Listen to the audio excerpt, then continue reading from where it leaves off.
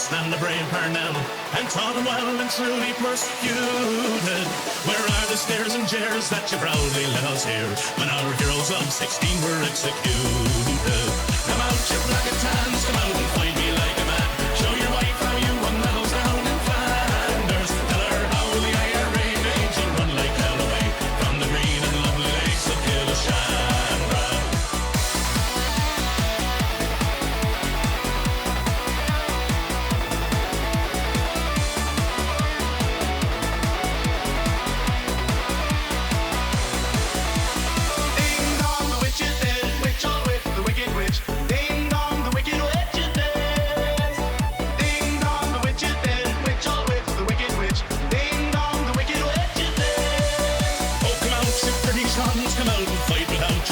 Show your wife how you won medals up in Derry. You murdered 16 men and you'll do the same again. So get out of here and take your bloody army.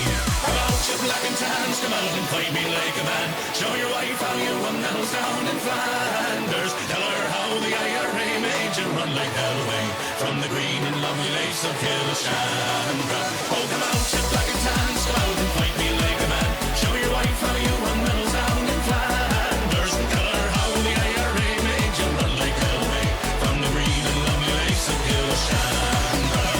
Buckingham Palace announced the death of Her Majesty Queen Elizabeth II.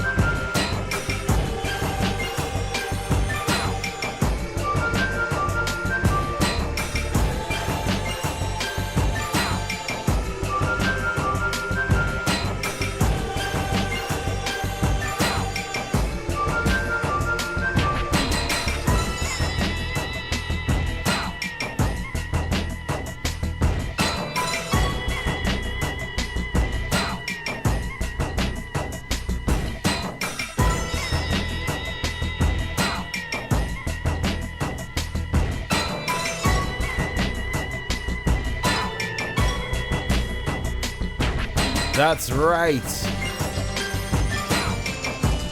Here we are, chat. It's the last stream of the month. Can you believe it? Whoa! Don't know why that was such a growl. How are we doing, everybody? It's good to see you. We already got some amazing people in the chat. Welcome in, everybody. Let's say hi. Hello, it's me, your boy, Donkus Jonkus. Bit of a scraggly beard today, bit of a scraggly day in general. Don't judge me. Ludo, what's going on? Johnny, how are you? Catgirl, Steph, Adam, good to see you all. How is your Wednesday currently going? How was your Tuesday? Missed you all yesterday. Yeah, I was doing a bunch of stuff yesterday. I went and took the boy to the vets. He did not like that. He did not like that, as animals mostly don't when you take him to have some kind of like physical examination. He didn't hate me afterwards though, which was interesting. He was very affectionate towards me, and I think that's because when I put him in his crate, in his like little carry case thing, I think that he associates that with moving, with like being taken somewhere else to live for a bit. So I think he's a little bit like traumatized about that, but he was okay when he came back home. I think when he like came back, it was like he goes, "Oh, I'm not moving anywhere. I've come back. Like we've gone somewhere, but I've come back." And I think that was very good for him. So yeah, there you go. Hey Prince, good to see you. Good to see you. Yeah, so we took him to the, well, I took him to the vets, and it turns out, yeah, he's got fleas. So I got some like flea stuff, like little pipettes to like put on the back of his neck. I have to check how to do that, because I don't quite know how to do that. But apparently before you do that, you're supposed to like clean everything on a hot wash, like super hot wash. So I got everything off the couch. I got my bedding, and I put all that in like a 90-degree hot wash. So that's like drying now. But I've also got to like somehow... Catgirl Steph with the 293 straight off the bat. Oh my god. Holy shit. Holy fucking shit. Thank you so much for subbing off Twitch. Thank you so much for supporting the stream. You've done so much this month, Steph. You don't... Listen, you can take a rest. Let everybody else... Let everybody else do some work, you know, with the donos. Because, what do we got here? We got £45 left to go. No text-to-speech. Why does it, Let's see why that is. Let's see why that is.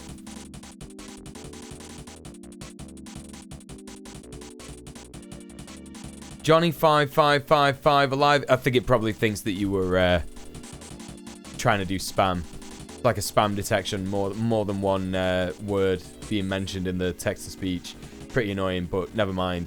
Anyway, thank you so much. Yeah, we got £45 to go, so that's 9 people donating £5. I didn't even have to think about that. And you know why? It's because I've done my taxes today. I've already done a lot of maths. So, you know, I'd like to say that I'm feeling good about having done my taxes, but I never feel good about it. It's always a stress. I always leave it to the last minute.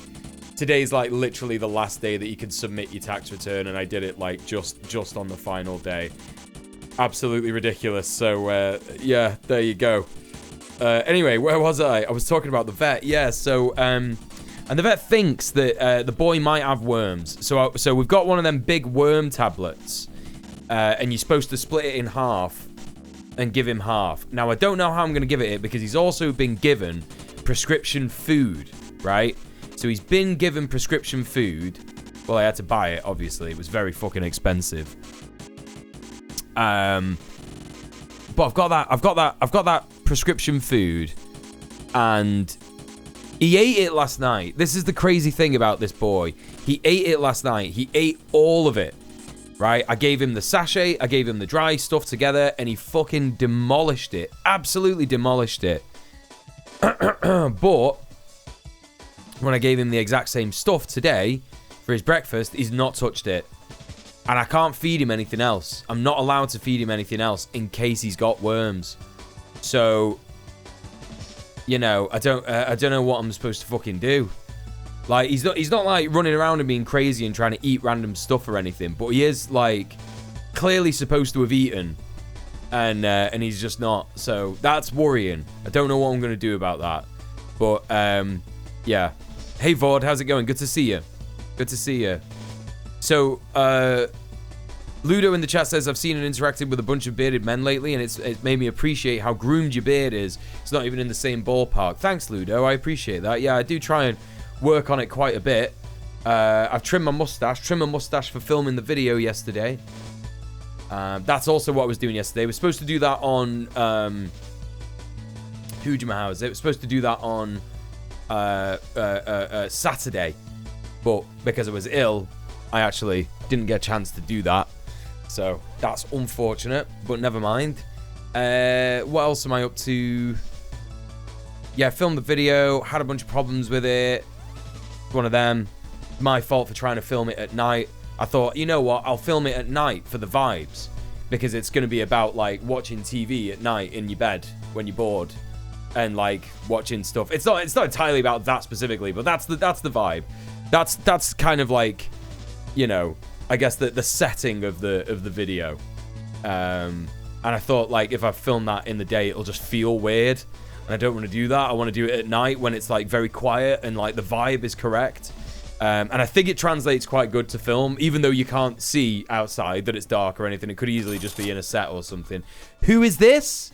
Muel be hitting us with them incredible mathematical wizardry there. Alas, taxes be like, hippity hoppity, the taxman wants your property. He does want your property. He wants everything you fucking own, including the £10 you just donated. Johnny, thank you so much for the £10. Thank you so much for subbing on Twitch. Thank you so much for supporting the stream. Really appreciate that, buddy. Really appreciate that. What was I up to now? Yeah, talking about filming the video. So I had a bunch of problems there. Frazo, how you doing? Thanks so much for the lurk. Hope he gets better soon. Gonna go eat myself now. You're gonna go eat yourself? No, I know what you meant. Thank you so much for the lurk, buddy. Yeah, take it easy. But yeah, no, yeah, he should. I mean, he's fine. He's not like crazy. He's not like really suffering or anything like that. He's doing okay. He's doing okay. So there you go. I've just got to give him this medicine somehow. I don't know how to administer it properly. I'm gonna have to like watch a video or something. Hey Gobs, how's it going? Everybody, please go and follow Goblin Hugger. They're amazing. There's a shout out for him there in the chat. How are you doing? Good to see you. Did you taxes too? Although US peeps have till April. Well, really, what I should do is when it comes to April, I should do it because April. You're able to file taxes in the UK from the 5th of April, yeah? So the 5th of April, you could then, like, do your taxes from the last year. And that makes sense, because if you do what I do, yeah, which is wait, like, I don't know, what is it, 7 months or something till January, then it feels really, really weird. It feels like you're going back, because you're going, like, back more than a year and a half in time. And it just feels really weird, and you're trying to like think, okay, what did I spend on that? Like, how did I spend? Why did I spend that? Is that a business expense? What's going on? Not great. So yeah, that's that. I'm definitely gonna try. I'm gonna endeavor to do it in April this year. Femboy Echo, how's it going? Good to see you. I couldn't sleep a wink last night. And just after a 10-hour shift in the sausage roll factory, some good old mischief. Mule mischief is exactly what I need to soothe my soul. It's good to see you, Femboy. How have you been? Long time no see. April 5th, happy first contact day, Mule. Wait, what's that, first contact day? Hey, Middle-earth Marxist, how are you doing? Good to see you. Good to see you. Where am I up to now? What do I want to do? What do I want to talk about? So did my taxes today, slept like crap last night, had all the problems with filming the video yesterday, went to the vet yesterday. I've been busy being homeless. It sucked. Oh no, I'm sorry to hear that, yo. Oh, that really fucking sucks. Let's get some love in the chat for Femboy Echo, please. Yeah, that's never good. That's never good. Fab Forward says, it's time to take a cock. Okay, all right, cool. Feeling yourself in the chat, yeah? I'm often giving cock. I'm not receiving. But you know, that's if that's what you're down for, then no danger. How you doing? April 5th is first contact day in Star Trek. Live long and prosper, my friend. Yeah, but what does first contact mean? Does it mean first contact with aliens? First contact with Klingons? With Vulcans? With what? Like, what? What's going on? What is it? What does it mean? I don't know. It doesn't really matter. We got a pact. Yeah, first contact with aliens. Right, okay, gotcha. First contact with aliens. I thought it would be. It's an alien show, isn't it? Vulcan specifically. Right, okay, there you go. That's what I wanted to know. Because there's a bunch of different aliens in Star Trek in there. You wrote that in the wrong channel. Yeah, nice excuse. You were watching VO, were you? Oh, were you?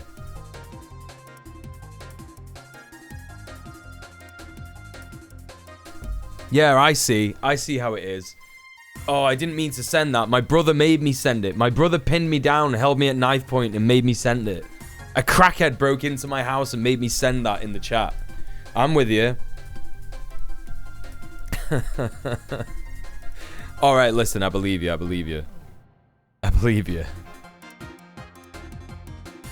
What else we got in the chat? We got Crystal. How you doing, Crystal? Good to see you. Johnny said, I thought it was time to duel, but I'm okay with being told I'm wrong. Yeah, I got a packed show for you today. I wanted to catch up on some video essays.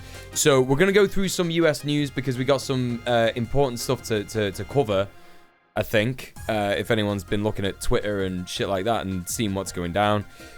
And then I want to cover some of the stuff that happened over the weekend that I didn't get a chance to cover on Monday. But then after that, I want to check out Ponderful's new video. Ponderful's done a video about having Ehlers-Danlos syndrome. Hey, Gatsby Cat, what's going on? Good to see you too. Getting more and more heads popping back into the stream. I've missed you all. Where have you all been? It's good to see you. Welcome back. Filling my heart with happiness to see you back in the chat. Gatsby Cat, Femboy Echo. Who else was here last night that I haven't seen in ages? There was people who were here last night. I haven't seen them in ages, and I can't remember. Not last night, the night before Monday. There was like 3 or 4 people, and I was attributing it to, like, you know, Twitter, me being unbanned on Twitter, so I can actually post about going live on Twitter now. Speaking of which, please retweet, interact with, and you know, like the go live tweet on Twitter if you can. It really helps me out. Boosts the stream, gets more people involved, reminds people that I'm alive, you know. Yeah, I don't know who that is, Gatsby Cat. I don't know who that is, but I do miss her too, dearly. Yeah. Absolutely. Definitely don't check me or a mystery person that I can't talk about out on Red Planet on Sunday. Definitely don't do that. You should do that. That's a joke. That's a lie. Pib says, I'm never here. That's true. You're never here, are you, Queen Pib? Thanks so much also for being here. How's it going? Falc989, DJ Mule, have you seen the incredible quick vid of the Yemeni drones that the US and the UK have been wasting millions worth of missiles on? I've not. If you've got a link, let me know. And yeah, hi, how you doing? Good to see you. Yeah, I'd be happy to check that out. I'm always happy to get, like, random little bits of, you know, news in the stream. You know, just let me know if you got it. Okay, yeah, hold up. All right, well, you've been purged, but I've still got access to the link. So just give me a sec.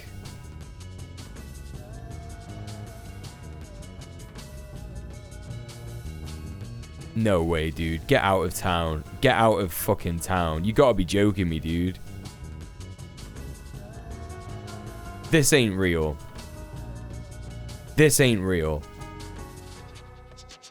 No. You don't have to apologize. It's all good. It's all good. You're telling me that this is real?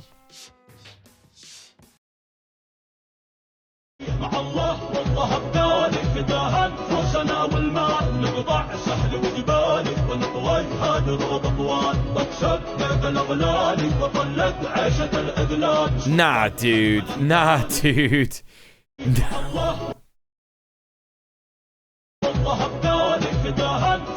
Like, it's really hard to tell, like, you know, my man looks like an AI. Military robotics, drones, UAVs, artificial intelligence, and Russian military weapons development. Opinions of my own. Is this guy for real? Is this guy a real guy?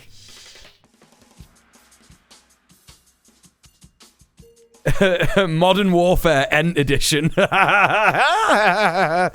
You could be right. I don't know about this. You know what I mean? I don't know. Someone drops a link in my chat. Like, you know, cool if this is legit happening. But like, how do we know? How do we know? We don't know, right? We don't know. You can never know.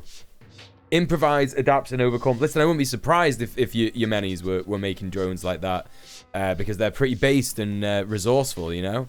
So I'm not about to poo-poo all over that. Big if true, actually. Big if true. I agree. Hey, Gumba Master, how's it going? Welcome in. Don't speak for the trees. Don't speak for the trees. I don't know when the account was created. Let me double check. I just closed down the thing. Maybe I just want to believe the thing up in the sky defeating my government is a bundle of sticks, you know? Yeah, no. I do. I empathize with that point of view entirely. Oh no, this account's been on Twitter since 2020, so it's 2010. So probably likely. Actually likely. It's hard to get a normal one to balance already. I mean, yeah, kinda. Tony Stark was able to do it in a cave with a box of sticks. Elon Musk could never. But yeah, with that in mind, we might as well jump straight into the news, because I want to get this out of the way, because I want to watch some of these YouTube videos. I want to watch some of these video essays that I've not had a chance to see yet.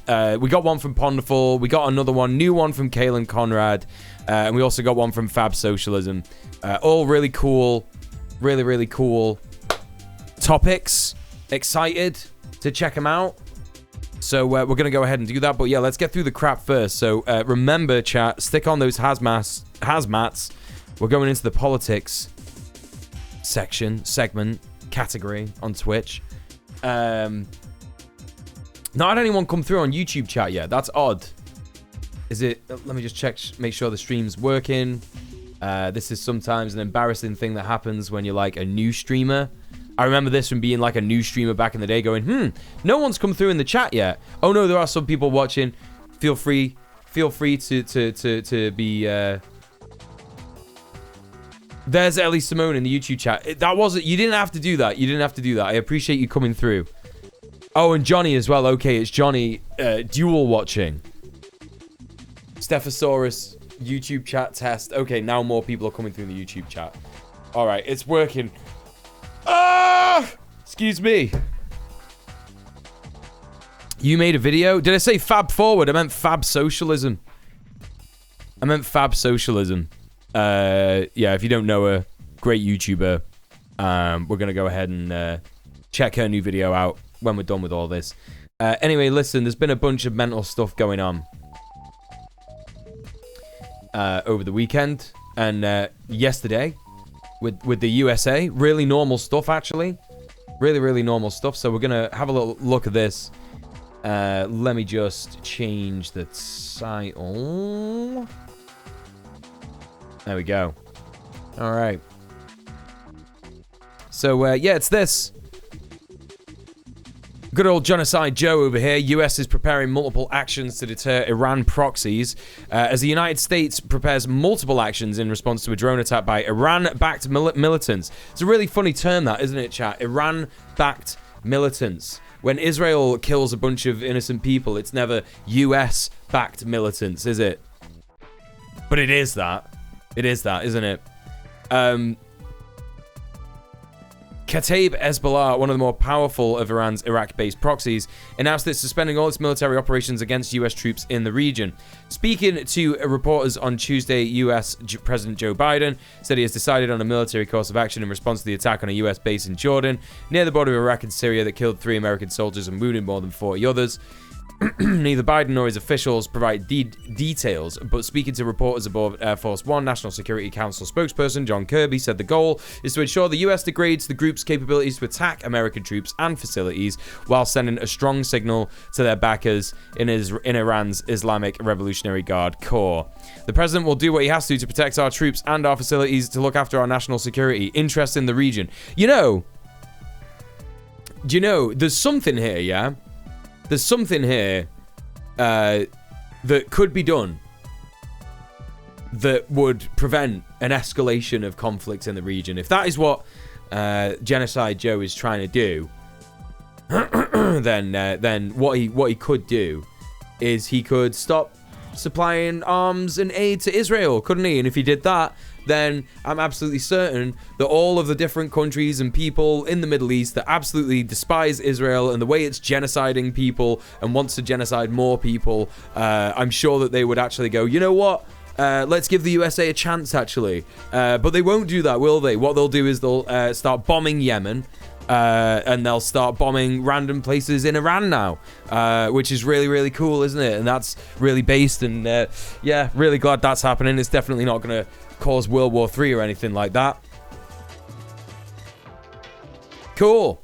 Yeah, hey Joe, have you tried just like not having troops there as well? Like maybe just like get US troops out of the Middle East. Yeah, bring your troops home. It's just crazy, man. It's just fucking crazy. Read a book about that once called Manufacturing Consent. Yeah, that's what it is. That's what it is. Yeah, how every conflict is reported on that the US is involved in. Yeah, it's nuts. Absolutely nuts. So, not really much to say about that. You know, US war machine go burr. The next thing that we got to look at is this crazy guy that killed his dad. Hear about that? You all know about this? This is fucking wild. This guy is been absolutely brain poisoned by MAGA propaganda to believe that his dad was part of the Joe Biden anti-American insurrectionist, part of the big queer, big trans lobby and shit like that. The video was up on YouTube for 6 hours and is being posted on Twitter. Yeah. Well, don't watch the original video if you can help it because it's gross. The guy holds his dad's head up in a bag. Not something you want to see. But that's legit what happened. So we're going to watch this other bearded guy. Excuse me. We're going to watch this other bearded guy talk about it. And I think this might be a bit of a safer option. Here. Unalived his father on YouTube. He did this right here to his father and then made a video holding up his head. Why did he do it? He claimed his father was a federal employee. And in the 14-minute video, he says that violence is the only solution to the federal government's treason. He goes on to say the head of Mike Mullen, a federal employee of over 20 years, and my father, he is now in hell for eternity as a traitor to this country. Because this guy is a Trump supporter. He says that he sees Trump as the Messiah and wants him as president and urged relatives living with federal employees to unalive them. So Yeah, it's fucked up. Yeah, it's real fucked. It's real fucked up. You know, you can't really expect much else to happen, and I'm surprised that there hasn't been more of this stuff going on. Yeah. As a result of all the absolutely absurd messaging surrounding Trump. You know, there are so many bizarre, ultra right-wing, Christo-fascist mega churches that are calling Trump the Messiah. They're saying that he's here to like save America's soul and all that kind of stuff, and saying like horrific, horrible, you know, things about I don't know, just like anyone who is remotely not part of the Trump cult, essentially. Hey, Mr. Piece of Work, how's it going? Good to see you. Hey, Morrigan the Fae, welcome in. And also, hi, Rohamild, hi, Ron who reads. Similarly, but not equally based bear guy, yeah. US can't get out of the Middle East because Iran, Syria, and Afghanistan all put their countries right next to our military bases. Yeah, that's right. Yeah. Yeah, it's scary here. Yeah. It's super scary. Super scary. Yeah, cursed as fuck. Cursed as fuck. You know, this is all related to, like, you know, the narrative around Texas secession. It's all related to the way that, like, Greg Abbott is talking about federal federal agents coming to the border and shit like that. And this is kind of what I was saying the other night, right? Like, I took a clip of the stream and I deleted it because I thought, okay, that's probably, like, you know, not going to be relevant again. But I'm kicking myself now because, yeah, this is one of those examples. I'll repeat what I said.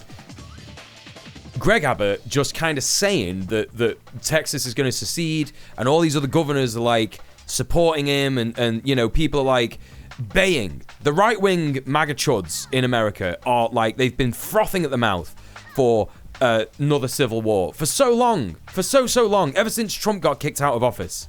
Yeah, it's something they've wanted, and any kind of narrative that encourages that way of thinking, especially from top political talking heads, they're gonna follow it, and they're gonna do stochastic terrorism. Like, this is an act of stochastic terrorism, right? But to the point where he, like, murdered his own dad. Now, listen, there's various examples of patricide in the past. You know, I would always condemn, but I would say that you could understand with, you know, a dad being entirely abusive or a piece of shit, or, you know, just I don't know, overly violent, controlling, that kind of stuff. I mean, all that kind of stuff comes under being abusive, but you know what I mean. But this guy's dad, was he like that? Who knows? Was he just like a normal guy? Did the brainworms really get this guy a lot, to the point where he was getting paranoid about everybody around him? Maybe. It can happen. So, yeah, not great. Not fucking great. To recap, this Trump supporter unalived his father in a very violent way and recorded it for YouTube to urge other people to do the same thing to federal employees because they are traitors. Because he believes that Trump is the Messiah and he wants him as president. Now, I obviously don't think that all Trump supporters are going to be unaliving their family or federal employees. I do. I 100% believe this is a cult, and that the cult mentality of the Trumpers will continue to lead to more and more radical behavior. These are the same people that are openly calling for civil war. These are the same people who tried to overthrow our government on January 6, 2021. These are the same people who say they would rather have Trump as a dictator than Joe Biden as a president. My heart felt... Oh. Yeah, this guy's audio finally gave out. Yeah. The audio was out of sync for, like, some time there, and it finally gave out. Yeah. Very scary over in the US. Like, this is why I said last week, stay safe. If you're in any of those states, you know, that are supporting secession, that are talking about civil war and all that kind of stuff, you know. Say what we will about Twitch, they probably would have taken this down in a minute or two. Twitter left it up for 6 hours. Yeah, well, Twitter's Twitter, innit? Twitter's Twitter at the moment. And, well, it's always been pretty fucking similar. Anyway, let's take a look at some stuff that we missed from the weekend. This one's really interesting, yeah? This is Chaya Raichik, libs of TikTok, piece of shit, another stochastic terrorist. Well, another person that inspires stochastic terrorism, encourages people to bomb schools and shit like that because they have queer people or queer stuff going on there. I don't know. It's just so fucked. It's just really fucking fucked up. Founder of notorious anti-LGBTQ account Libs of TikTok has been appointed as an advisor to Oklahoma's State Library Committee. Right? Now, someone was doing some interesting posturing about this particular thing, about this particular appointment, because if you are a state official, then you have certain responsibilities, right? You have certain legal responsibilities, and there are precedents that mean that you will be held to a different standard, especially on social media. If she's a state official, if she's on the State Library Advisory Committee, apparently it means that she's not allowed to block people on Twitter. I don't know how true that is. I don't know how much that's going to work with Elon Musk's Twitter. But someone was like, capitulating about this kind of stuff. And that's pretty interesting. But, we all know why. We all know why she's been appointed as an advisor to the committee. Like, we all know why this has happened. Especially a library committee. Because they want to ban books. They just want to ban books. You're not allowed to read this stuff. You're not allowed to do it. 1984... 1987, Animal Crossing, I could be wrong, but I think the incitement is the stochastic terrorism. The actual act is just terrorism. No, a stochastic terrorist is someone... Oh, no, I think you might be right. Yeah, stochastic terrorist is the person that inspires it. Yeah, I think you might be right. I had 6 hours sleep last night, chat, and I know that sounds like okay, but I'm a sleepy boy, and I need my brain recharge time, which is why hopefully for the most of this stream I'm just going to be watching and reacting to video essays. It's deeply frightening that these people want to ban books that teach about safe sex and consent. Yeah, it's horrific. It's absolutely horrific. I always hear liberals smugly say if Texas can't secede, that's illegal. Like, bro, people do illegal things. Texas can't secede, that's illegal. Bro, people do illegal things all the time. Even if there's no mechanism to do so, you could just do it. America isn't a physical thing. Of course, you'll be crushed by the most gigantic military on Earth, but you could just do it. Yeah, no, that's true. Yeah. A lot of library systems here are currently under bombardment by the book banning freaks. Yeah, it's no good. It's no good. One of the most base things you could do, I think, and I would never encourage anyone to do this, by the way, but one of the most base things that you could do is find one of these libraries and take out all the books that they want to ban and just don't return them. That would be extremely base. I would never encourage anyone to do that, but I imagine people will do stuff like that. Lots of them are trying to get on boards and then being awful when they do because there's nobody else trying for the positions. Yeah, this is it. This is it. Texas has a ton of US bases. Yeah, I heard that. Yeah, I don't really I don't really think that's going to stop them. That would be funny. I would laugh. Yeah, me too. I would laugh if that happened. So anyway, that's piece of shit Chaya Rychik. Let's get rid of that. Here's our schoolboy talking about this one thing that Nancy Pelosi said, and I want to comment on this because I replied to this. Yeah, I replied to this.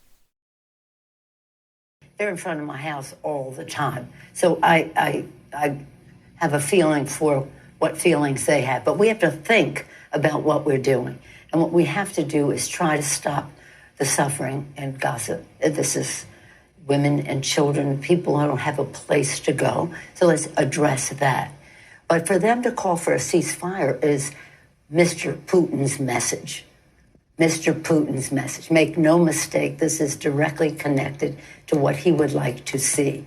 Same thing with Ukraine. It's about Putin's message. I think some of these protesters are spontaneous and organic and sincere. Some, I think, are connected to Russia, and I say that having looked at this for a long time now. As you know, think somebody... You've looked at it for a long time, have you? She's a war hawk. She's a war hawk.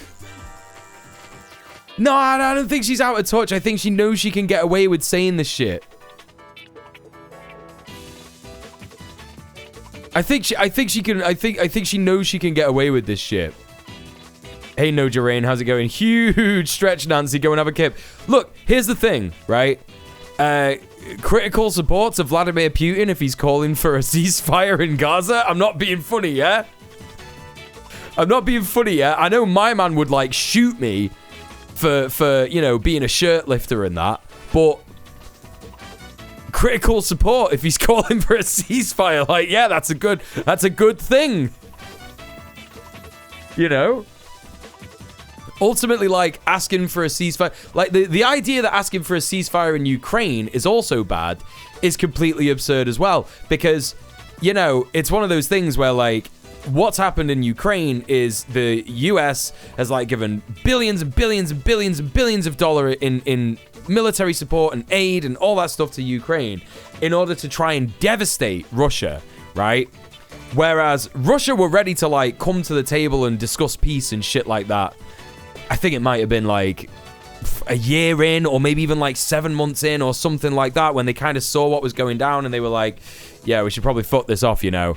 But the US has just been like, no, it's fucking proxy war time. Let's go.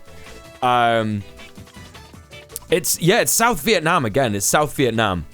But the people that they're fighting against aren't necessarily based communists. They're like horrible Russian fucking fascists. Anyway, it's a bit different.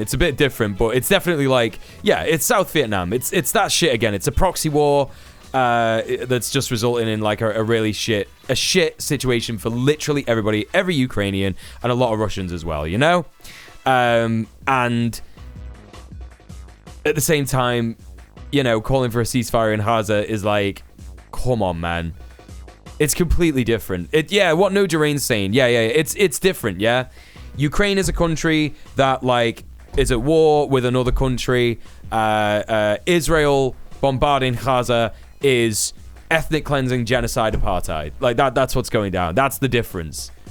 I just think that she could get away with it. I think that these fucking ghouls are deeply racist. They don't care about what goes on that side of the planet. As long as it's nowhere near them, they don't give a shit. They do not give a shit. America's got like a very comfortable place in the world. It's got 2 oceans on either side. It's got an absolutely horrific neoliberal country to the top of it, and underneath it, it's got a bunch of other, well, I don't like to say top and underneath because that's that idea that like white countries are on the top and non-white countries are on the bottom. But you know what I mean? Like Latin America is all like, you know, sort of like to the south, and they're just, you know, completely oppressed. That's kind of like one of their fronts. But they have a decent front to defend there. To be able to defend, that is. Anyway. Canada mentioned, yeah. Heartbreaking worst guy makes a great point. Putin supported ceasefire, yeah. This is the same nonsense Peterson pulled when asked about gay marriage. I would support it, but not if it's supported by people I don't like. Cowardly nonsense, yeah. For real, this is it. Liberals are like, we must compromise more with the right wing, yeah. More compromise. Absolutely bizarre. Like, you know, if Nancy thinks that all of these protesters, like, let's say Nancy, yeah, let's say that all of the protesters who are calling for a ceasefire are Hamas, they're Russian plants, they're still protesting for the right thing. So now what? Now what, girl? What's your fucking point? Anyway. Utterly deranged and fucked up. Let's check out someone a bit more based from the Middle East. Marianne Williamson's been making a lot of moves recently. I think she's probably going to run for primary or as an independent candidate. I don't know how it works if there's an incumbent candidate that they have to be picked in the primary again if they're a Democrat, and I don't understand how it works. Like, do they have to run again to get 4 more years of the same guy? Like, I don't understand.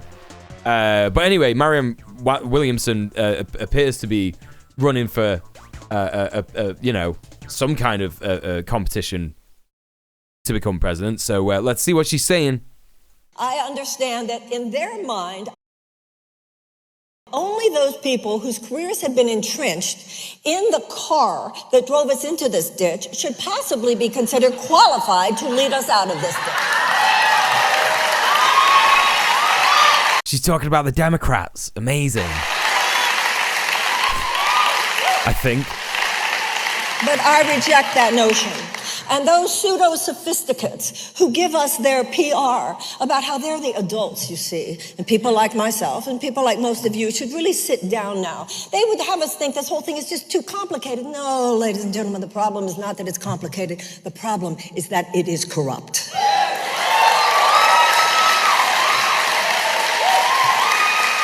And to those who feel that they are the adults in the room. They are the sophisticates in the room, and the rest of us should simply sit down and let them run things. Yes, where they have run things is to where we are now. To them I say, you are neither sophisticated nor a true grown-up. A real grown-up does not knowingly allow a child to go hungry.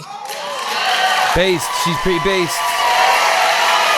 She's an anti-vax crank, is that right, Mark Summons?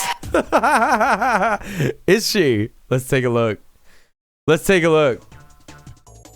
Marianne Williamson, anti-vax. She promoted anti-vaxxer theories. That was in 2019, though.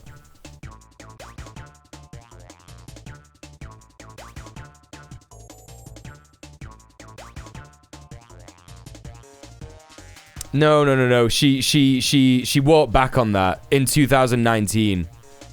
Got this here. It says Democratic presidential candidate Marianne Williamson is apologizing and claiming she misspoke after reportedly referring to vaccination mandates as draconian and Orwellian. And this was in like 2019, before COVID even dropped. To me, it's no different than the abortion debate. The US government doesn't tell any citizen in my book what they have to do with their body or their child. I mean, like, you know, in 2019, this was like a pretty interesting view to take. Yeah, I don't think she's transphobic. Are you sure you're not thinking of like Marjorie Taylor Greene? It sounds like more like Marjorie Taylor Greene. Marianne Williamson, transphobic?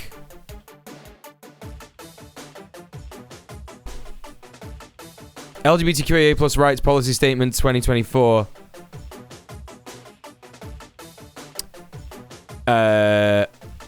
Declaration of Independence holds that all the inalienable rights of life, liberty, and the pursuit of happiness endowed to all humans by their creator at birth. 2015, marriage equality became law of the land. There is no federal law explicitly protecting lesbian, gay, bisexual, transgender, and queer communities from discrimination. Nah, I think she's pretty based. Nah, she's always been pretty good. I don't know, like, you know, Morrigan the Fae in the chat saying there's something that I just don't trust about her. She's been saying the right things. She strikes me as the type to say all the right things and then do nothing when actually getting any amount of power. Yeah, but if you compare it to, like, Joe Biden was not, like, saying all the right things. He wasn't saying stuff like this, you know? Joe Biden was saying things like, I'll do debt relief. I'll do whatever. I don't even think like Joe Biden understood what the word transgender meant. She's problematic. She's an opportunist. Every presidential candidate is opportunist. What you know? What is this a learning moment for me? I'm suddenly learning that every presidential candidate is opportunist. Like, look, they're all opportunist. Yeah. Even Cornel West, like, you know, there are lots of people who are like career politicians, and there are lots of people who are like, you know what? It's my time. It's my time to run the country. You know? She's a grifter at the end of the day. Her presidential campaign is just a publicity tour for a book. Whole thing Trump did before he accidentally became president. Yeah. Defo. I mean, well, you know, this is the thing. It's like, what would happen if Marianne Williamson accidentally became president? That would be pretty fucking funny, to be honest. Anyway, look, you know how I feel about electoral politics. You know, I'm looking at this as like a clown show. That's kind of how I'm looking at that when I'm like presenting this stuff to you lot on stream. I'm not like going, wow, Marianne Williamson's gonna save the world. You know, I'm not out here saying like, this is the best person ever. You know, it's all a big fucking show, isn't it, folks? And yeah, I just think it's funny if someone like Marianne Williamson goes and decides to run in the Democratic primary or whatever. I think that would be funny. I think it would be funny to watch her debate with Joe Biden. I think it'd be funny to watch, like, you know, someone else come in and, like, you know, I don't know if Bernie Sanders is going to run or some shit like that. Who knows? Because there's so many things that you can do. If you wanted to be a career politician, you could just go right in there against Joe Biden. You could fuck him up hard. It's actually a joke to me how he managed to get the nomination. It's just like so corrupt in it, because he's just nothing, is he? He's just nothing. Absolutely nothing. I'm just saying they need to work together as a bloc. That's not going to do anything anyway. I don't think that's going to achieve anything either.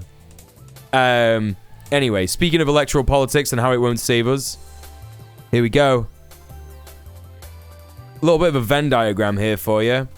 Biden and Trump both bombed Iraq, both bombed Syria, both bombed Somalia, both imposed more sanctions on Cuba, both reaffirmed support for Juan Guaido's coup regime in Venezuela, both continued the maximum pressure campaign on Iran, both escalated new Cold Wars against Russia and China, both maintained support for genocides in Palestine and Yemen. Tell me again to vote, though, you know? Tell me again to vote, though. Then we got people like Tim Pool saying things like Biden is a Nazi, and then average Tim Pool commenter saying, no, he's not. If he was, we would be supporting him. Normal. Very normal, isn't it? Biden is just a Trump that knows not to say slurs at family gatherings. Yeah, basically, yeah. Yeah. Basically. That's so weird. Why did that block your message? No, Joe. Why doesn't it tell me when it blocks people's messages in YouTube chat? That's really annoying. It just showed up in the restream chat that you said something. Like, I need to know if people are being, like, cunts in the YouTube chat so I can ban them, innit?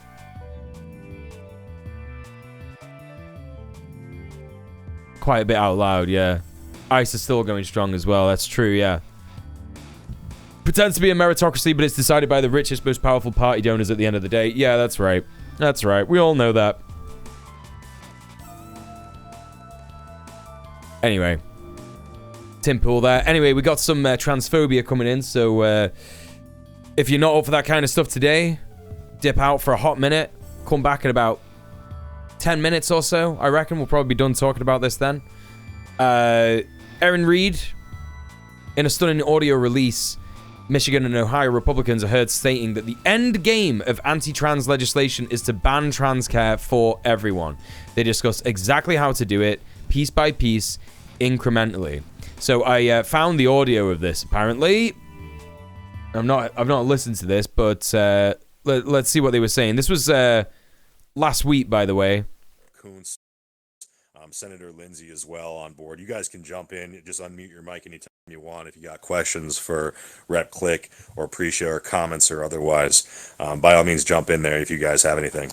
And obviously Senator Tice too. Obviously you've got a lot about this too, which I respect so much from the Senate side. I'm grateful for you being all right. No worries. My whole thing is in terms of endgame. Why are we allowing these practices for anyone? You know, why would we stop this for anyone under 18, but not apply this for anyone over 18? It's harmful across the board, and I think that's something that we need to take into consideration. Really cool that like most of the people who are just like backing this stuff and encouraging this awful right-wing rhetoric are just like guys who sound like they've never been outside in their entire life, who are like maybe 19 years old. You know? Whoever's speaking right now sounds exactly like that. This guy sounds like Kelly J. Keane. Well, yeah, they've got similar politics. But he sounds like a literal child who's never met anyone, let alone a trans person in his entire life. Probably extremely privileged dude, plays video games all day. You know, fuck him. As we've been saying, this was the goal the whole time. Absolutely, yeah. Absolutely. Simone News did a good episode about how there should be more debates against sitting presidents, not only to challenge their decisions, but also to raise future leaders in the party. Yeah, I'm just like not really down for any kind of lib, you know, oh, what we should do is we should try and make the electoral politics system better, because it just needs to be completely torn down. Benjamin Zephaniah said an amazing thing a few months before he died, or maybe a few years before he died, but a month or so before he died. He was in Tanzania, on the border of Tanzania and Uganda, I think. Might be wrong. Might be Tanzania and another country. I'm not too sure on the geography of Africa, but I think it's Tanzania and Uganda, he said. And he said that, like, what was amazing is that I asked these people who lived on the border, do you feel more Tanzanian or Ugandan? And they said, we're just here, actually. Doesn't mean anything. And he said, well, the border's right there. And he goes, yeah, we cross that, like, every single day. Doesn't fucking matter. There's no police there. There's no fucking, like, anything there. There's no state infrastructure there or anything like that. You know, we don't need electoral politics. The idea that we need electoral politics is brought about by capitalism. It's just used to enslave us. It's just used to enforce, you know, white supremacist, patriarchal, imperialist hegemony all around the world. Hey, Thazadar, how you doing? Good to see you. I don't know whether to call you Thasmadar, like your name is on Twitch, or Thazadar, as it is on YouTube. So let me know which one you prefer, or if you prefer a completely different name. Anyway, let's hear what they got to say. In terms of the end game. Rep Shriver, that's very, very smart thought there. And I think sometimes that's very smart thought there. Yeah, these guys are sending their best, aren't they? What we know legislatively is we have to take sometimes small bites. And I think the thing that we can say is for minors is that they are not capable of providing informed consent. We already regulate. Yeah, but they are. They are. They actually are.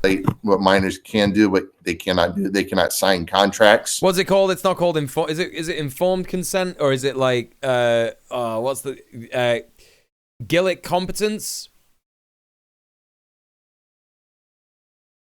That shows that, like, you know, if a minor is like educated properly on something and they're really, really down for it, it's like there should still be like some protections there, but ultimately they know Gillick competence, right? Gillick competence. It's just like, this is just something that people love to say to be like, you know, yeah, they can't do that. They're incapable of deciding anything. You know, if like a kid is capable of going, I am hungry, therefore I need to eat, then a kid is also capable of going, actually I'm a girl, or actually I'm a boy, or actually I'm something else entirely. It doesn't harm anyone. It doesn't harm, and it, you know, again, all this stuff. Like, I hate the framing of this. This is like Israel level gaslighting. Yeah, it's Israel level gaslighting. It's where now the conversation is being framed the way that they want to frame it. They want to frame it as that, like, minors are they're not capable of making decisions, so they can't get healthcare. But to them, the healthcare, what they're trying to say is like surgeries that just never happen, that literally never happen, right? You know, again, I hate to bring this up, but the person that brought the fucking Tavistock Centre down, Kira Bell, is not fucking detransitioning. Like, this is like a known thing in social circles. I'm hesitant to even say she, her pronouns for her, because she's getting around, like, you know, showing off her hairy chest and shit like that, and back on tea and all that kind of stuff. It's like, that person was fucking used. You know what I mean? That person was fucking used and pressured, and it's just really nasty. It's just really fucking nasty. They cannot buy cigarettes. They cannot, consume alcohol. Bro, get the fuck out of town with this nonsense. Like, they can't buy cigarettes. They can't buy alcohol. Do you know how old I was when I smoked my first cigarette? I was fucking 11. I was fucking 11, dude. It doesn't matter if they can't buy stuff. They're going to get stuff anyway. Like, this is the whole argument. If kids really want to start transitioning, yeah, then what they're going to do is they're going to learn that, oh, actually, I could just get puberty blockers from, I don't know, some random website that, like, delivers stuff to the UK illegally or whatever. And then, you know, they're going to get puberty blockers and they won't go through puberty, and then they'll, you know, that's kind of liberation in a way. I don't know. It's not liberation, but it's kind of like rebellion. It's resistance, right? You know? Yeah, they can't consume alcohol. Like in France, you got kids drinking alcohol. It's actually legal in the UK if you're like 14 and you're with your parents to have like a glass of wine. You know, cigarettes and alcohol aren't prescribed medical treatments, but doctors had no problem giving them to kids when they were. Yeah, that too. That too. Yeah, these people want minors to be their parents' property. That's what it is. That's what it is.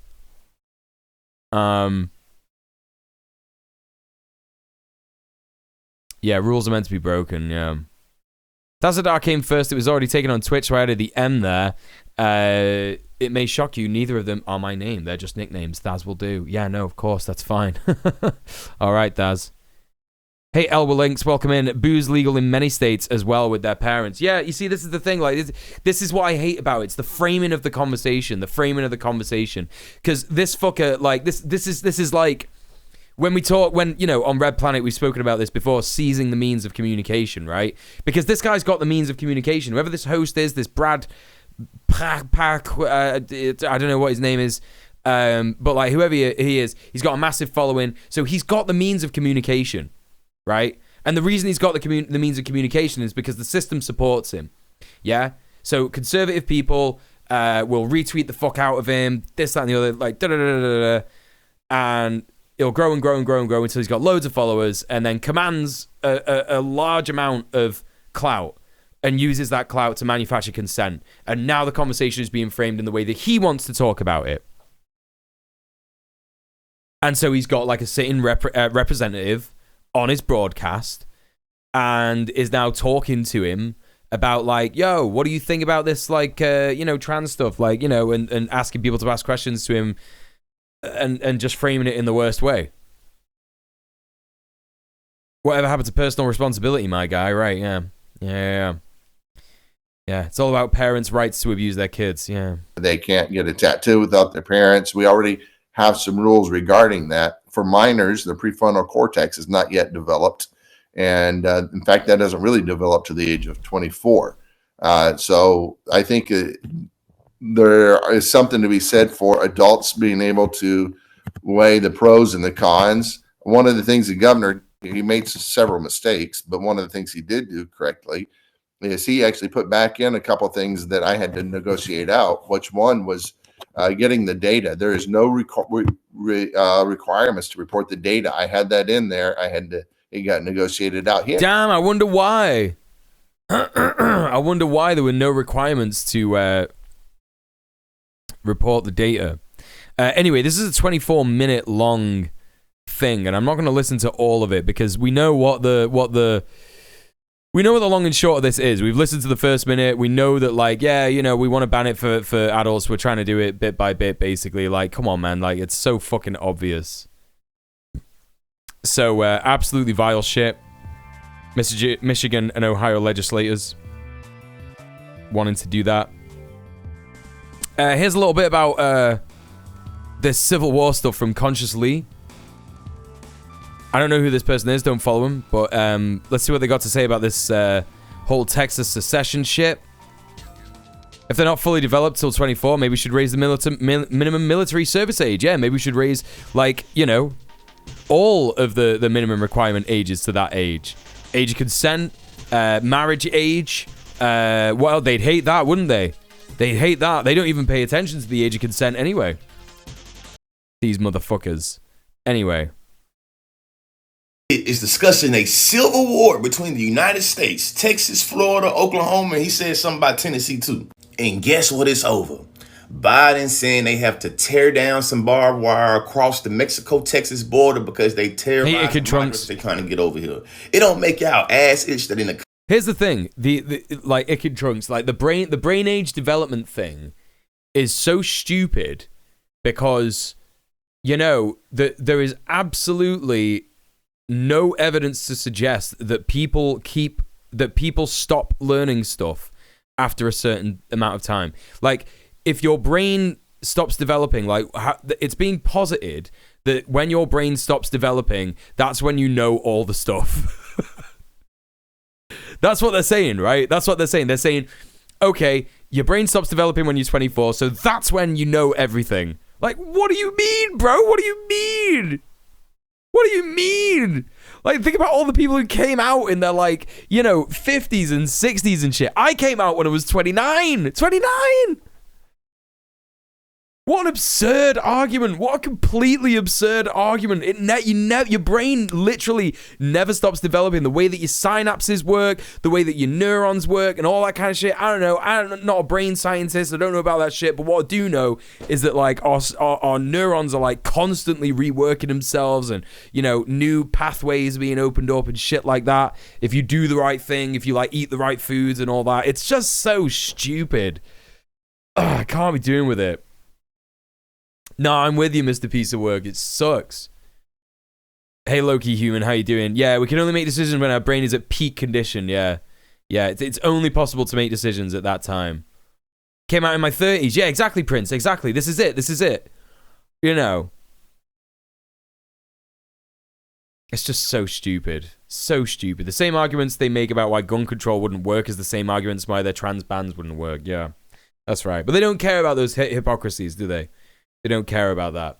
Country that literally celebrates being a country of immigrants. Shout out to the indigenous eraser. Literally criminalizes and pathologizes immigrant populations. Y'all don't find that funny? Y'all don't find that suspicious? And if that didn't make you scratch your head, they doing it all in the name of states' rights. Yeah. Imagine how much bullshit that started in this country in the name of states' rights. Yes, the same states' rights they seceded and fought to keep us on the plantation in, them rights. Duties by the governor, and I think they would be in a difficult situation to protect their homeland or to follow what Biden's saying. Literally open it. Very interesting. Same him as the piece of work. You know, then you've got Oklahoma and Florida and Tennessee, and you got all these other states that would send our National Guard to help and to support the efforts of Governor Abbott, because every state is a border state. You talked about fentanyl.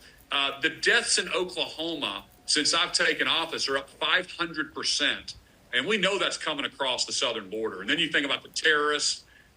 Again, It was so much to unpack in that right there. Cigarette smokers might find them a little Newport and a little Marlboro. You know what I'm saying? Because how can you acknowledge that 500% you said? What percent he said?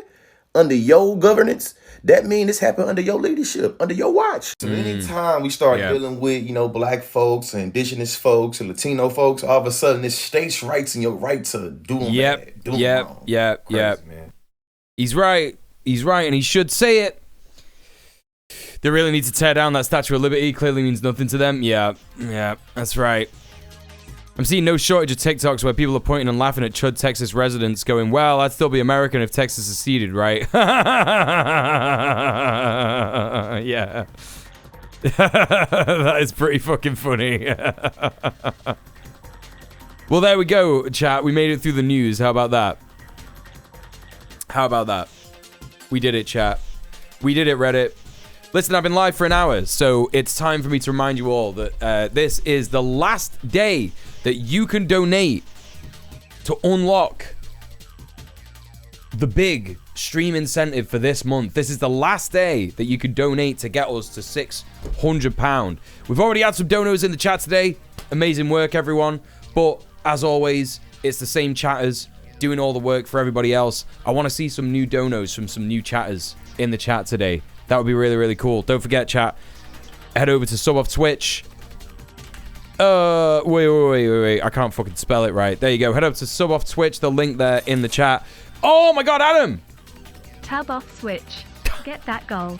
Thanks so much, Adam. Really appreciate the £10. But again, Adam is a constant donator, a regular donator. Please, I would only ever ask you to donate what they would ask for you on Twitch or YouTube, which is about £5.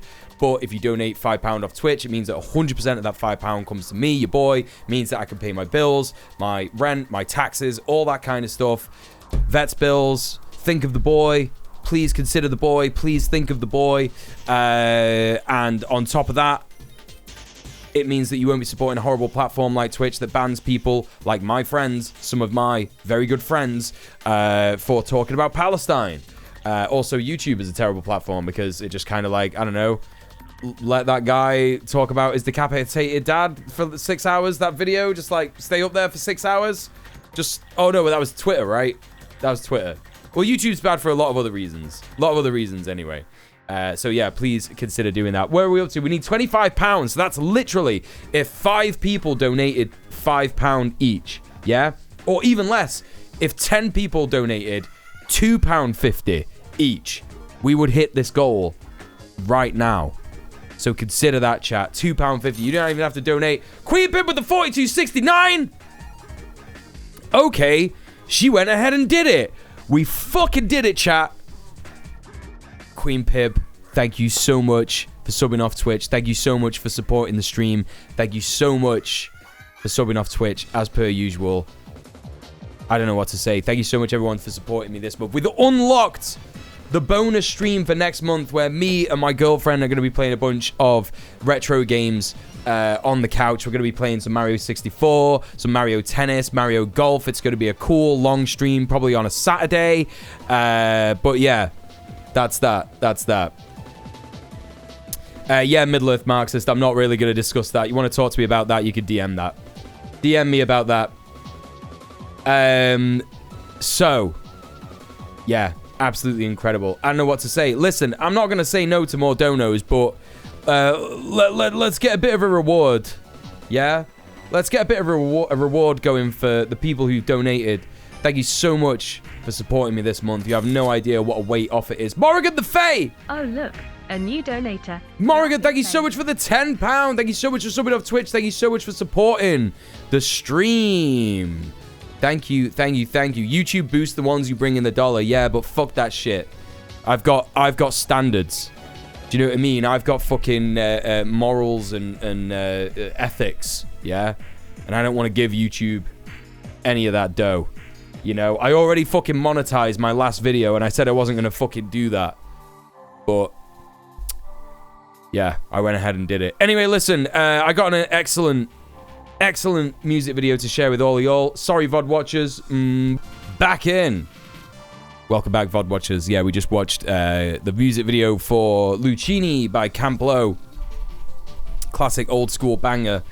Yeah, it's a really good, like, summer day tune, that one. So it feels a bit weird playing it in January, but still, you know, absolutely banging. I am gonna go ahead and remove the dono goal from the scenes because we hit it. Absolutely fucking incredible. With only, I don't know, maybe 3 hours to go or something. Proud of you, chat. Fucking proud of you. Excuse me. Also, yeah, if you can't afford to donate for whatever reason or support in any way, don't worry about it. Well, not support in any way, but financially support in any way. You can still support in lots of different ways. Please like, comment, retweet the Go Live tweet. That is in the chat, in the Twitch chat right now. You can also grab that in the YouTube chat. I've just put it in there. And also, you can like the stream on YouTube. I'm getting used to like dual streaming. I'm getting used to like streaming on YouTube as well. You could also like the stream on YouTube, and that'll do. Summer, you definitely helped, Morrigan. Yeah, you definitely did. It is summer in the Southern Hemisphere. That's true. That's true. So everyone watching in New Zealand, Japan, Brazil, you can all enjoy that. Well done. Anyway, so what am I up to now? Now we're gonna watch some YouTube videos because it's been some time since we just kind of sat back and watched a bunch of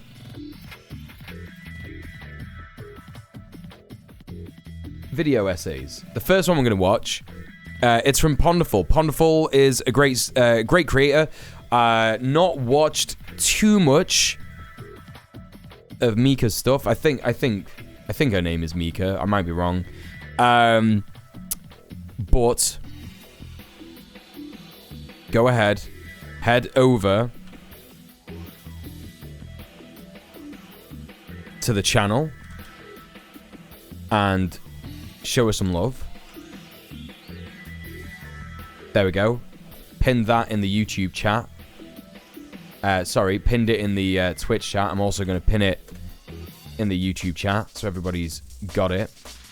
All right, cool. This one video is about EDS and why we misunderstand disability. What the fuck? My phone almost auto-corrected hemisphere to hempcrete now. How?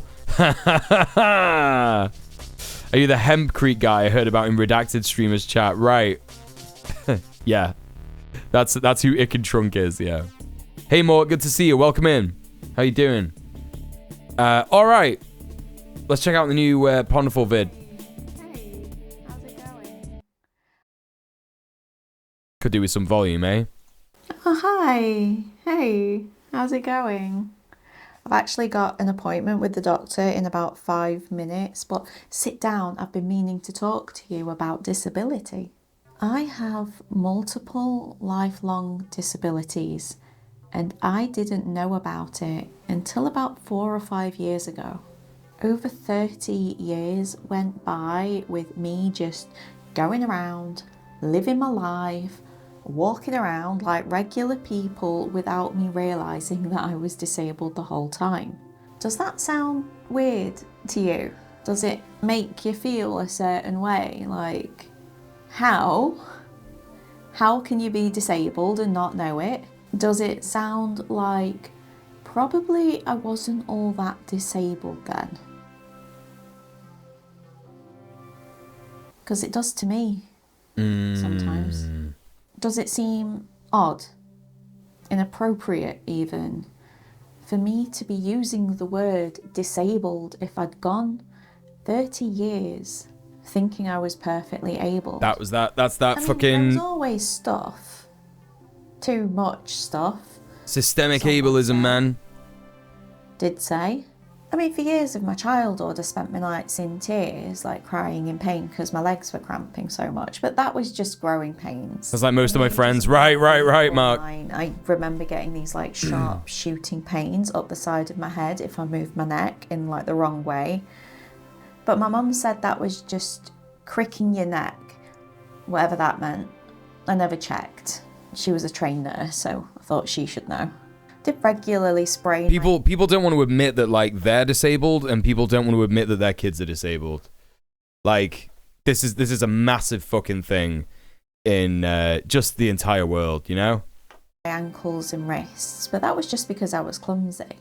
Never in my life could I keep up with the class at PE, but that was just because I was unfit for my entire childhood. I get these headaches with no apparent causes, which would go away just as bafflingly, but that was probably just because I watched too much TV. And there were other more embarrassing things. I mean, like, they shouldn't be embarrassing though, should they? Like, people have digestive and urinary problems and other things. But also, I've never really known when I'm sharing too much information, and like, this stuff is definitely the kind of stuff that people say that's too Oh, hey, much Mr. Dank. I don't know if I said hi to you. So I just never really talked about it. By the time I reached puberty, I was covered in stress. This is very true as well, Mark. A lot of parents have the same conditions as the kids, never diagnosed, so they think it's normal. My mum and dad are super ADHD. Both of them. Abso-fucking-lutely. And, you know, hearing me talk about it and hearing me talk about anxiety and shit, they're always like, oh, no, that's just normal. And I'm like, yeah, it's not, though. It's actually not. Marks, but that was just because I grew. Kids would make fun of my skin at school because it was so white and transparent, and they'd say that I look like a corpse. Or Cool. they'd ask what I'm dying of, or if I'm a vampire. I'm a vampire? Joke's on you, Gemma. I'd love to be a vampire. And anyway, people would later say that my skin was the softest skin they'd ever felt, and that this was hot. So I guess Gemma was probably just jealous. I could bend my fingers in weird ways, and I could pop my hip with a big clunk that made people go, ugh. I could twist my arm around to touch its own shoulder, and I could bend my legs in ways that, again, people would later call hot. But that just meant that I was double jointed, whatever that meant, and that I should be a dancer or a yoga teacher. As I got older, I felt even further behind in physical education, and the teachers wrote home to my mum about it, but she said that she didn't care because she never liked sport much anyway, and it wasn't really education. So, I often complained about my ears, feeling weird, feeling full, making me feel dizzy, just not being quite right. But that was just probably because I went to concerts and used headphones like no other teenager at that time. Yeah, no one else did that. No one else does that But that was famously. probably just because I wrote too slow or quickly or messy, depending on who I was complaining to. I was always tired, even as a kid. Always. But that was just an excuse. I'd very often be either too hot or too cold, either sweating and feeling faint or shivering so uncontrollably it hurt. But that was just because I was a sensitive girl who was probably wearing the wrong clothes because of fashion or something.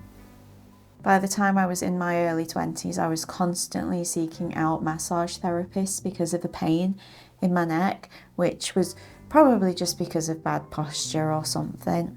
I could never fix my bad posture, but that was probably just lack of will. When I started going out with friends, like shopping and later drinking. Yeah, that's fucked up. Mr. P's work in the YouTube chat says, my entire family refused to accept my being autistic suddenly at 40, yet it's funny that I was always off to them before and I was just brushed off. Yeah. It's one of those things, like, no one is like suddenly autistic. No one is suddenly ADHD. Like, you know, these are things that there's a weird school of thought in psychology that says that like ADHD is related to trauma and so is autism. I don't know if it is. I'm not like qualified to say that. What I do know is that my ADHD gets worse if I am feeling particularly triggered. So it can certainly like exacerbate and become more prominent if you experience more and more trauma, and you know that can happen when you get older for sure. But it's definitely present. It's been present in my entire life. You know what I mean? Kids at school definitely notice. Yeah, they do. Yeah, they fucking do. They're some of the worst fucking people ever. Always be looking for a place to sit down, but that was just because I was boring and antisocial.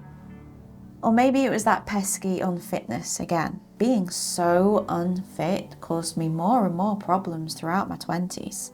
This was frustrating, kind of confusing. I worked quite physical jobs where I was on my feet all day, every day. And most of the time I was walking to and from these jobs, sometimes several kilometers each way.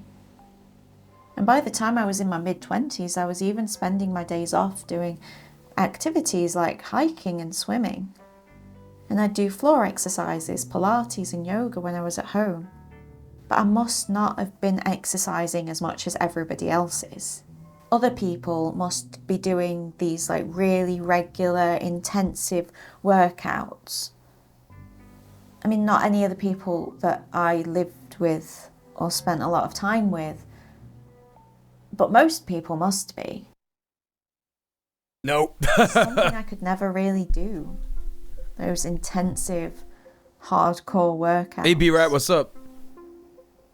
You have asthma, why don't you just do more cardio is a thing people still tell me occasionally. That is absurd. That is so absurd. God, I hate that people just like do not, you know, they don't take shit into consideration. Like they just think that like, oh, asthma, like, you know what that is? That's denial. People don't want to admit that like your body can be different. It's just denial. People are scared about their own bodies becoming that way, and it puts them in denial. Do you know what I mean? Yeah, let me just go like a third more long. Yeah, it's fucked up. Yeah, PTSD could come from neurodivergent people not fitting in. Yeah, absolutely. That was probably just like practice. Very primed to dismiss Digestion continued to hurt a lot, and it exhausted me. Yeah, just admit you don't know anything about health. I needed to change my diet. I got sick every time I travelled. Yeah, same as trans issues. Absolutely, absolutely. Motion sickness. It's normal. It's nothing to worry about. Things hurt me that didn't seem to hurt other people. Things like holding things, carrying things, kneeling, sitting, standing. Things like that. Hold up, let's read that. Let's read that. Things like that. Oh, Ludo, stop it. Yeah, that's one of the worst things that I hear every day. Oh, you've got ADHD? Sit down and write a list of your chores every day and then do them. Yeah. Yeah. Who's that at the door? Oh, it's Mr. Executive Dysfunction.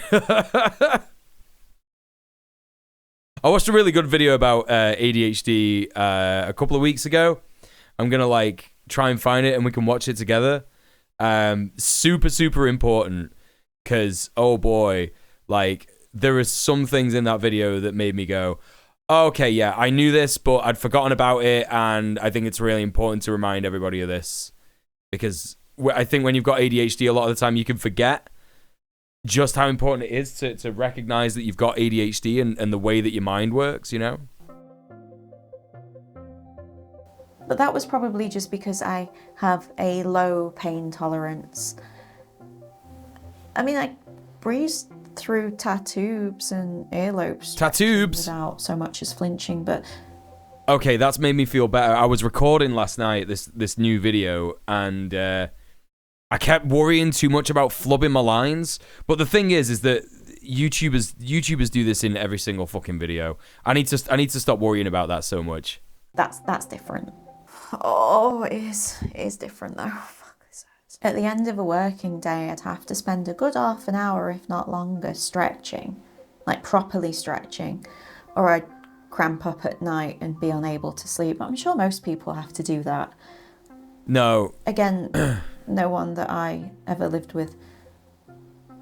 My joints were always so loud, cracking, popping, crunching. What's Mark saying? There's this prevailing undercurrent of thinking disability is a punishment, and if able people are virtuous and exercise, we could avoid becoming that way, like the denial thing. Yeah, absolutely. Like, look, here's the thing.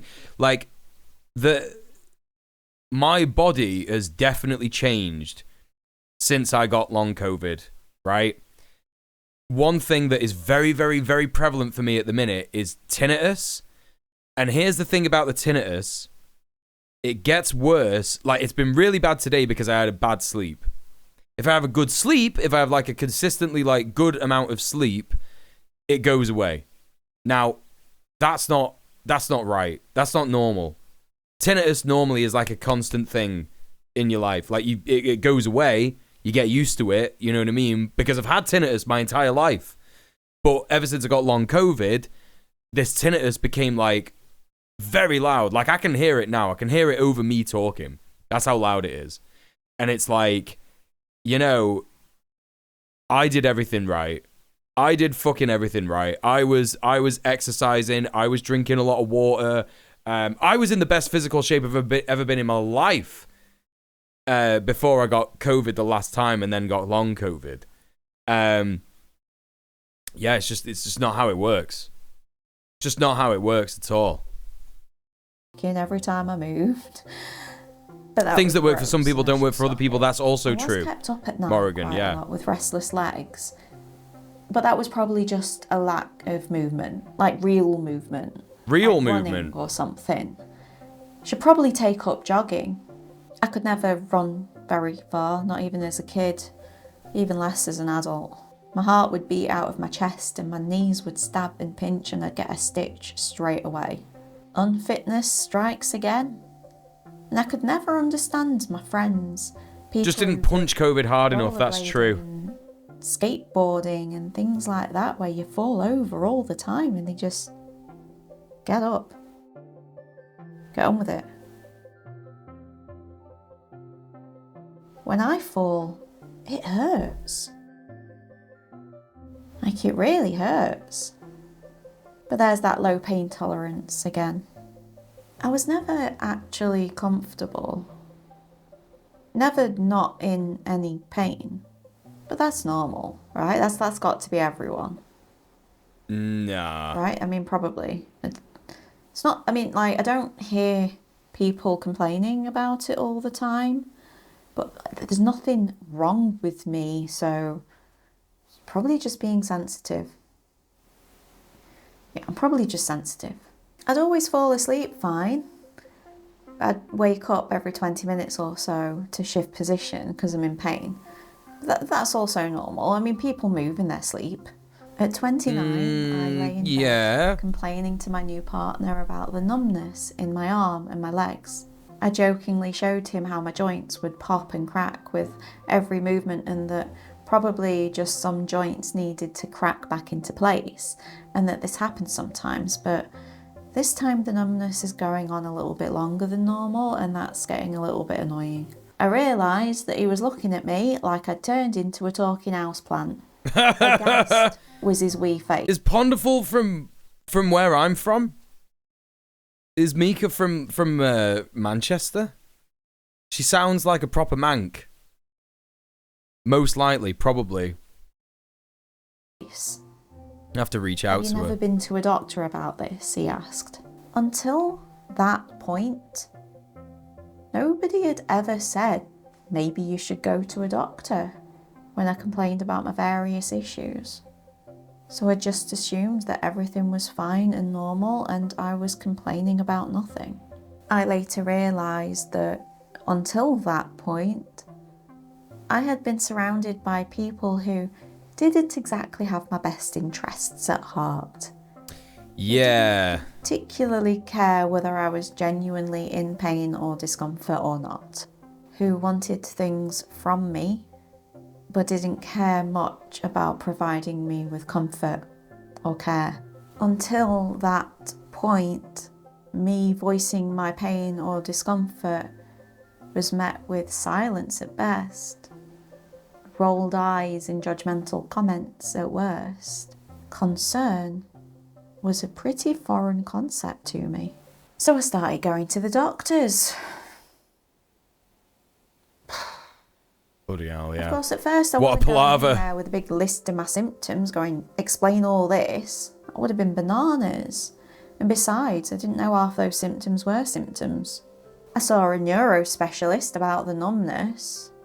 Nothing was found. I saw a whole plethora of physiotherapists, massage therapists, acupuncturists, osteopaths, chiropractors, Reiki people for the pain in my neck. Yeah, Reiki. How do you what do you call someone who practices Reiki? My GP to refer me for an MRI, and I discovered that I've got a squished disc Thought she sounded like the Bristol area.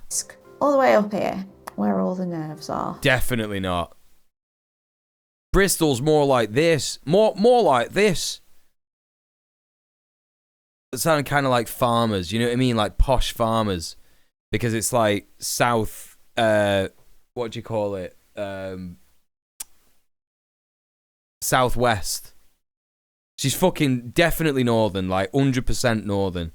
The more and more I'm listening to her, I'm like, she's definitely a mank. Definitely Probably a mank. just bad posture. No further treatment was offered. ENTs couldn't find anything wrong with me. Okay. Ludo's comment nearly made me choke. So, yes, thank you for saying that, because here's the thing. It's interesting that being nearsighted, for example, is also a disability, but we never frame it that way because of how common it is. We just accept it as a culture because every second person has glasses or something. Not even just nearsighted, long-sighted. You know, if you're short-sighted, if you're long-sighted, that is a disability. Like you can't see things in front of your face. That's a disability. You know. Hey, Sploot Newt, how's it going? I had no idea how I would describe Bristol, but yeah, more Manchester for sure, yeah. How you doing, Sploot Newt? Good to see you. Yeah, this is the thing, like, people don't want to accept it, people don't want to talk about it because, like, you know, people always think, people have, like, an image in their head of what a disabled person looks like, innit? And more often than not, it's someone who maybe is missing a limb, or they have deformities, or they, you know, kind of like something from the movie Freaks, right? Because society is so incredibly ableist that they're like, well, you know, and they'll always, and people always do this shit, yeah, it winds me the fuck up, yeah? They'll always have this shit where there's like a person with no legs who's doing pull-ups and they're super yoked, right? They're proper fucking built, they're hench and all that. And they'll be like, what's your excuse? And that's just shaming, isn't it? That's just like shaming people. You know, oh, if you can't exercise like that, what's your excuse? And it's like, well, hang on a minute, I might not have any kind of like physical disability or whatever, but I've got ADHD, yeah? That was something that Layla Shafiq Mog was like saying to me, like, when I first realized I had ADHD, and like, even though I'm on the waiting list, the nurse was saying like, yeah, I can't give you a proper diagnosis, but you basically got it. And Layla was saying, you have to accept that you're disabled. You have to accept that you have a disability. And it's something that I've not quite reckoned with. Like, I understand that there are learning disabilities that come with it for sure, and I've had those for years. You know, I've had those for years, and it's like, it's something that's quite liberatory in a way, because it's like, all right, well, now I understand that I'm not a broken person. This is just the way I am. It's actually society's fault that it's not more accommodating to me. You know, so that's something for sure. But there are lots of things that people don't consider disabilities. You know, they don't consider themselves disabled or whatever. You know? The only thing with me is that I'm relatively non-verbal. I'm also frequently isolated, have repetitive behavior, hypercreativity, maladaptive daydreaming, sensory issues, sensitivity to sunlight. But yeah, I'm normal. Are you being sarcastic right now? Are you doing the thing that Mika's doing in the video? Because that's what she's doing in the video. You know? I never thought I had a disability, and I've worn glasses for almost a decade. Yeah, it's a disability. It's a disability. Your disability is your disability to see how, you know, a lot of people see. It goes very deep, Ari, how baked into the anti-disability is in society. Yeah, it definitely is. Very eugenics-based society we live in, you know what I mean? And that's unsurprising, given that we live in a very white supremacist society, right? It's kind of based on eugenics. The whole idea of that shit is eugenics, you know what I mean? But one morning, when I was about 32, I woke up and I yawned, and my jaw gave this almighty crack, and pain radiated through my head. Hey Zach, how's it going? Normal person here, ready for training. What's up, dude? Everybody please go follow Zach. He's amazing. In immediately and didn't subside for about 3 weeks. How you doing today, bud? I was in bed for about 3 weeks, unable to walk without support for about a month, and I experienced vertigo on and off for several months. I saw another ENT later, and he did all the tests. He couldn't find anything wrong with my ears. It wasn't until later that a physiotherapist suggested that maybe my vertigo has more to do with my neck muscles, like at the back of my head here, than it does my inner ear. And honestly, I think he's right. So bad posture strikes again. I got pills for tummy pains. Was told to change my diet, told to cut out gluten to see if that would help, and it did seem to. But then my new GP said that was impossible. Feeling atomized the past week, can't relate to anyone? Yeah. This proved it. That if you've not got celiac alienation hitting hard, yeah. Then I can eat gluten just fine. But it helped to cut it out, I told her. But that's not real, she said. No further questions were asked. When a routine checkup at the doctor's showed that I had an arrhythmia and a tachycardia, oh my God, I was sent to do a 24-hour heart monitor thing, which confirmed those things, but the person at the hospital said it's fine and not really anything to worry about, at least not for someone my age. When I ended up at A&E at 33 because of racing heart rate, shortness of breath and chest pains, they did an ECG, they even did a CAT scan, but they didn't show up anything. I was prescribed Xanax. Never took them.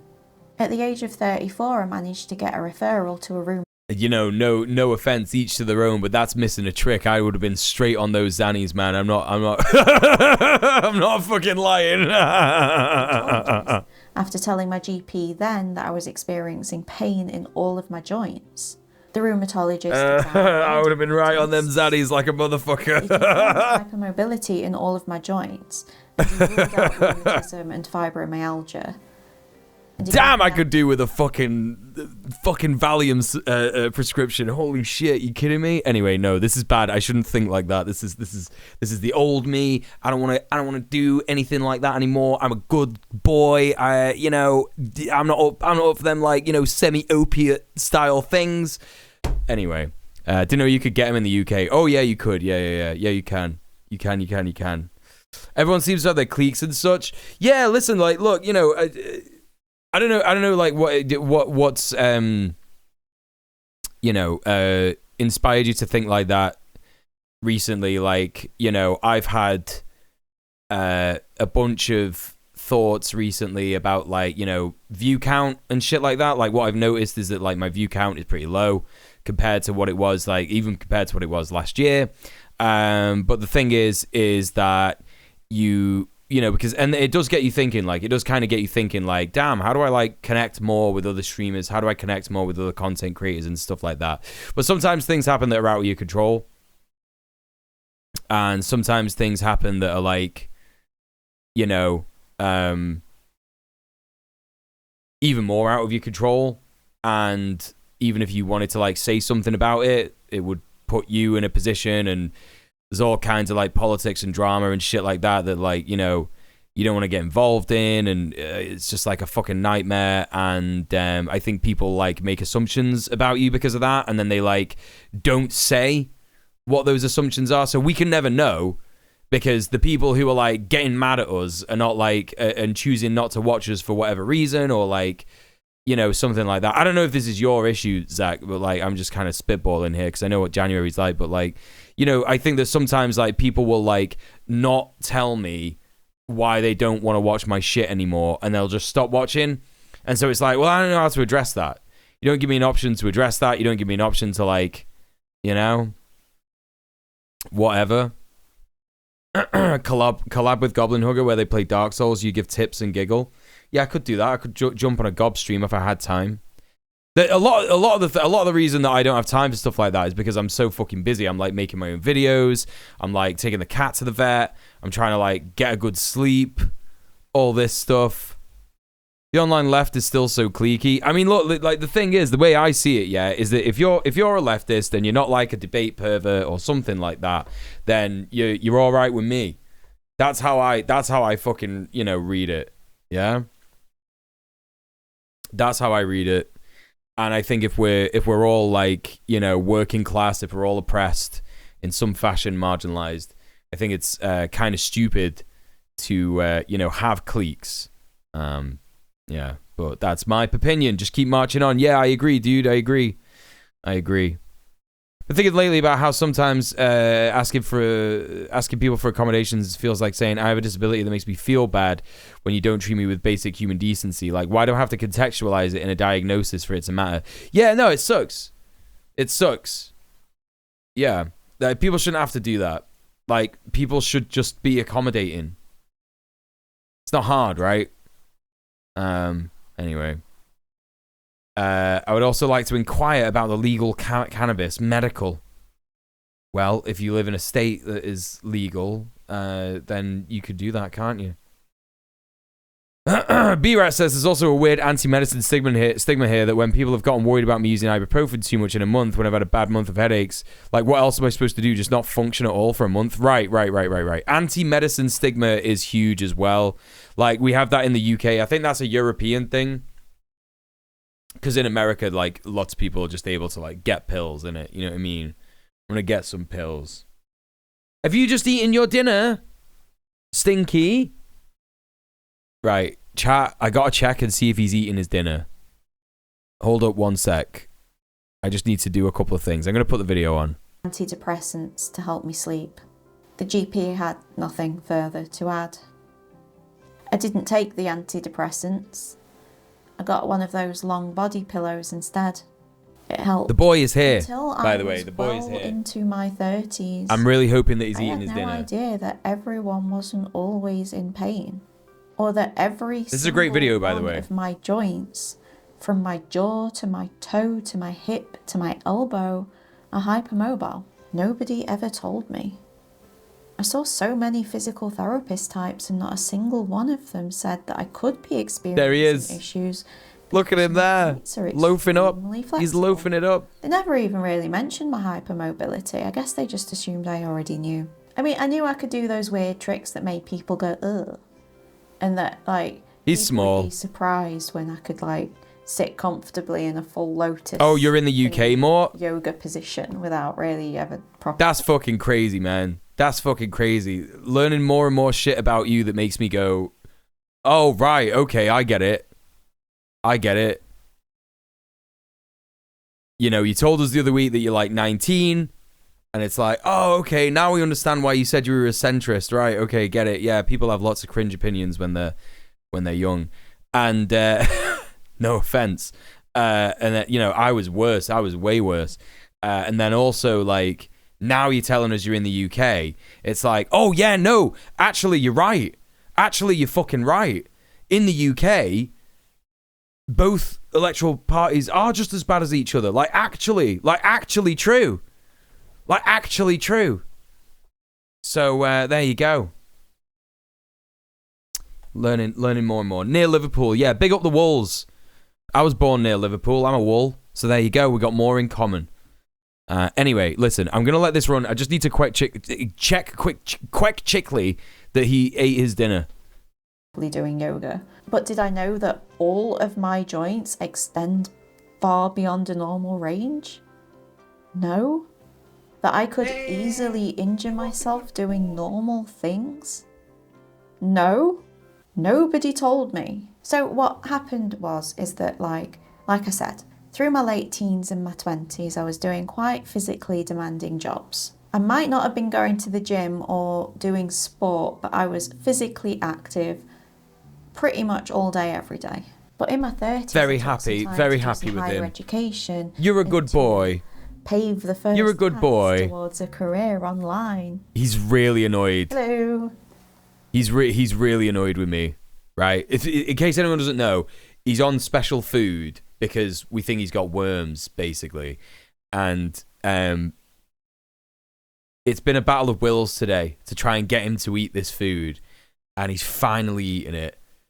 And I'm very proud of him. Well done, son. You've learned two things. One, that medicine is good for you, actually, and you need to eat it. And two, that you'll never win in a battle of wins with your dad. I'm in charge. I'm the guy. And I know best, unfortunately. That's just it. The cat experience. Yeah. So... this is the second video I've seen by this creator. It's a good one, yeah? When I was 19, I was a self-proclaimed capitalist who would say Palestine never existed. Right. Exactly. What bugs me most is about how many who can hear don't. Do you know what I hate about the fucking many who can help don't? Right, yeah. I'm a Stalinist. Yeah, no, authoritarian with my dad. With my son. I am an authoritarian with my dad, actually. Poor little Tommy Twos. Did they give him a dewormer? Yeah, I got one of these I gotta give him half every 3 months. He's also got fleas. I don't know if I told him. He's got fleas. I've got like a little tooth comb that I've got to like try to. So he was very, very mad with me, actually. Very, very mad with me that I did a lot of grooming on him today, like with the fine tooth comb to get like fleas out and stuff. Not a happy boy about that. He was not a happy boy about that. When he bites me, he doesn't really bite me like hard, but he just bites me to let me know like I don't like this. And you got to try and say to him like, look, dude, like I'm really sorry, because the thing is that what you're supposed to do with a cat, yeah, what you're supposed to do with a cat, yeah, is fucking whatchamacallit, reward them when they've done something for you. You're supposed to give him a treat when they've done something for you. Like if he comes up on the thing, I try and give him a treat because he's doing that for me, basically. I know he likes to hang out with me, but you know, give him a treat with it. But here's the thing, I can't give him treats at the minute because we think he's got worms, so he's not supposed to eat anything else. You know, I'd suggest looking into neem oil, #1 for pet insects. Listen, I watched one video last night. About how to get fleas out of your house and all this kind of stuff, and there was lots of very good practical advice and medicine. Advice on what kind of medicine that you should get for your cat. You should always get medicine from a vet and not over-the-counter stuff. And then all of a sudden, my recommended videos were full of people like Zach saying things like, natural remedies for cats. Natural remedies for cats. Natural remedies for cats. And I'm just out here like, look, here's the thing, man. I know I'm poor. I know I'm poor, yeah, and I can't really afford to be getting like medicine and stuff, but hopefully this is like the last medicine of this kind I'll have to get for him. Hopefully he's an inside cat. Hopefully he's not going to get any new fleas or anything like that. But I can't just risk it. Natural equals good. Yeah, it doesn't. Yeah, okay. Yeah, you misspelled the. Yeah, it does not always mean good. It does not always mean good. I'm very happy to give him the high grade, like big fucking like dose of dewormer and flea shit. Just like get that shit rid of him. Do you know what I mean? Give him that protection. Yeah, I'm just gonna listen to the vet. I'm just gonna listen to the fucking vet. Do you know what I mean? I appreciate the advice, but my shining son, my sweet boy, I love him. I would die for him. Yeah. I had to give a cat some anti-flea liquid over the neck and ears several times, and he never forgave me because it smells bad. This is what I'm worried about. He was happy with me, doing whatchamacallit, like taking him to the vets, bringing him back, and he was like snuggling up to me while I was filming the video yesterday, yeah? But I'm really like tentative on like when I should give him this flea medicine, because it's like if I give him it today, he's gonna be like, Dad is being a cunt right now. What is going on? So I'd rather space out the opportunities that my cat can have to think that I'm a cunt. You know.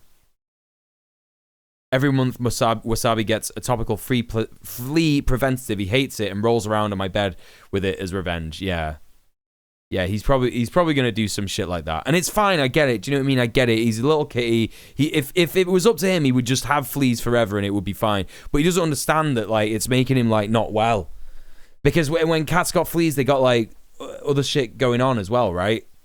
When any animal has fleas, it can make him sick. It can give him worms. I think that maybe what's happened is he's gotten fleas and that's given him worms. I was told experimenting with oils on ticks and fleas can be dangerous because it could cause them to spit out their stomach content in a panic. What the fuck? Yeah, they could get open wounds if they scratch constantly. Yeah, they can, yeah. Yeah, they just don't understand. It's like, mate, I wish I could explain. Yeah. I wish I could talk to him. I wish that he could listen. I think he does understand me sometimes when I tell him that I love him. He definitely understands that, don't you? I love you, baby boy. I love you, baby boy. I love you very much. He's pretending not to look at me because he knows that if he looks at me, that means he loves me. But he does love me very much. Anyway. My career online. Shit, I broke the fourth wall. We're at the doctor's. Forget that. We're cool. So I was doing desk work, and within a year of that, my abilities had deteriorated so much that I was Googling multiple sclerosis. Everything got 100 times worse. Tremors, spasms, even my eyesight seemed to be Cats affected. know when they call you when you call the name, they're just ignoring you. Yeah, true. It's true. I felt like I had aged 30. I was complaining daily about things that my elderly father was only just starting to complain about. They definitely understand love. Yeah, they do. I felt how much pain it was causing me. So I thought I'd just get back to my old self. Start going on long walks and getting back to the floor exercises and the Pilates. And also about cat. I'm sorry to keep pausing this video and talking about my cat, but I love him and he's my son. So be okay with it. You know, consider the boy, actually. You know. Yeah, you have a little nice little nap there, buddy. I love him so much.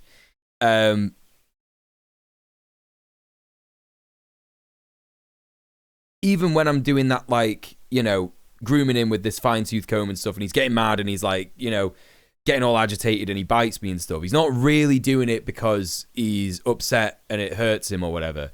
He's doing it because, like, well, actually it can hurt them, but I think if it gets to a point where it hurts them, then it really gets bad. But they do it because they're overstimulated.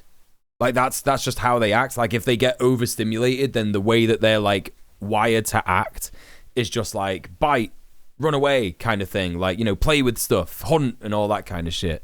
I've been watching loads of Jackson Galaxy, so I know how cats work. This is the thing. Yeah, cats are easily overstimulated. Like, yeah, I can scratch him on his head, and he's absolutely fine. That kind of stuff. You know what I mean? Like, he's fine with, like, this stuff. Aren't you, buddy?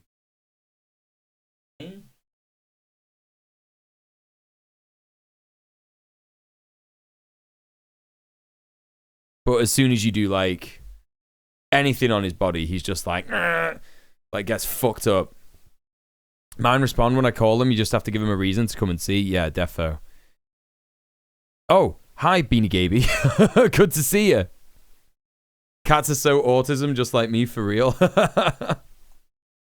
But it hurt so much. After 5 minutes of walking, my hip or knee or ankle or something would start twinging. Exercises that I used to be able to do easily were excruciating. My joints would crack and crunch and pop and move around instead of my muscles engaging like they were supposed to. Even simple old lady exercises. Immediate hyper-focus on cat talk. Yeah, it's got to be done, though. It's got to be done. Any exercise that caused my neck to tense was torturous. Vertigo got worse. Digestive pain got worse. You quite like kitties and you're allergic? No! Let's get some love in the chat for Morrigan. That sucks. That applying pressure to my wrists or my fingers. Doing my coursework for my degree became a nightmare. Pushing the flush button on the toilet hurt. I developed migraines and ice pick headaches. And those embarrassing symptoms I mentioned got worse too. I thought I was dying. It felt like I was quite literally falling apart. So I began compiling my symptoms for the first time, scoring my pain levels from 1 to 10. And I began researching. But doctors and specialists always just wanted to tackle one symptom at a time, which I guess makes sense. I mean, probably it is just a bunch of random stuff caused by bad posture and being unfit and things like that. I could fix them one by one. Oh, that sucks, Morgan. Push through if I actually tried. If I wasn't so lazy. If I wasn't so unfit. And I could tell myself as much as I like that it hurts to exercise. Well, this is another thing, Crystal, because, like, you know, I do a lot of the times I get things and I'm like, am I autistic? Have I got a bit of autism? I'm not sure, like, you know, because that's definitely true for me. That's 100% true for me. Like, it's I've only ever noticed it, like, with my current partner, Lena, though, because, like, she actually, like, pets you like a cat. Like, and it's like, and after a while, it's like, okay, you got to stop that. It's like really annoying. Do you know what I mean? Like, it just gets like hot, and I think that like it's just, I don't know, she's doing it too hard or whatever. Never had that problem with anyone else. If someone like wants to caress me in any way, it's fine. But for some reason, Lena just like, she just like strokes you in a way that it's like okay, you've got to stop. You know. Crazy how that works. I don't know. Maybe it's not autism. I think maybe it's like, yeah, literally like a fucking personal thing. Hey, Faye Inoue. I think I'm saying that right. Wrong, probably. Mika is great. She's an incredibly helpful source of information on a journey to discover my own autism. Yeah, buzzing. I'm hearing a lot of that. Society doctors and the expectations we grow up with because of those. Yes. Sorry, I read that in a funny way, and I know what you mean. Yeah. I mean, the simple fact is that I could try harder. Could push through. Morgan. I mean, I'm young. There's probably nothing wrong with me. I'm probably just lazy. I mean, let's face it, you're being a bit ridiculous, aren't you? There are people out there with real problems and you're complaining about twinges and headaches. Drink some water and get back to work. Why would you even want wasting all these medical professionals' time? You know what you need to do. You need to get stronger. You need to do more to help yourself. Oh, is it hard? Is it too hard to go for a walk and do some floor exercises? Jesus Christ. Listen to yourself. You're literally... It's like your body hairs are buzzing or something. Oh, I don't get that. I definitely don't get who that. have their limbs blown off by war, who are just getting on with it. Who have been through things that you couldn't even imagine. That says this, do I have autism question? And them likes always remind me of a few times looking up depression on Wikipedia. First time I thought, well, that's bullshit. I'm not having that. And then the last time was, oh, okay. Yeah, for sure. It said something like, looking up, am I depressed is a sign of depression. Yep. Defo. And they're just cracking on. They're not going around draped in self-pity and a victim mentality. And this is awful. This is like a voice that you get in your head. I know exactly what she's saying here because I've done this so many times about my ADHD. And it's like you get to a point where you think, okay, you're just not working hard enough. You're just not doing things hard enough. You need to crack on. I still do it from time to time, and that's that conditioning. That's that like systemic ableist conditioning that society tells us all the time. Actually, no, you're just not working hard enough. You're just not doing it good enough, and it's so bad. It's so fucking bad. Living their lives, being useful members of society. I was born in the late 80s and so spent many an impressionable year listening to stuff like this. Same, that's relatable. Scandal of £2 million benefit cheats evading justice. £4 million lottery winner claimed benefits. Shameless. Britain's worst ever benefit scrounger. Disabled benefit? Just fill in a form. Scroungers on... Well, you say it's very Thatcher-esque as soon as she starts talking about all this like consent manufacturing shit. Like that's exactly what it is. Always fighting this, trying to be nice to myself. Yeah. Hey, Willada, good to see you. The very cis question of wondering if I would be happier if I was trans. Still cis though. Yeah, for sure. Yeah, I've heard a lot of trans people say about that.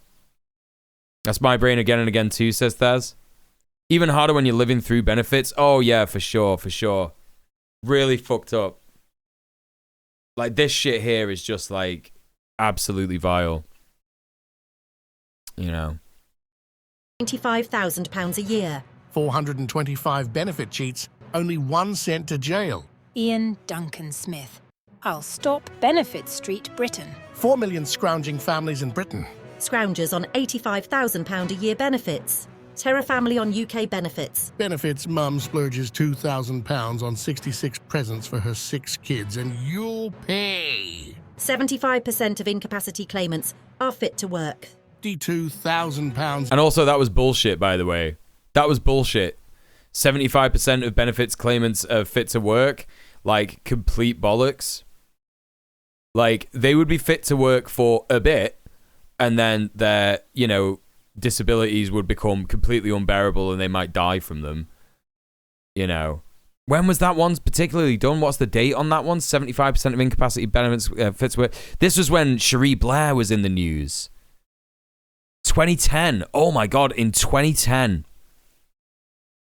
This was like during the Labour government, and yours for a tenner. Cherie sells Tony's signature on eBay. Jesus Christ, man. What an absolutely normal country we live in. What a normal fucking country, man. I've learned that those who dismiss your conditions just say like knock it off and get back to work are scared little babies themselves, brought about by the patriarchy. That's exactly what it is. It's exactly what it is. You're right there. Lemon of Greed, hi, welcome to the stream. How you doing? You can win up to £100,000. Yeah, you can with the Daily Mail's Lucky Lines game. Yeah, I wonder if that's one of them that turned out to be a scam. Daily Mail prize scam. They did this all the time. Of course, it just comes up with a bunch of different Daily Mail articles.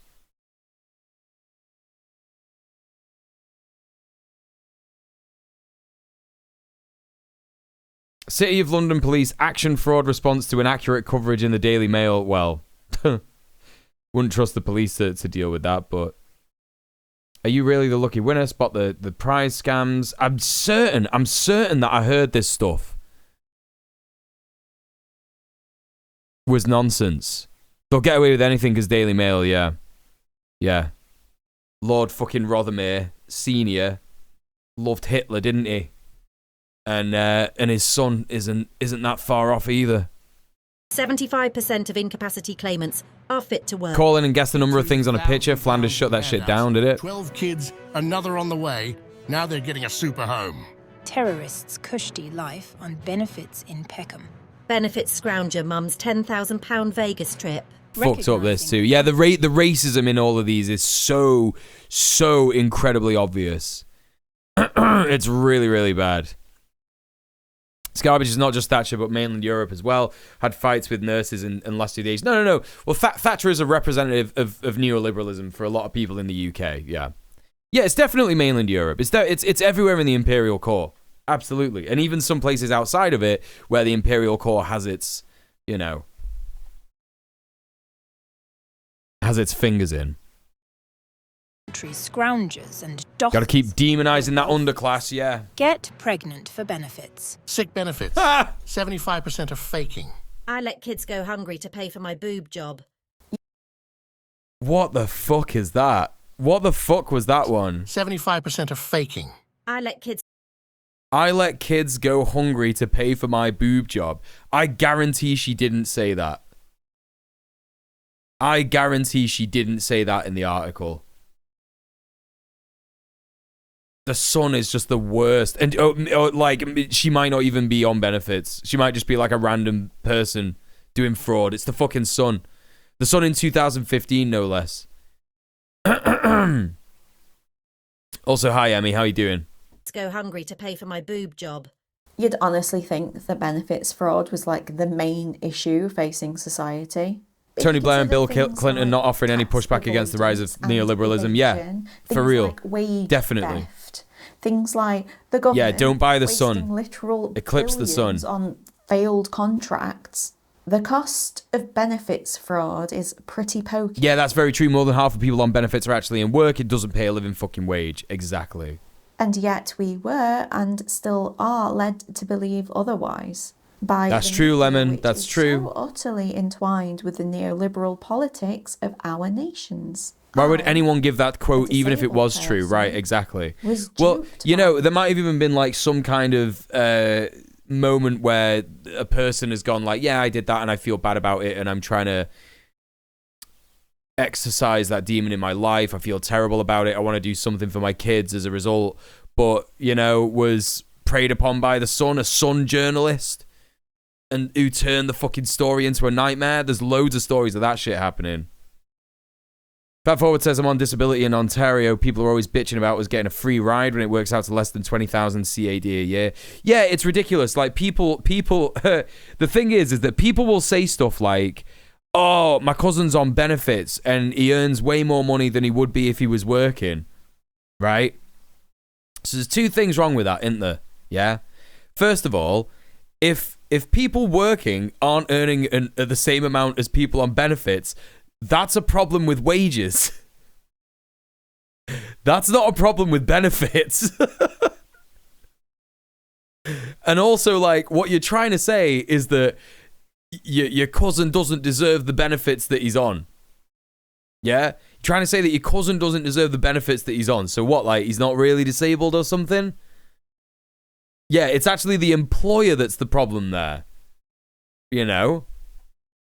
Incredible. Like, I've heard some absolutely incredible shit from British people in the past. It's so fucking ridiculous. Headlines.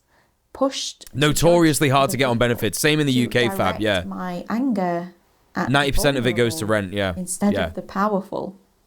Those headlines were everywhere, and I didn't know how to Messed up critically mentality, assess the definitely. media I was seeing. We didn't do that class at school. And if anything, these days it's getting harder and harder to know what you're reading when you're That's what it is, more. That's what it is. Political or corporate motivations are hiding behind the headlines you see living in your phones. Exactly as she's Luckily saying. for all of us, today's sponsor, Ground News, is trying to cut Sponsor moment, sponsor moment. Let's skip through this. Okay.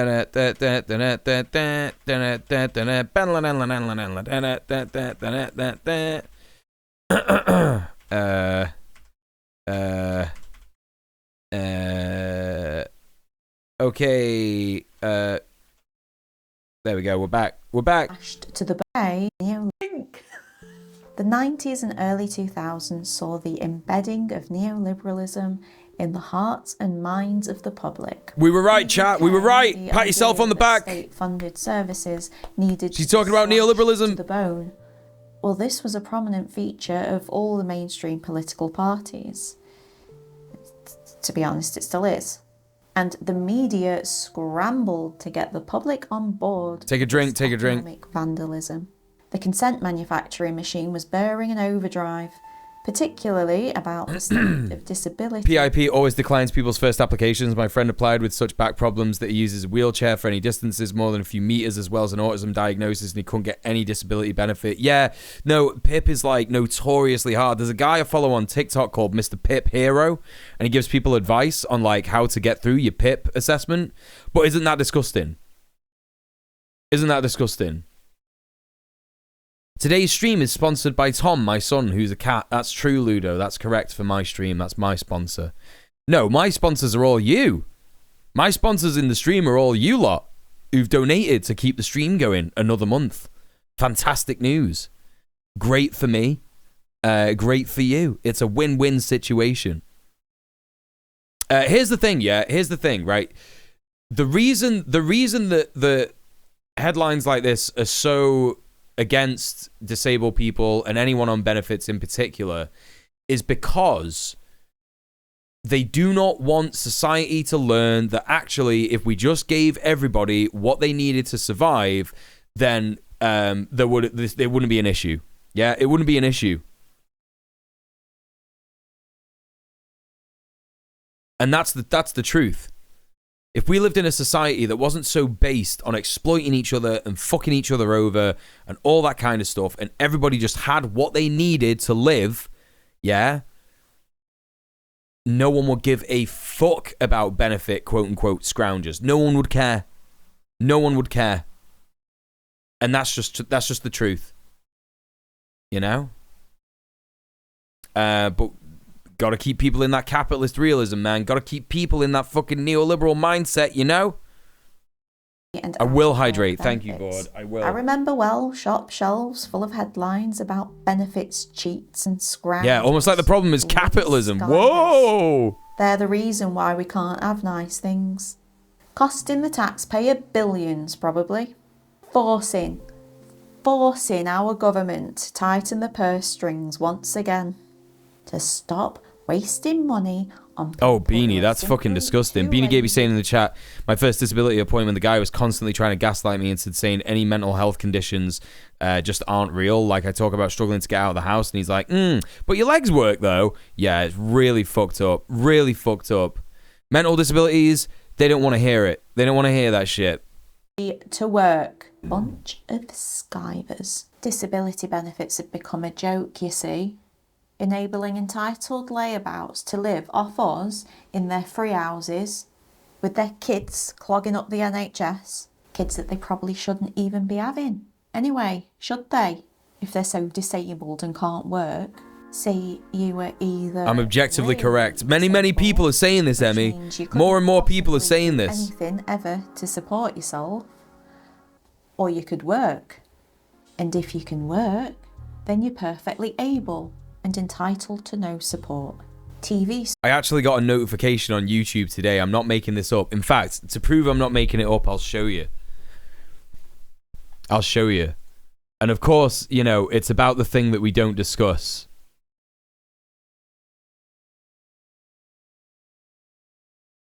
Wait, why can't I find it? Did it get deleted? Oh, no. Oh, I'm going to have to try and find it. Hang on. Screens filled with reality television, showing these cheats, these fraudsters, up close and personal. And wasn't it disgusting? Oh, what are you on about? Jeremy Kyle. Yeah, Jeremy Kyle was so bad. So fucking bad. Kyle screaming at men who refuse DWP to incentivized people to decline people. Yeah, that's right. That's right. They were such a disgrace. Shows like Benefit Street got even more up close, even more. Many people have noticed that more. behind the Definitely, scenes dude. of the Definitely. problem plaguing the nation. You see, lazy doctors were just writing people off work for more and more frivolous reasons. Depression and anxiety. You know, you want to talk about other stuff in the UK, like the NHS is falling apart and hospitals are completely overcrowded and overloaded. What else have we got? What other public services? Teachers not being paid enough. Class sizes are massive. Deregulated social housing. What else do we got? Asylum seekers being fucking discriminated against, put into prisons and having to suffer and get fucking attacked by far-right mobs and just being killed by being in those prisons anyway. There's so many examples of like our public funding not actually going to what counts and instead being used to pay jets to fly over Yemen and drop massive bombs, killing people who've done literally nothing wrong. You know? More austerity. That's what solves it. Back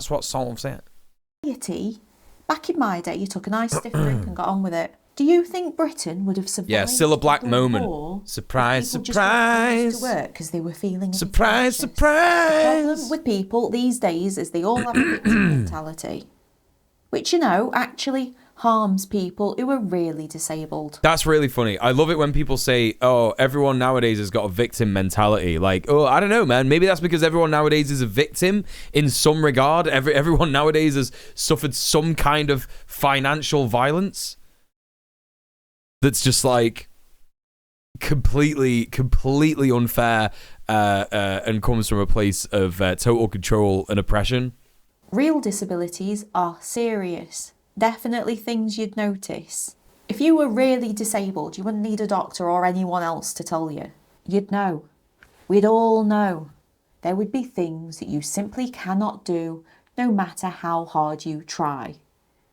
You're not even trying, are you? When I thought back on a lot of the depictions of disability in the media back then, I got the feeling that, like, more often than not, the characters had, like, one pretty constant disability. Here it is. I found it. I don't know who this person is, and they make some like pretty sketchy content, so I don't know if they're like based or whatever, but I thought this comment was super funny. You all can be mad all you want, but DJ Mule was right all along, and the fact that nobody from the Debate Bro community's bothered to apologize him has only proved him right even more. That, and they've since been experiencing their fair share of karma themselves. We truly love to see it. That's right, I was right, wasn't I? About what? Who knows? A mysterious thing that I won't expand upon. Yeah, it's nice to feel vindicated sometimes, but I don't know. I don't know who that person is. Anyway. Maybe two. So I asked my followers on Twitter and Blue Sky if they could help me remember some more characters, and boy, did you pull through lists. Oh, Emmy, that's fucking horrible, Followers yeah. are amazing. And oh my god. Disrespectful, so ableist much pieces of shit, definitely, yeah. nostalgic. Biker, Grove! Was more or less correct. Oh shit, I gotta do this. We scientists don't deal in absolutes. Only Siths do that. That's a cat! Okay. Oh. A small. Oh, there's a small getting involved. Cat, you've got a chat. Chat, cat. Cat, you've got two chats on your screen right now. I've got two chats on my screen. You've got 2 cats on your screen. It wasn't a comment on a video. It was just like a post. Someone just made a post. That person just made a post. Oh. That's a small. Can't work. My cat is looking at me. This is true. I know this feeling. I know this feeling. A brother is an emotional support animal. Of course, I'd take him to the doctors with me. Anyway, it seems like the gut feeling was more or less correct. I'm not even going to get into the characters who, like, developed mental ill health due to their physical disabilities. Sweet and then baby. became evil villains, because that's so many layers of fucked up and needs a full video. I'm finally in the club of YouTubers whose cats come and sit on them. Yay!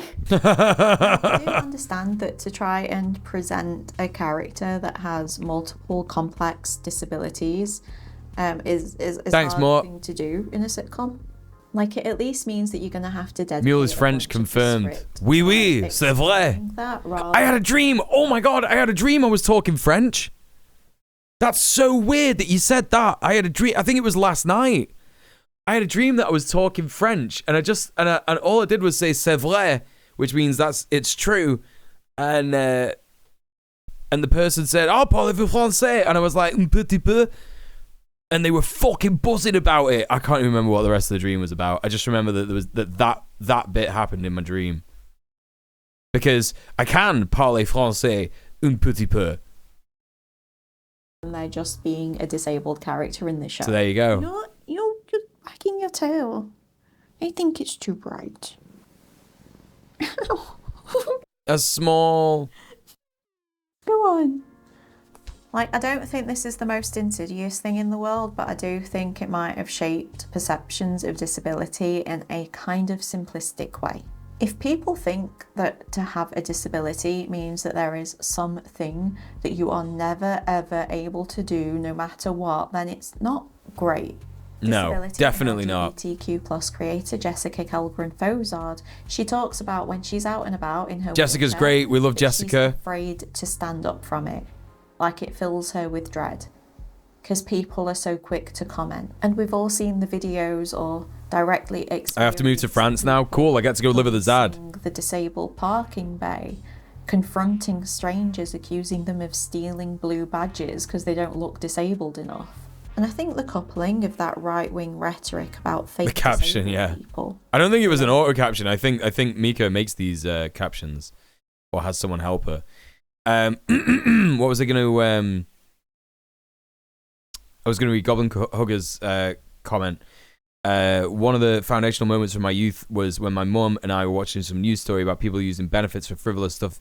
She said to the TV, "Don't poor and disabled people also deserve to be a little happy once in a while?" Yep, very true. People are donuts about invisible disability, definitely. Back in my day, they had the original Charles I, not these fakers nowadays. If I just did a quick search, right, and it was the king that had an accident with meat in the public. Oh, right, what? Easy scroungers who could actually work. Sure, they might be suffering a bit, might be in a bit of pain or whatever, but they could probably work. At least, you know, until they couldn't. As well as the simplistic view of disability that we saw in entertainment media. Yeah. All this smooshed together in my brain to make sure that I took 30 years before I even considered that I could be disabled. Charles I. I don't understand what Willada's talking about. I don't know why.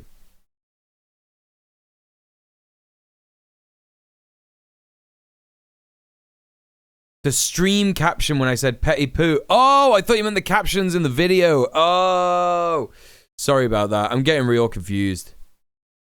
A comment about stuff being better back in the day, and then me commenting about how those people picked a random fact in history. Oh, okay, yeah. When I had No worries. clinically and I'm sleepy. objectively disabled my entire life. But how could I, person who has worked, person who has travelled, person who has been walking around like regular people for 30 years, have so many things wrong with them? What's EDS? EDS stands for Ehlers-Danlos syndrome, or rather Ehlers-Danlos, that's how you say as it, there yeah. are 13 variants which are currently split into 6 subtypes, some of which are hard to pronounce.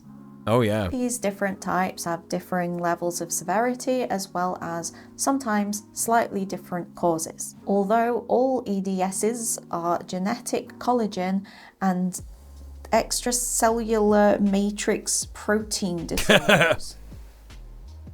The dodgy collagen basically causes hyperelasticity of skin, hypermobility of joints, atrophic scarring, and fragility of blood vessels. Other issues include fragile skin that tears and bruises easily, prolapses of all kinds, dislocation and instability of joints. Sleepiness comes for us all, painful definitely. digestive problems and slowly healing wounds. It is commonly described as a connective tissue disorder. I'm one of the more sleepier soldiers is, in God's army.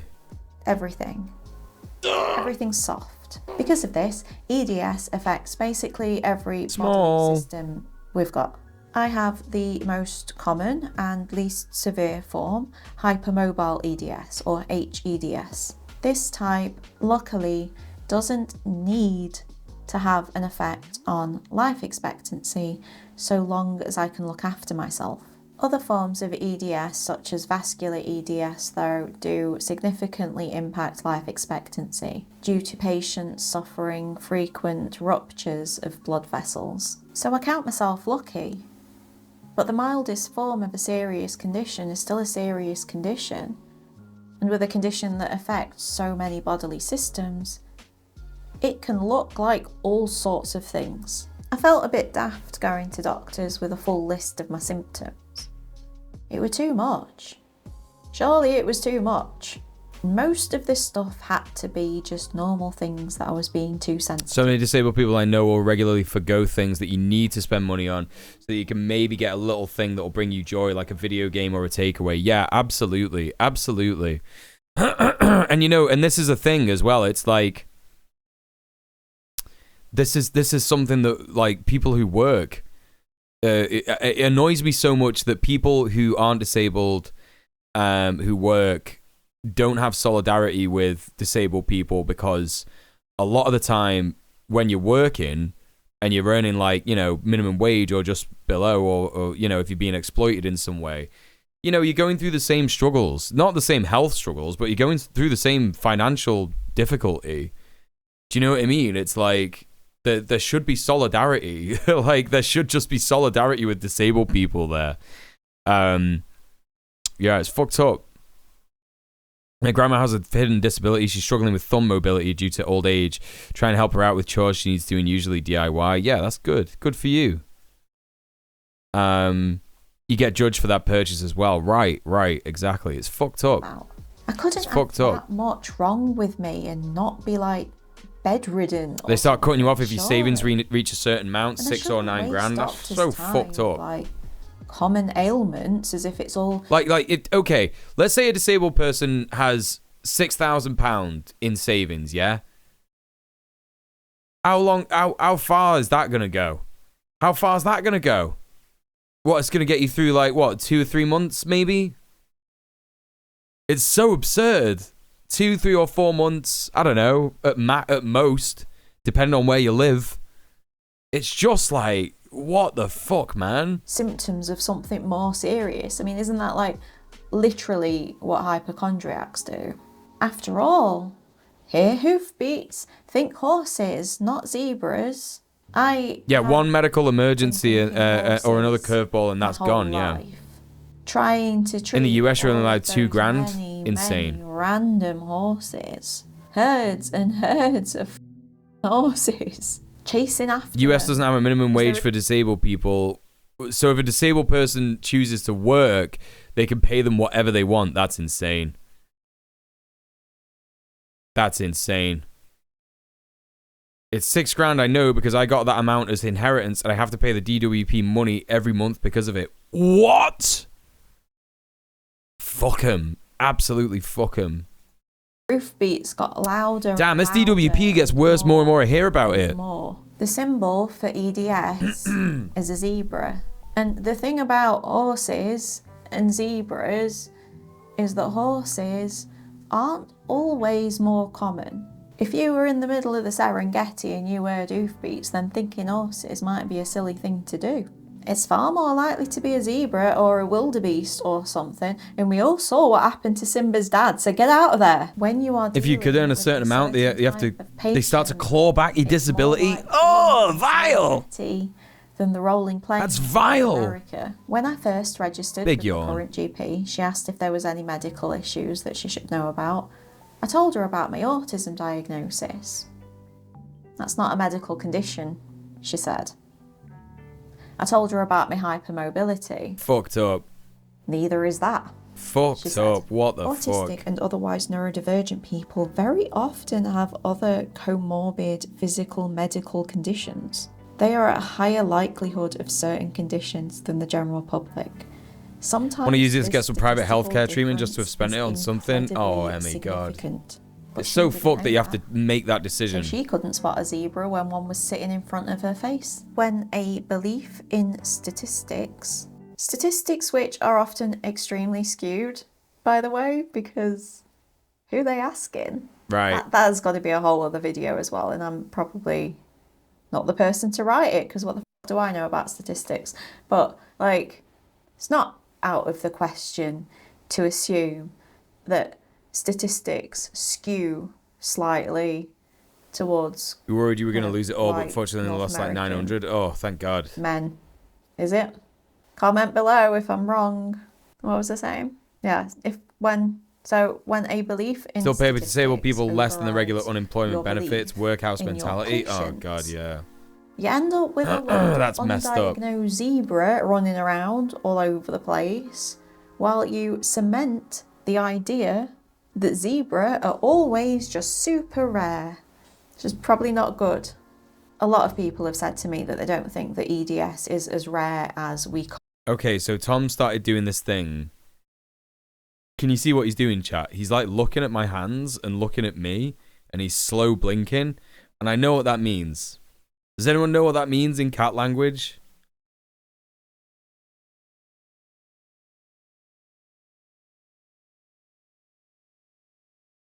Yes. He loves you. Well, it means it does mean he loves me, but it means he wants something. Kitty kisses. Hey, porcelain. Slow blink means he trusts you. Oh no, I know that. I know that. When he's looking at hands, it means he wants me to pet him. That's what he wants. He wants food. That's easy. That's easy. Cats always want food. They always want food. currently think it is, and I honestly haven't even tried to research the truth of that. It wouldn't surprise me. I kind of see the same thing happening with EDS as happened with autism. People going most of their lives before being diagnosed. Autism was previously thought to be much more rare than we think it is now.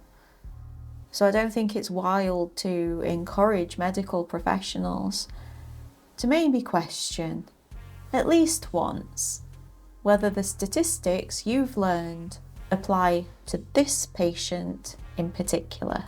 And of course, EDS is just one condition in a long line of conditions that affect marginalised people more so. And so they are subject to the same kind of dangerous biases. He's got his that language. cause patients to be disbelieved. Ideas like what's even more disgusting is in Canada, when they had the CERB benefit for people during the pandemic, they tried to do clawbacks as well, but people didn't like that and they changed it almost immediately. Yeah, it's messed up. Been campaigning to remove it for disabled people for years and nothing. Yeah, it's messed up. So fucked up. When the maximum amount you're allowed to have is less than some bills you have, you know the maximum amount is bullshit. Yeah. Of course it is. Are hysterical and sensitive. Ideas like black people feel less pain. Oh yeah, insane like shit. Neurodivergent Completely people insane. Don't know their own minds.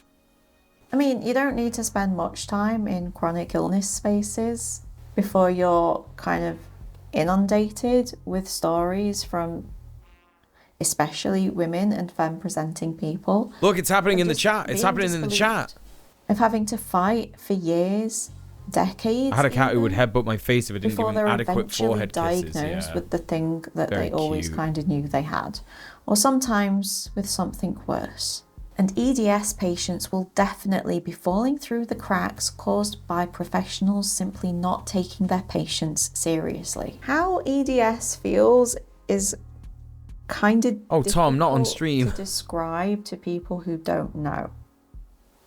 It fluctuates Thanks, buddy. wildly. I was watching a TikToker who's a bodybuilder who has EDS, and she said that she can deadlift like whatever many weights, but that Whatever many sitting weights. wrong or like walking too long can really set her back and trigger painful flare-ups. I could be doing fine all day and then like doing my hair or holding my phone up to my face can leave me confined to my sofa for the rest of the day. Like shifting position on the couch wrong can leave me with pain that lasts for days. Eating a meal that's too big, too stodgy can again fuck me up for days. Typing out a script like this during the day will mean that I won't be able to hold my phone in the evening.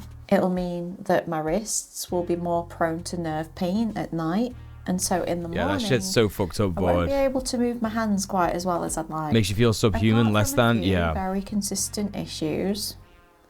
Most of the things that cause me problems come and go and come. Definitely, and go, Ludo, definitely. And come and go and come.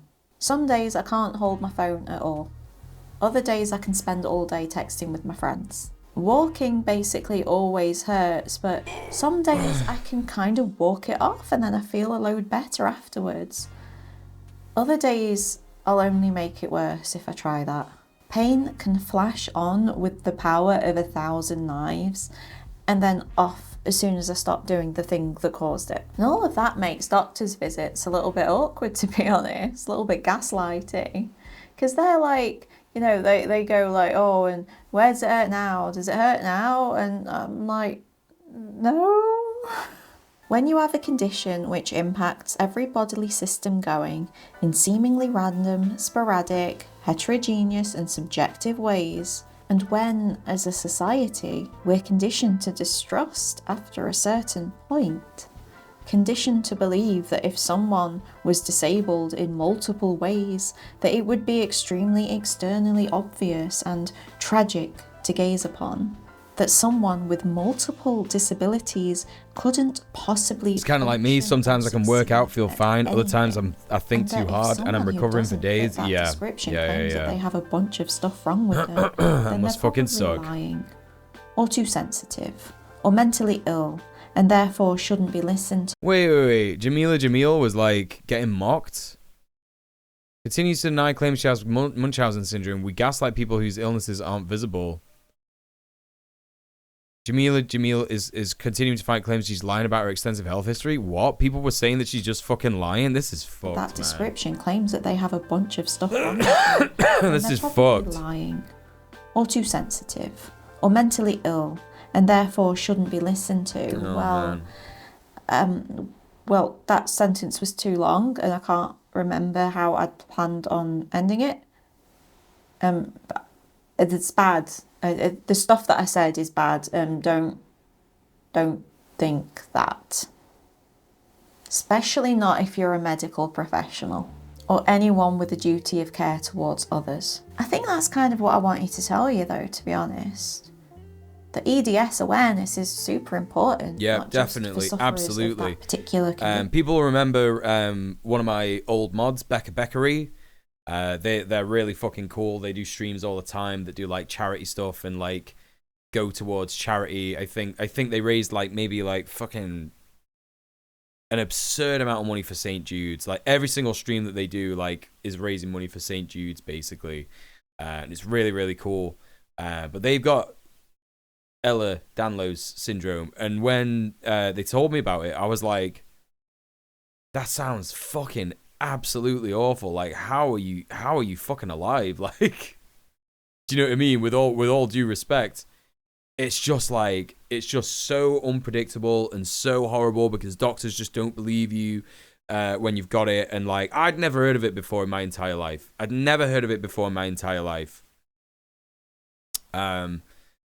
Yeah, I think like I've always been pretty good around people with disabilities because, you know, it's I've never felt a reason to like not believe someone for having a disability. Do you know what I mean?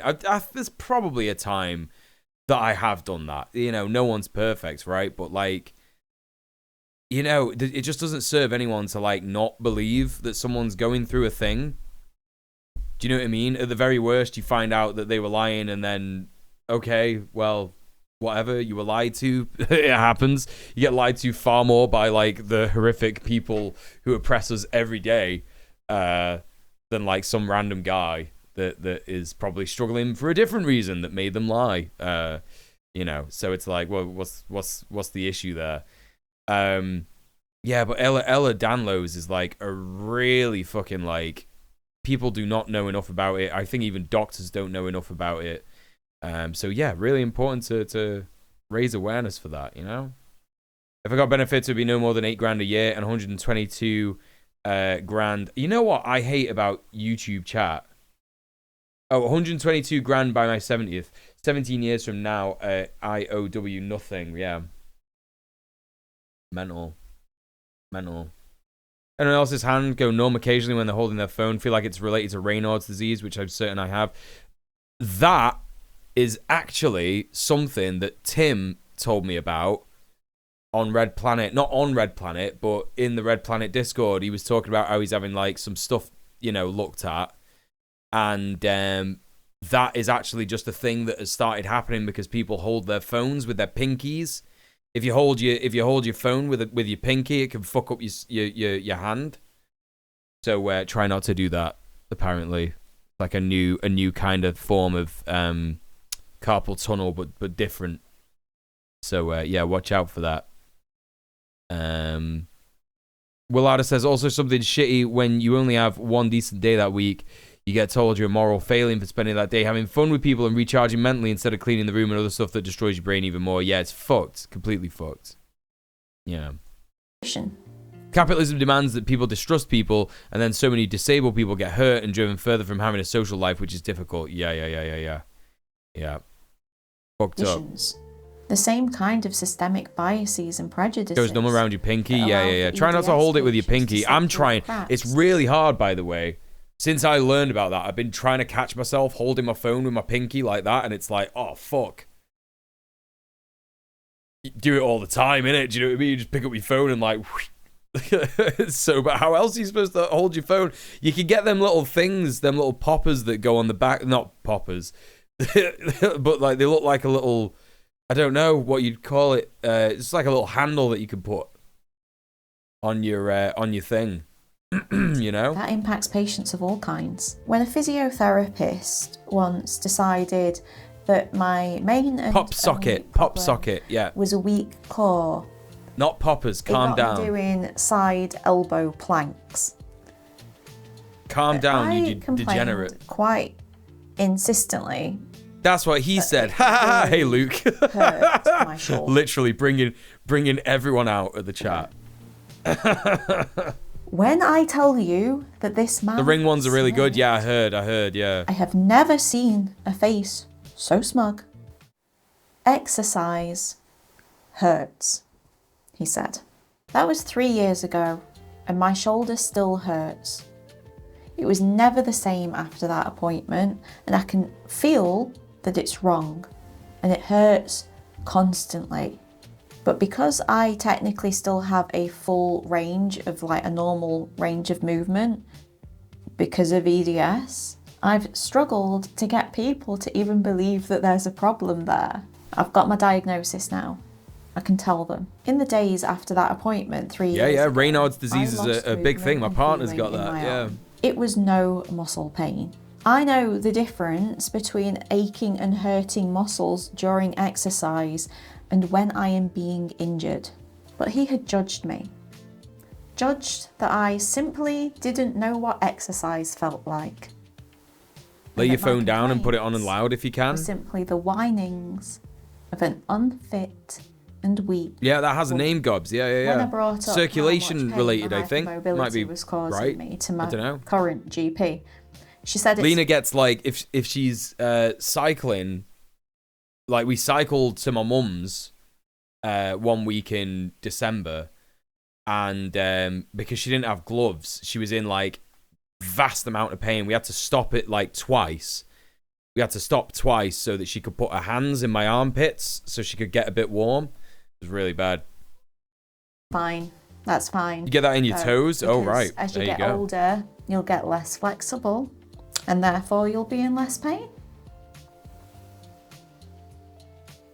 Perhaps. Perhaps if I don't permanently injure myself first, due to a serious medical condition, going undiagnosed for 30 years. 30 years? No. 36 years. If I had known about my condition, I would have never have thought that I could take a year without regular exercise. I was looking at the healthy people around me and thinking, well, they haven't done exercise in years. Some of them even decades, and they're all right. And I was listening to inspirational stories about grannies taking up bodybuilding and like how it's never too late and things like that.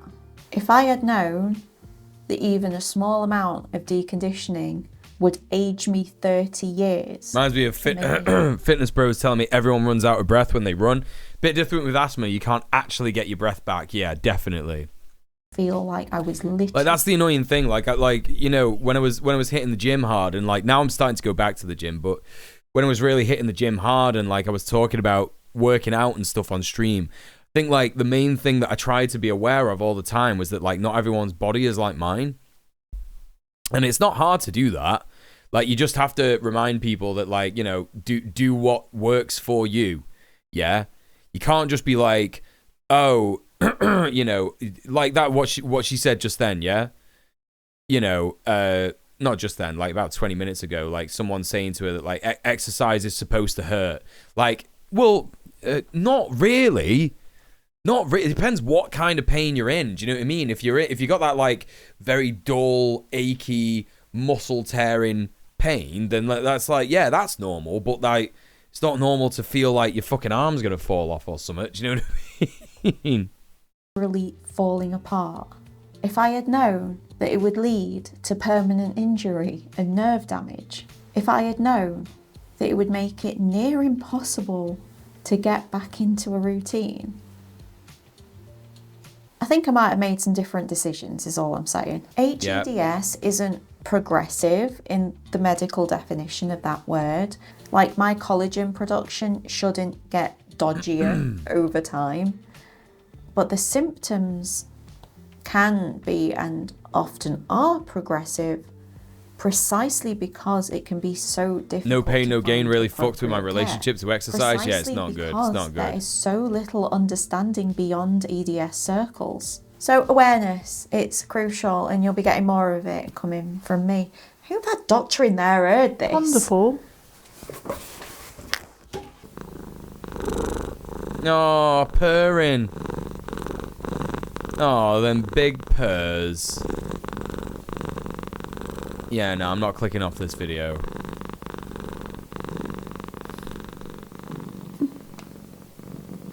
What a small. Hey, good boy. You're the best boy. Definitely the best boy. You're the best boy.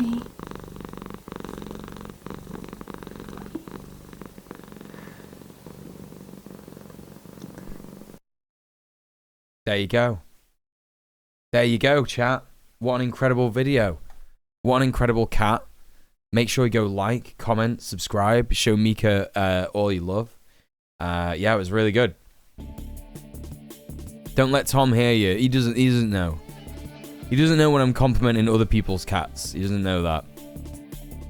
I want to go back to this message that Mort said in the chat because it wasn't relevant to like disability or anything like that. But I do want to pick up on it because I think it's really important to hear this.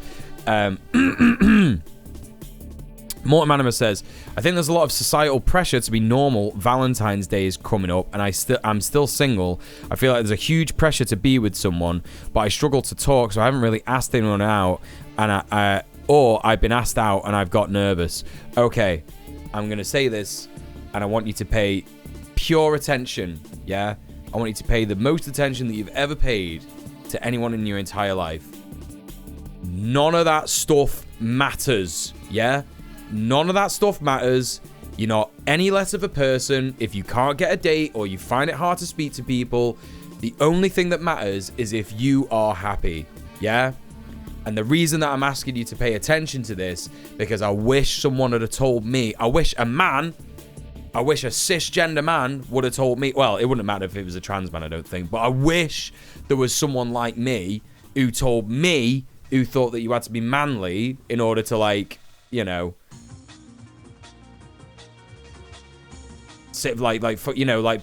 men tell each other all the time. What I'm trying to say is, this is a really ill thought out thing, and I'm trying to think of the right way to say it. I wish someone who looked like me would have told me, who kept trying to be manly because men always told me to be manly when I was growing up, would have told me that it doesn't matter and you don't need to have a date or shag as many birds as possible or anything like that. Do you know what I mean? The only thing that matters is that if you're happy and you're doing okay and you're safe and you're healthy. That's all that matters, yeah?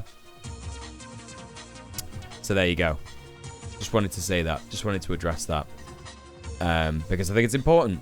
Anyway, listen, chat. We are at the 3-hour mark of the stream. Now, listen, you don't have to donate if you don't want to, because we've hit the goal.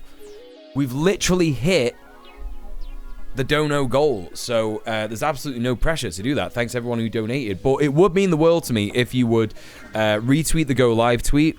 It's right here in the chat. I'm gonna stick it there. Make sure you like the stream if you're on YouTube as well. I don't know if comments help. I don't really know how that works or anything. But what else do we got? Let me just post that in the YouTube chat. But conversely, I am not opposed to any donations. So if you do want to donate and sub off Twitch, yeah, go for it. Chuck me some dough. That would be really appreciated. Helps me pay my bills, helps me pay my rent. If I get a bit more money than I expect this month, it means that I might have a bit more money to cover the next month if things go badly for some reason or whatever. So, you know, I'm never going to say no. Anyway, we're going to watch the next video after this. But that video that we just watched is pinned at the top of the chat if anyone wants to find it and show some support. You know, watch the video again later on while you're chilling out. You don't have to pay attention to it because you just watched it with me now. But it would help Ponderful because it means that she gets a bunch of watch time, and that's really helpful for people on YouTube. I should know because it's my whatchamacallit? It's I'm a YouTuber and I do shit like that. Advitam says, do you agree with Hamas attack 7th October? Do you agree with your band? See you later. Yeah, leading question much. Loaded question much. Yeah. I see what you're trying to do. I see what you're trying to do, buddy. Yeah, I'm not dumb. I'm not fucking stupid. Anyway.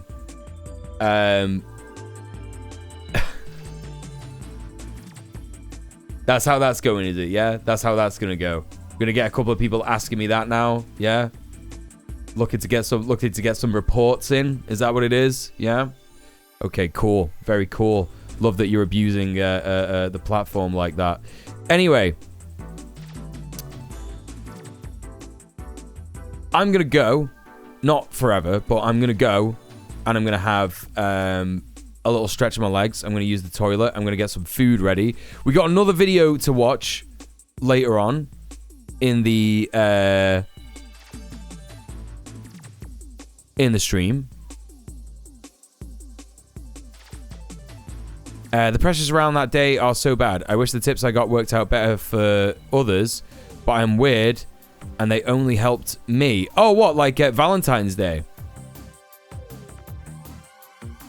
Yeah. Yeah, Valentine's Day is a load of shit. I fucking hate it, honestly. Anyway, make sure you take your meds, chat. Hydrate yourselves. Get some food, get some snacks. You know, been here for 3 hours now. What else? Have a stretch your legs. Yeah, I think that's it, really. Hey, good Morty, how's it going? Good to see you. Good to see you. Gotta head out. It was good seeing you all. Prince, thank you so much for being here. It's always good seeing your name in the chat as well. Best part about Valentine's Day is candy chocolate cakes are super discounted the next few days because they never sell them all in time. That's true. That's very true, B-Rat. All right, okay. I'll be back in a tick, chat. Won't be long.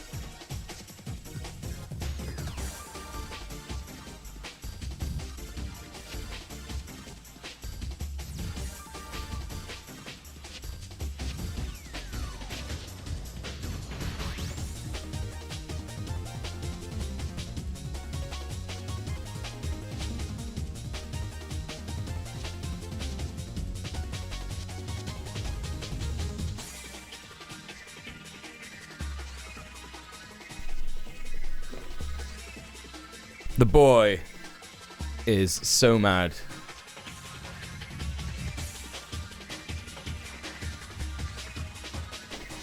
That he's not getting an extra dinner. He's like, Dad, I ate all of that horrible medicine dinner. I'm doing great, sending good vibes. Thank you, Morty. Me and my partner don't assign any significance to specific days like holidays. Instead, just make time for that sort of stuff when we can. Yeah, I think that's good. Who needs Valentine's Day when we had a date the other day? Yeah, exactly. Tom Stretch, yeah. Sadly here they prefer to throw it in the bin than selling it cheap because capitalism. Ooh, that sucks, Ulada.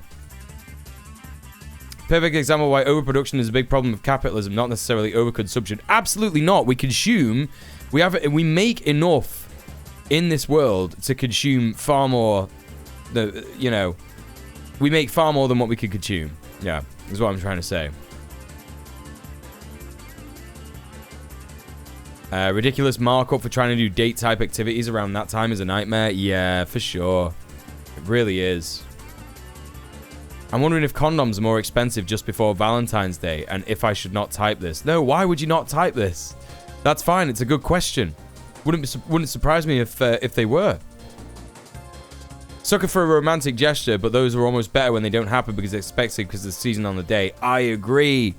I agree.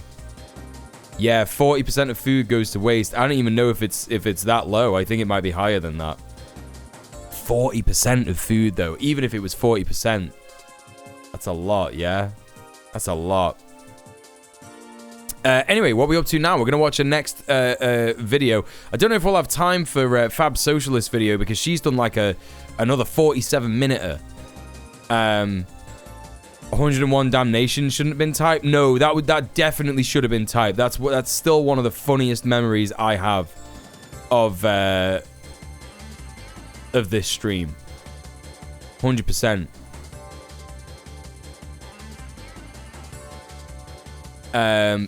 We're gonna watch the very, very new Kaylin Conrad video.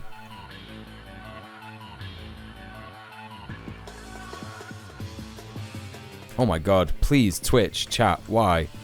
Why does it behave like this? Okay. So, Kaylin Conrad absolutely killing it at the minute with watching a bunch of these different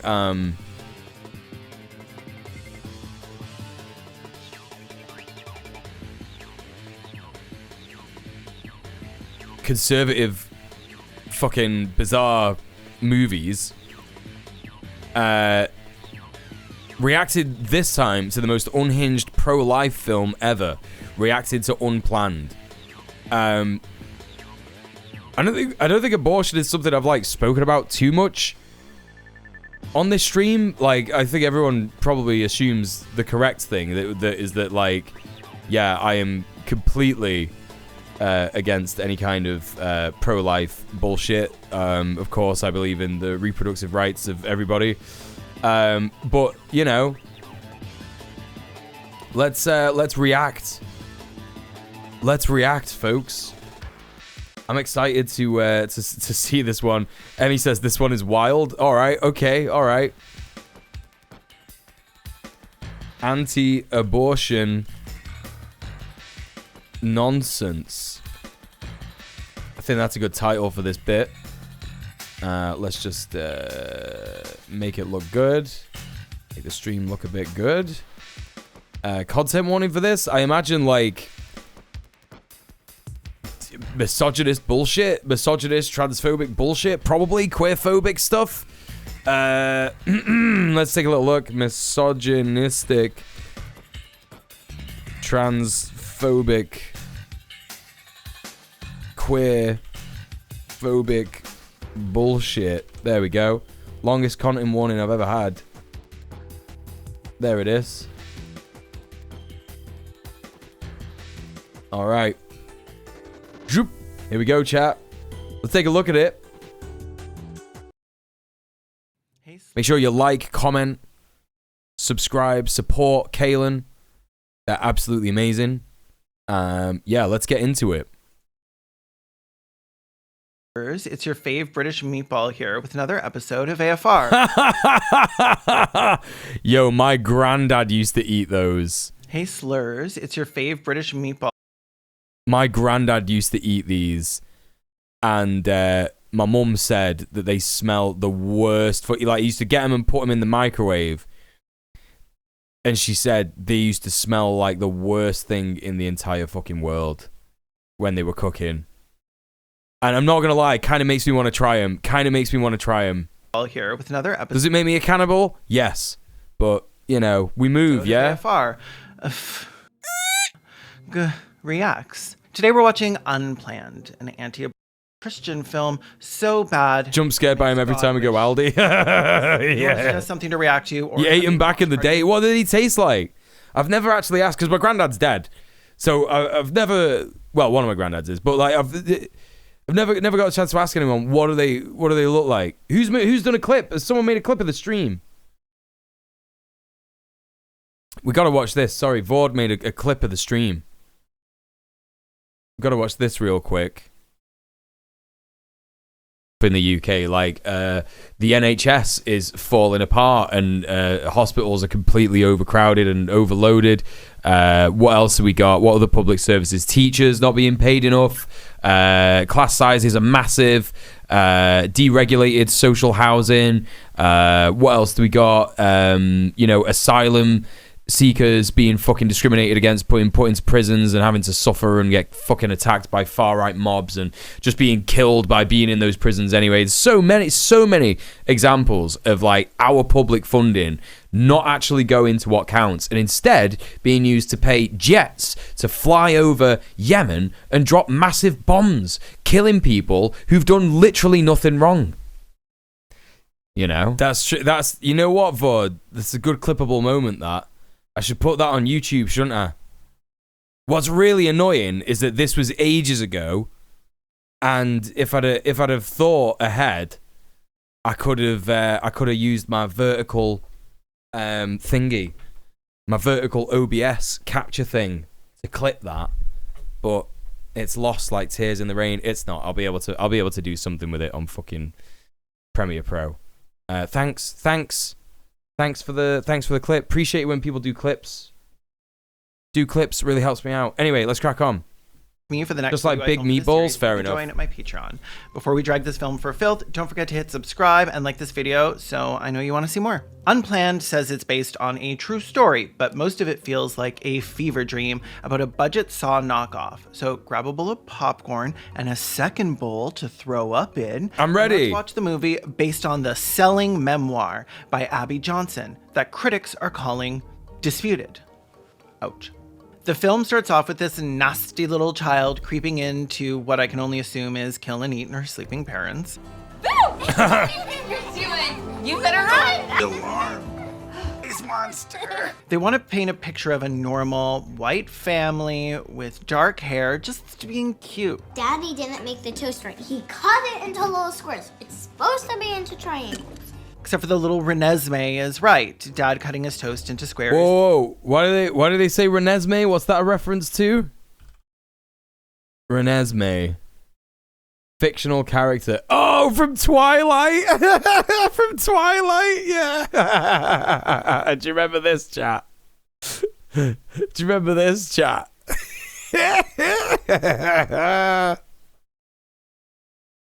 Oh man, that fucking rocks. I for one say we need more practical effects babies. I for one say we need more practical effects babies because, child labor is exploitative. It's not fair. It's not right. Kids can't consent to being on film, especially if they're babies. They don't know what that means. So yeah, more Renesmees is how I'm going with this. Is sick. Probably the worst word you can think of. Twilight CGI baby, yeah. What are you doing? This is what you call... Well, hang on. I thought that was that one that I showed you was the practical effects doll. The one that they used was a CGI baby, right? Remember the adult ass werewolf man that imprinted on the Twilight baby? Wait, what?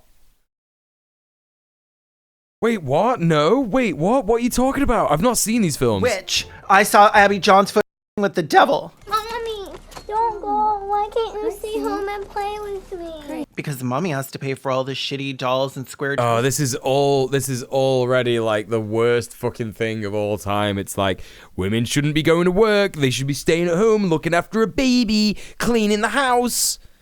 Fucking hell, man. You ungrateful little brat. Abby jets off to work, but she takes the scenic route where she can stare at straight white brown hair. Age down CGI baby face, yeah.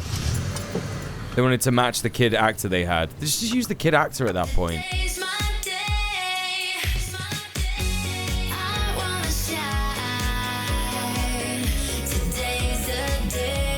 This is just awful production, just to start with. It's just one of the worst things I've ever seen in my entire life. Like, the font is so cringe. Like, be a bit creative and use, like, a non-standard font. Like, what font is this? It's like block letters. Like, come on, man. Like, it just makes me sick. Representation matters. I've been asked 1,000 times, were you really so gullible? Were you really so ambivalent, so naive, so foolish? My answer? Wait, is that a Texas license? It's a Texas license plate. Texas license plate. Is it like a weird secede license plate? I thought it looked like the state is kind of like floating off in the distance, maybe. I don't know. Really so ambivalent, so naive, so foolish? My answer? Yes. And you still are. I often find that people don't like my answers. That's understandable. White font because on my light story grey background. isn't a Graphic neat and design is my tidy one, passion, and it yeah. doesn't come wrapped up in a pretty red bow. That's good because Wolfboy Noja says Wolfboy called dibs on the baby still in the womb for context. What, to like eat or something? Stories never do. I think you're exactly the kind of font from a conservative movie. Yeah, true. Present. True. Story. Present. Story. In fact, it's probably going to make you squirm a bit. The big reveal. Right, listen, chat. I gotta go and get my tea. I'll be back in a sec. Planned Parenthood. Where babies go to die. A bit into her day, a woman in scrubs says they need her help in the back room. Hey, Abby. Sorry to bother you, but they need an extra person in the back room. Are you free? Hey, the solution is huge, and we need an extra set of hands getting it out. Even though I'd been with Planned Parenthood for almost 8 years, I'd never been called into the procedure room to help the surgical team with an abortion. Yeah, this doesn't happen. That's why it hasn't happened. And likely still hasn't happened for a reason.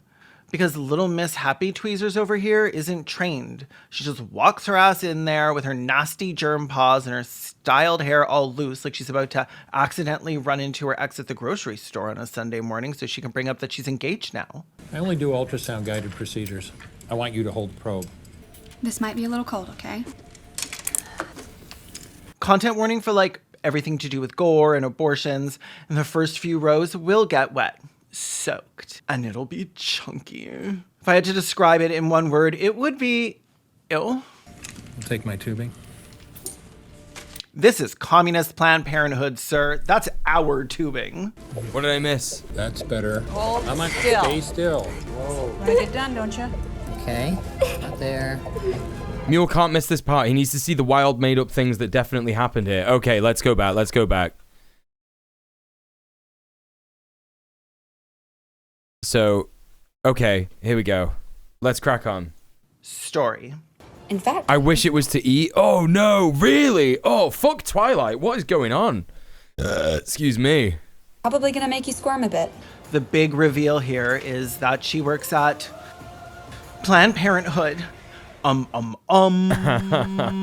where my babies God. go to die. It's A bit true. into her day, a woman in scrubs says they need her help in the back room. Hey, Abby. Sorry to bother you, but they need an extra person in the back room. Are you free? Hey, the solution is The back room?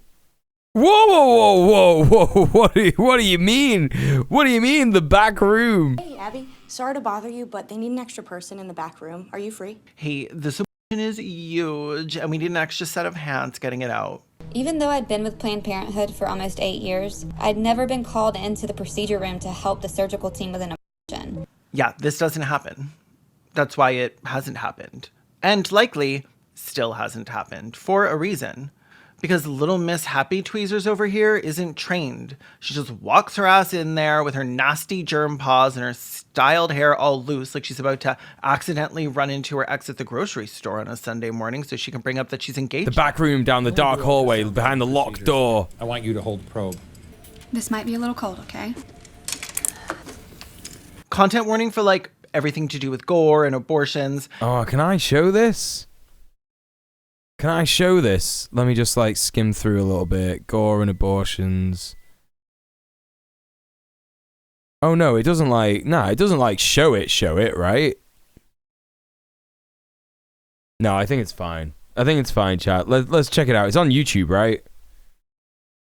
And the first few rows will get It's blurred. Oh, okay, that's fine then. and Yeah. it'll be chunky. If I had to describe it in one word, it would be ill. I'll take my tubing. This is communist Planned Parenthood, sir. That's our tubing. Okay, that's better. Hold I'm on. still. Stay still. Whoa. Want to get done, don't you? Okay, not there. It just moved. What? Shut the fuck up. Shut the fuck up. Oh, this is fucking great, chat. This is so good. This is so good. Okay, not there. No way, dude.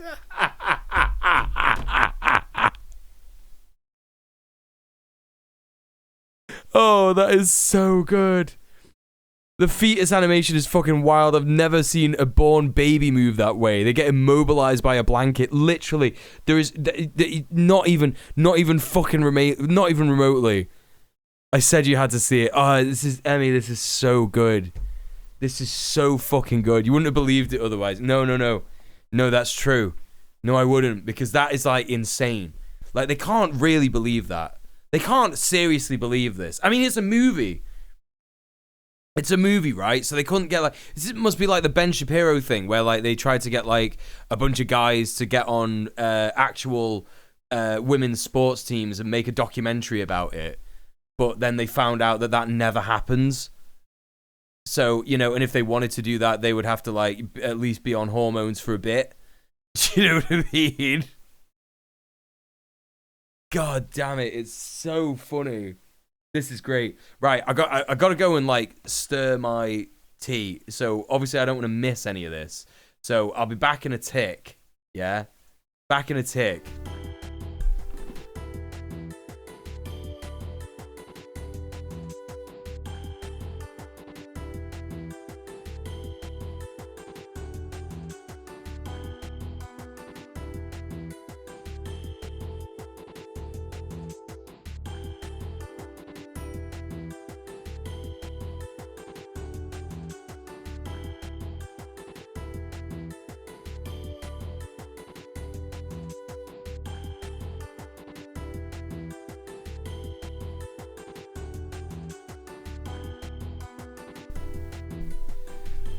Also, yeah, like the you know, it's obviously they're pretending that there's some kind of like super intense surgical thing that has to be done, and they're making out that it's like assault. That's what they're making out. Yeah, they're making out that like they're forcing this woman into this. They're saying, "You want this, don't you?" Like it's rape or something. It's like, what the fuck, man? It's fucked up. Yeah, you can back out of an abortion at any time. Like, it's not like this. Like, every single person who I know who has had an abortion has taken a pill and sat in the bath. Like, that's how it goes down. Do you know what I mean?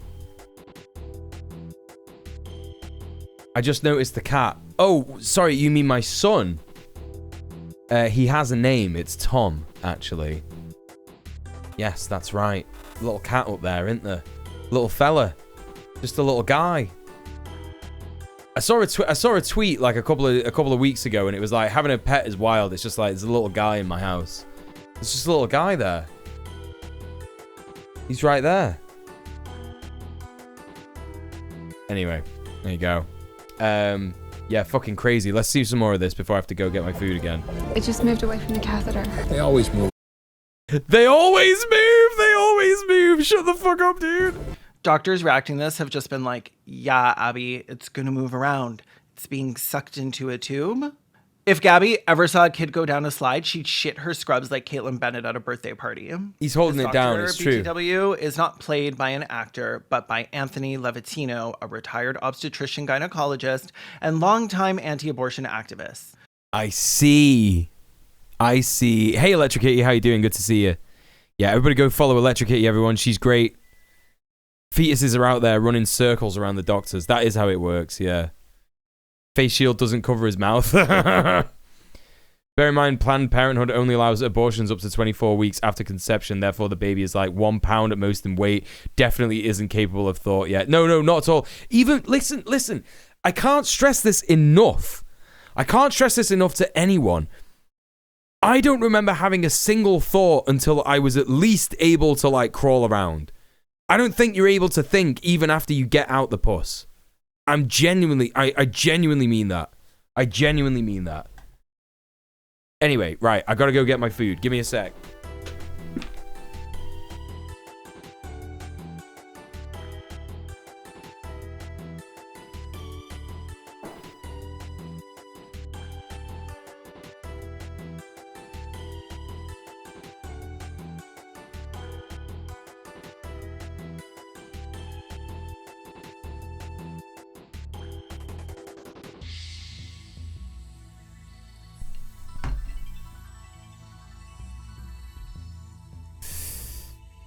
I'm not against abortion. There's too many people. 8 billion is way too much. Nah, we got room for more. And you know, people don't have abortions because there's too many people on the planet. People have abortions because of things like they've been raped or someone lied to them and said that they were like, you know, what else? You know, that they had a condom, or the condom, you know, it's all sorts of things, all sorts of reasons, you know. Your personality doesn't even fully develop until after 5 to 8, hence why DID is a thing. Yeah, I don't know much about DID, but I agree with that first thing you said, for sure. Yeah. Doesn't look like a baby as they shown in the scan either. Yeah. This is crazy. If I ended up pregnant and didn't want to be and wasn't able to have an abortion, it would not be good. I'm not meant to have kids. Yeah, there's some people who like legit can't have kids, like it would kill them, yeah? There's that too. They could probably think prior to birth. They tend to get active and move around when the parent lies down to sleep because they're being shaken anymore. Nah, they're not thinking, Ludo. I don't agree with that at all. Like that's not like thinking. That's not like thinking. That's just like instinct. Do you know what I mean? That's not like cognizant, I am alive, I am aware of what's going on and shit like that. Nah, I don't buy it. I don't buy it for a second that they think. Also, the only doctor in the world that agreed that this is something that could plausibly happen.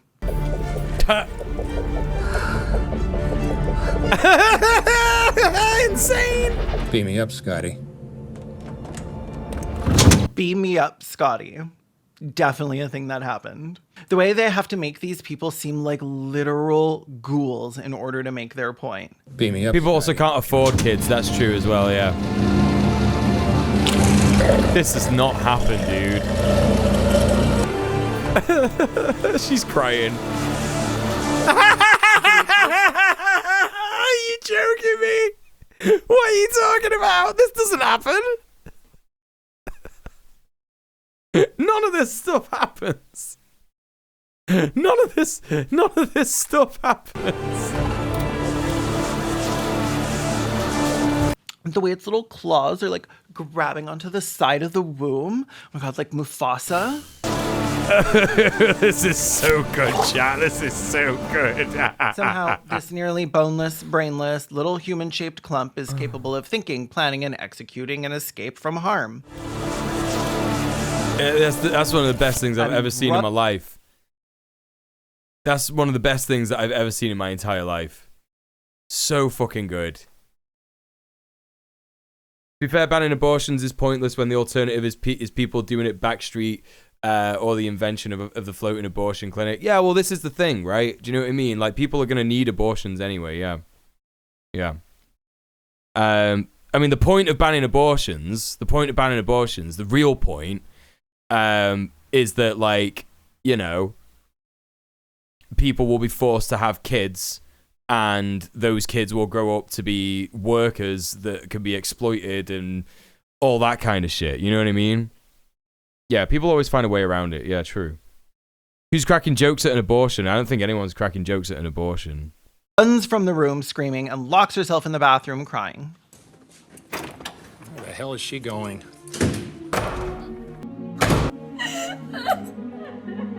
Me when the water won't run clear. Do you need a doctor? He is the last person that I want to see right now. We were sent back in time 8 years, and we get to meet teenage Abby. It's a rough 18. Teenager is one backpack. I also like that her hair is styled the same. She just has a little scrunchie in it to show how she's young and has no taste. She's recruited to They also know that volunteer rich by people Planned still have Parenthood access. rep, That's which true. explains that if you're That's against true. abortion, helping Planned Parenthood provide safe access. Right, chat, I'm just going to like pop the face cam off while I eat my food so you don't have to see me make a mess. And I don't trigger anyone's eating disorders or anything. So, yeah, back in a tick. To contraceptives will actually reduce the number of abortions that people need to have. But at Planned Parenthood, our goal is to make abortions rare. Rare? What do you mean? Well, by making birth control freely accessible, thousands and thousands of abortions aren't required. I've never heard of that before. Hard to believe that there's still some people out there that want to tell us what we can and can't do with our body. You know, I completely agree with equal rights for women. But yes, feminist ally. Okay, sign me up. I left campus that day as a proud champion of women in crisis. Well, hold on. You haven't done anything yet. You signed a form. She said, most girls wouldn't call me a hero for this, but I'm not like other girls. I'm old. How's this for a brilliant insight? Never trust a decision you don't want your mom to know about. Me when I'm about to get absolutely destroyed by a guy's huge cock while another guy is down my Isn't there someone I forgot to check in with? My mom. What if your mom is racist, Libby? But she didn't think about that. Hi. Right. Are you Abby? I am. Hi, I'm Summer. Summer, nice to meet you. Nice to meet you too. So Gabby and Ponytail do a walk and talk where she describes the plan. Don't engage with the protesters, find the people who pull them into the parking lot quickly, and distract them from the screaming. Also, they get like ugly little vests. Here, put this on so everyone knows you're with the clinic. They could get them cuter little identifiers. Like, what about like a shield? It can be all like bright and noticeable, but it's still an accessory that's more practical. What if somebody throws something? We've still got a few minutes before first arrival. Kaylin is literally one of the best. 2229. I am awful at remembering that. Would die for Kaylin. It spells baby. Oh, that's easy. It spells anus. It also spells Abby. So you should be able to remember. Excuse me, Cheryl. This is Abby. She's our newest volunteer escort. Abby, this is Cheryl D'Alessandro, clinic director. Oh, Miss Calendar, what are you doing here? Ariana, what are you doing here? She looks amazing. I haven't seen you since Angelus ripped out your lying little Giles heartbreaking throat. Why do they? Yeah, I can imagine missed a piece of work, yeah. Abortions. On Saturdays, we only do abortions. On Wednesdays, we wear pink. Here we go. First client. Hey, princess. Does Daddy know that you're here? Yeah. Oh, here they come. Hi, Twinkies. How you doing? Hi, Twinkies. How you doing? What? Okay.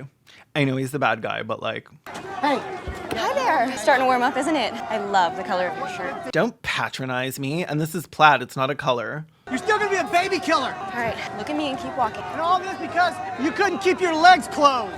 The way the movie shows how misogynistic Yeah, how is this guy supposed to be a good guy? these people are, but doesn't get that it's also not okay.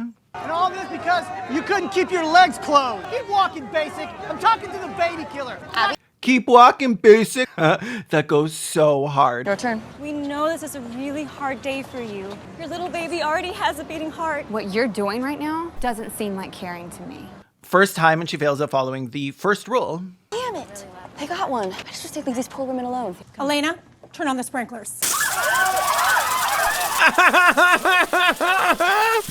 They don't do that. They could get sued. Chat, this is outrageous. This is outrageous.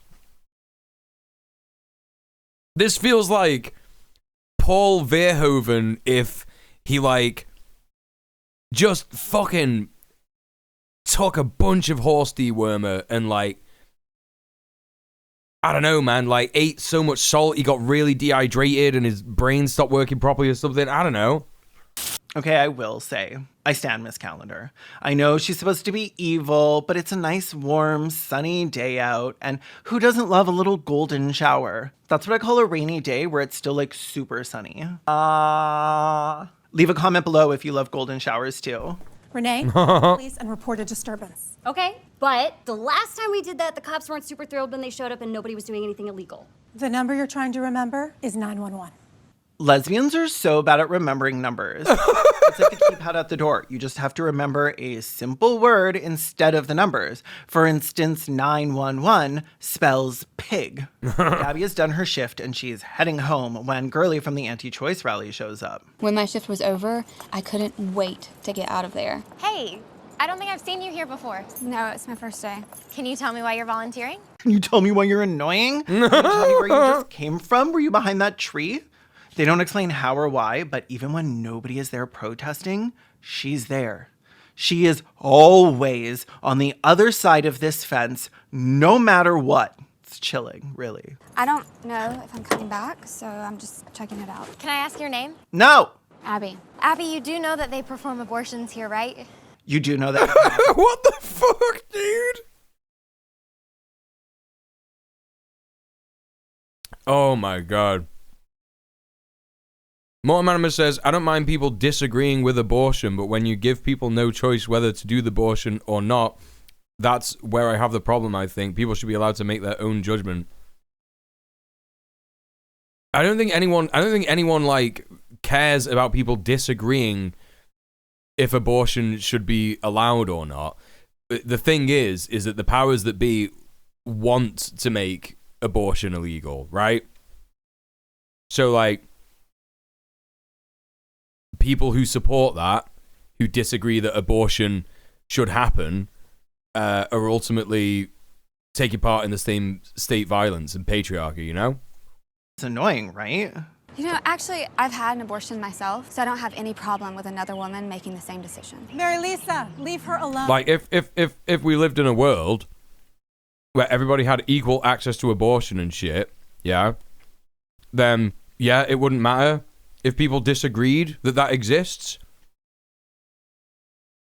What you've got to remember, Mort, yeah, is that there's people in this chat who live in states where they don't have that right anymore.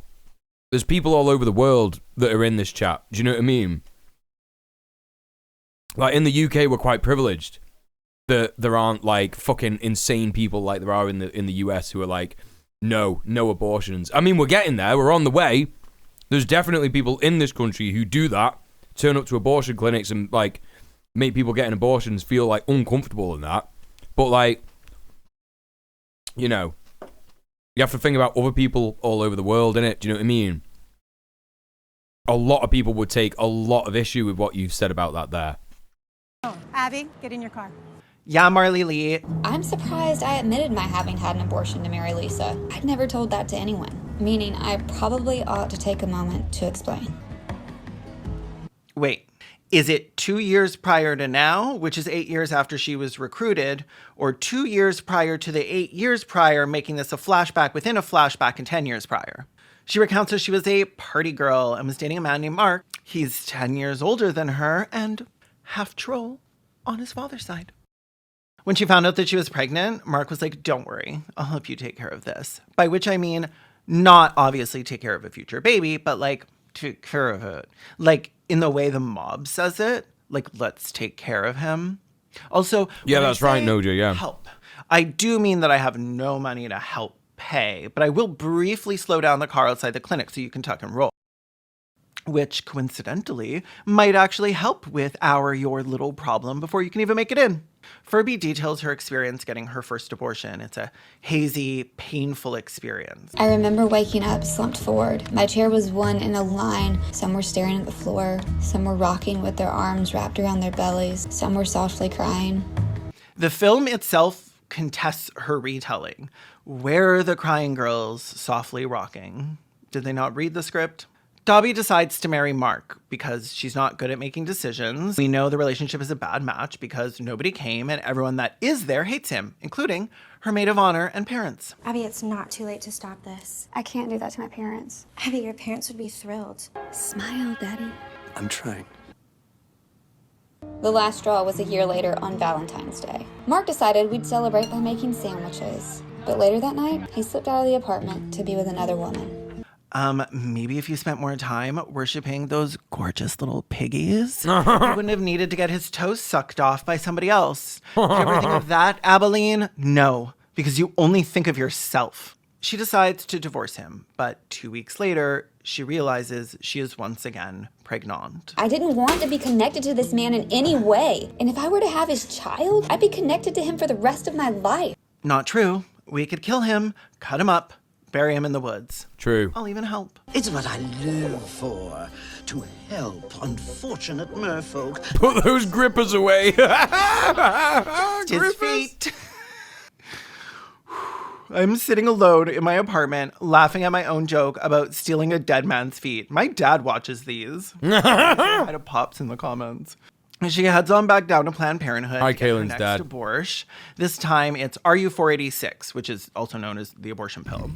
The next day, in preparation for her light bleeding, she climbed onto her light-colored sheets for a light nap. The following scene is her waking up with a different LUT on, crying and throwing up and bleeding chunks all up on that bathroom floor and then shoveling them into the toilet with her cupped hands. I don't know that YouTube is going to let me show that. I'm going to try, but it was both not realistic and not cute.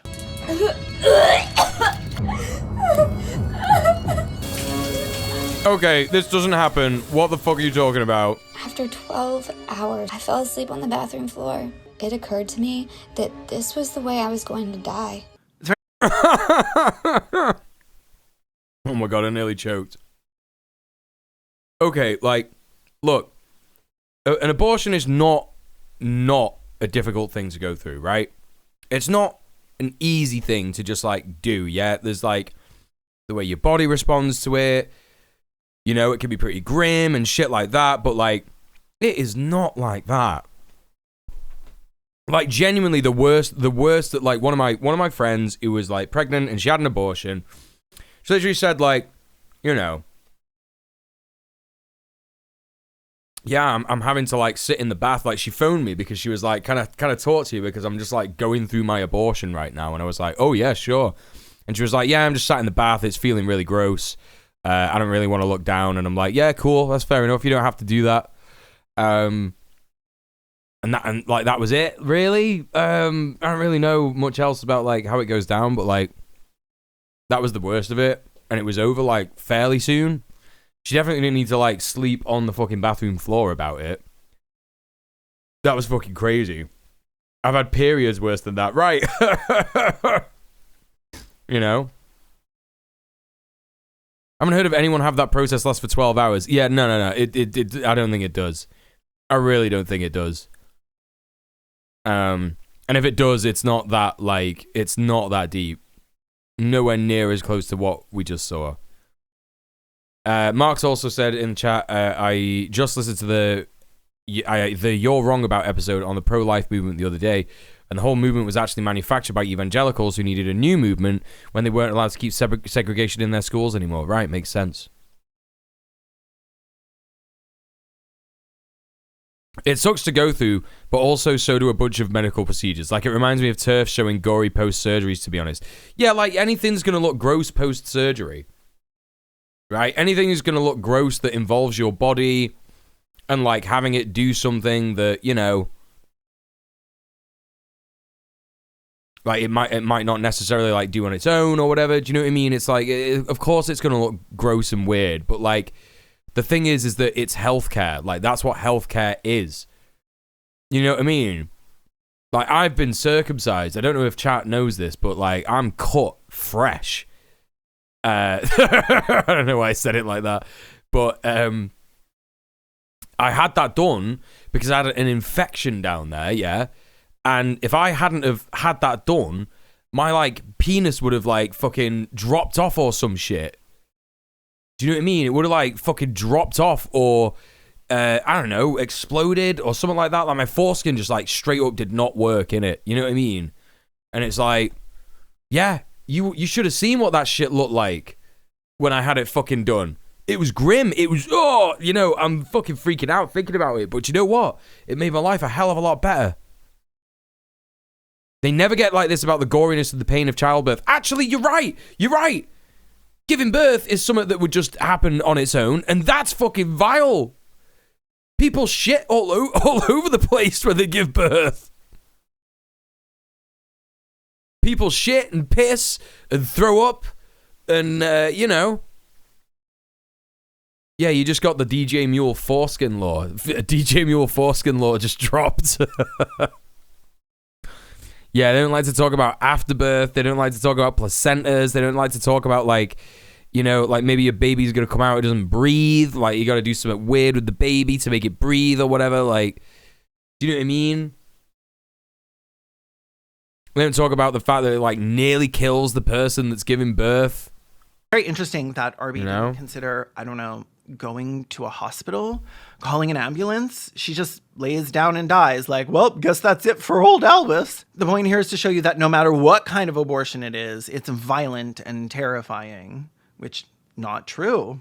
She says that she went through 2 months of blood clots and cramps, but decides to go back to Planned Parenthood anyways, and is sent out to volunteer as one of the recruiters that lured her into their disgusting cult of healthcare and sound medical advice. Well, it's good to have you back. By the way, we have an opportunity I think you might be perfect for. Really? Are you familiar with Planned Parenthood? Eventually, this turns into a career for Abby, who becomes a counselor at the clinic. And this causes problems with her anti-choice parents and sexy, rude husband. In my life. The way I see it, the real issue is viability. At that point, the fetus could live outside the womb. Viability keeps changing as medical science improves. Are you saying that the measure of what's moral or immoral changes as medical science advances? Yes, I am saying that. I am saying that as we understand things more clearly and gather more data, that should inform the way we form our ethical framework. What are you saying? Something stupid? Fair warning, Doug. Dr. Dobson's book. Bet they won't show a back alley abortion. Yeah, definitely not. I still own it. All right, who's up for dessert? Abby, sweetie, why don't you help me? Mama's a hater, like straight up. She does not like her daughter. It's almost like it would be better if she didn't have one in the first place. But anyway, they cozy up in the kitchen and talk about how much they love cancer. You won't believe what happened this week. A woman came in with abdominal pain, and when we examined her, we discovered it was uterine cancer. That's nice. Hippie-looking wasps are always the worst. She gets married again, and you know it's a fruitful, God-approved marriage because people showed up and everyone's smiling. You're not supposed to look happier than I do. Why not? You got it right. Why is it that, like, you know, every single conservative man that they have in these fucking films is just like not hot, not even remotely around like the realm of hot. Like, yeah, I know that, like, you know, I shouldn't be commenting on like aesthetically pleasing people, but let's face it, I'm judging them on their own standards. You know, this guy's not attractive. He's just like basic. This time. Just 1 second, hold on. Abby! Oh, there she is again, just gabbing with her gal pals outside the Borscht Clinic. Hi, Mary Lisa. You look really nice today. Well, thank you. I am the new counselor. And they're besties now, which according to every account from Abby and the people in her life before she wrote the book, is definitely not what she claimed had happened. Well, I am sure you are going to be the best counselor they have ever had. Oh, hey, Queen. I recognize one of mine. This movie was in desperate need of a twink. Friend? Who's fiance? Fiance. Oh. Yeah. She makes me come. I don't believe. That had to be an edit. That had to be an edit. That's so good. That's so fucking good. No, I think like she makes me come to the protests, but like Kaylin is obviously like got their mind in the gutter. Let's read some more chat stuff. Most people who go through late-term abortions are usually really fucked up about it because they usually wanted the kid. It's the end of the second or third trimester, but something went wrong. The pregnancy isn't viable anymore. It's a tragedy, but not for the reason these people are pushing. Yeah, definitely.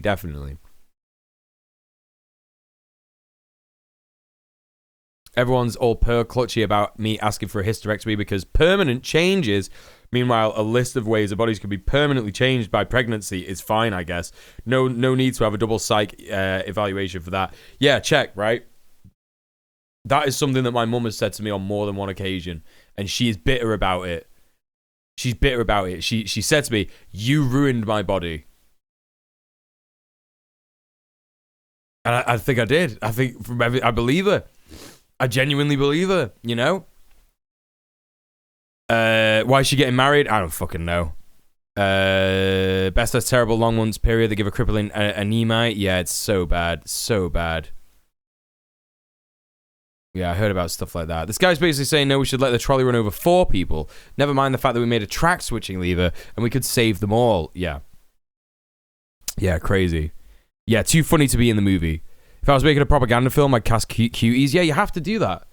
You actually have to do that. It's the law. You. Yeah. She makes me come here. Oh, okay, I believe that. Well, congratulations, you two. I wish you every happiness. Thanks, Abby. Bye, Queen. I bet it smells really good. And I mean that as a compliment. Oh boy, Def has a full lineup of sick clones at home.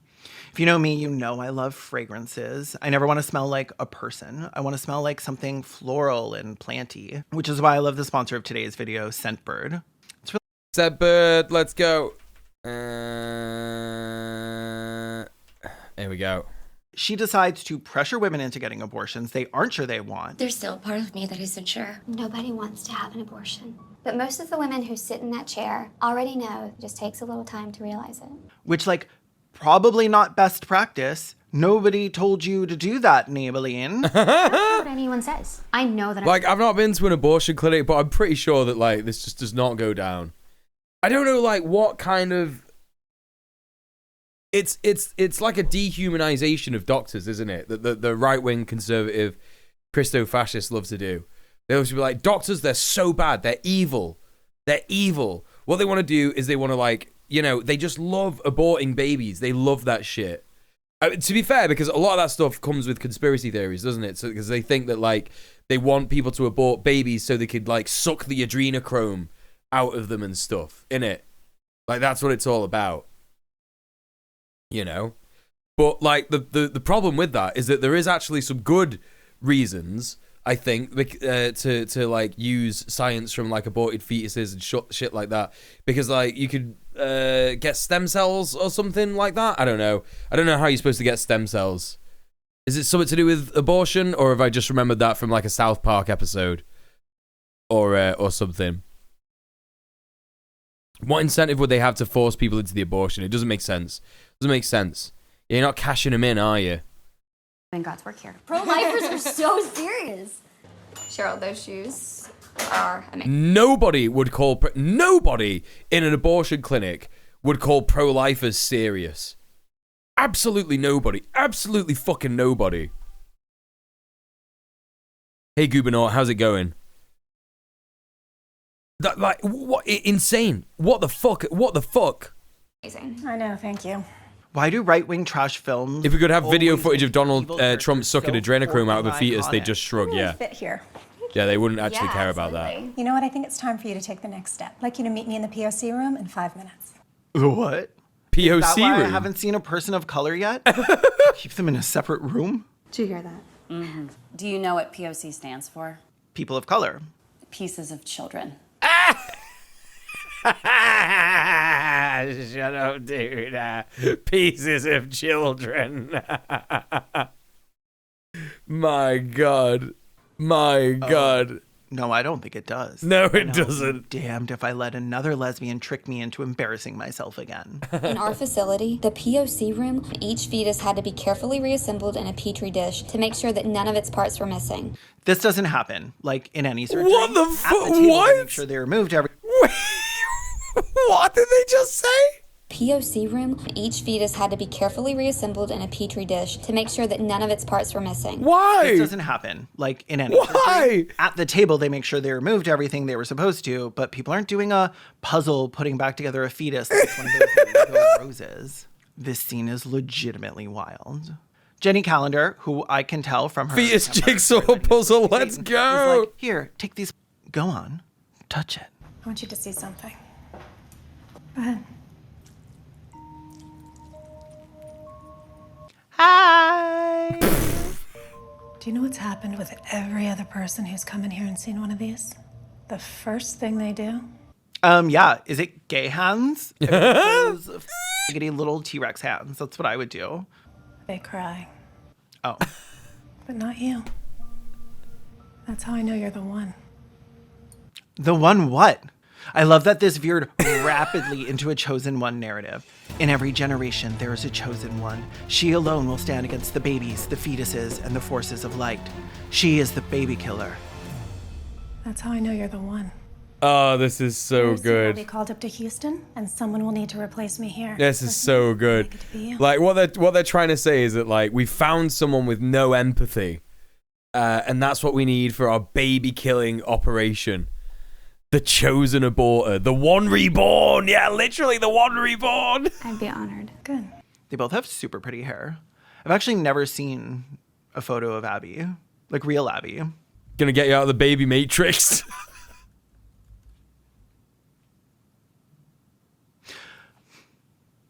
Okay, they definitely have different hair. Babe, are you sure you're not pregnant? No, but I'm seeing Oh, in your right it's arm. based on an actual person. Is that what this movie's saying? This is like based on a true story. And I'm thinking maybe let's try again right now. No, I am not pregnant. Okay. She gets a test from work and is like, well, damn, he was right. That stupid sex. We're laughing, but this film has probably scared the shit out of someone. Absolutely. Was right. You know, we could take care of that for you if you'd like. What? Not all workplaces have bennies like that. It's like how Starbucks lets you take home a pound of coffee. Satan tries to talk Battery into an abortion, but she convinces her that she won't let it interrupt her work too much.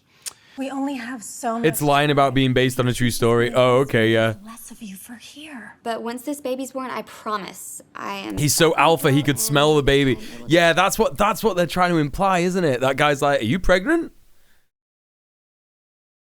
Like, are you pregnant? You know? He could smell it. He could sense it. My penis could tell when you're pregnant. Like, they love to say shit like that, don't they? These weird fucking anti-abortion, like, conservative weirdos on Twitter. They love to say things like, a penis can tell when a woman has accepted his sperm and will perform better for years and years and years. It's been told. Like, what was that thing recently about, like, sperm? I can't even say it without laughing. Someone was saying that sperm stays inside someone's body. If it gets in your body, it stays in your body for like the rest of your life.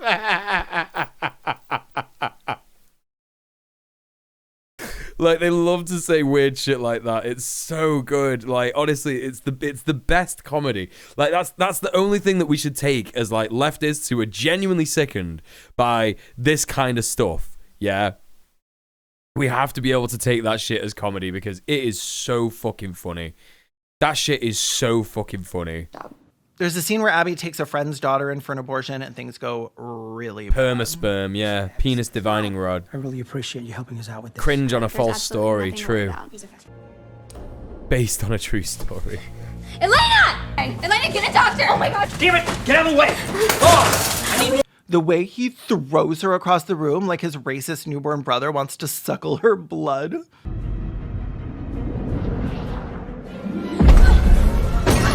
Oh, another Twilight reference. Gotcha. He's perforated the uterus. Okay, well, I'm gonna call an ambulance. No ambulance! What's happening? not do that. By the way, what's happening? I don't know what's happening. Once this baby's born, I promise I'm back on the pill. This is where I remember understanding what was going on. But once this baby's born, I promise I am back on the pill, and maybe this time it will do its job. There's a scene where Abby takes a friend's daughter in for an abortion and things go really bad. Listen to what Abby says. Rob. I really appreciate you helping us out with this. But there's absolutely nothing to worry about. Oh, this is just in the waiting room. Elena, get a doctor! Oh my god! Damn it! Get out of the way! Oh! I need... The way he throws her across the room like his racist newborn brother wants to suckle her blood. I think I got confused by the Twilight reference. He's perforated the uterus. Okay, well, I'm gonna call an ambulance. Who's perforated the uterus? What do you mean he's perforated the uterus? What is this? What's going on? No ambulance! We do not do that. We never do that. 911 calls are recorded, and she is not going to remember any of this.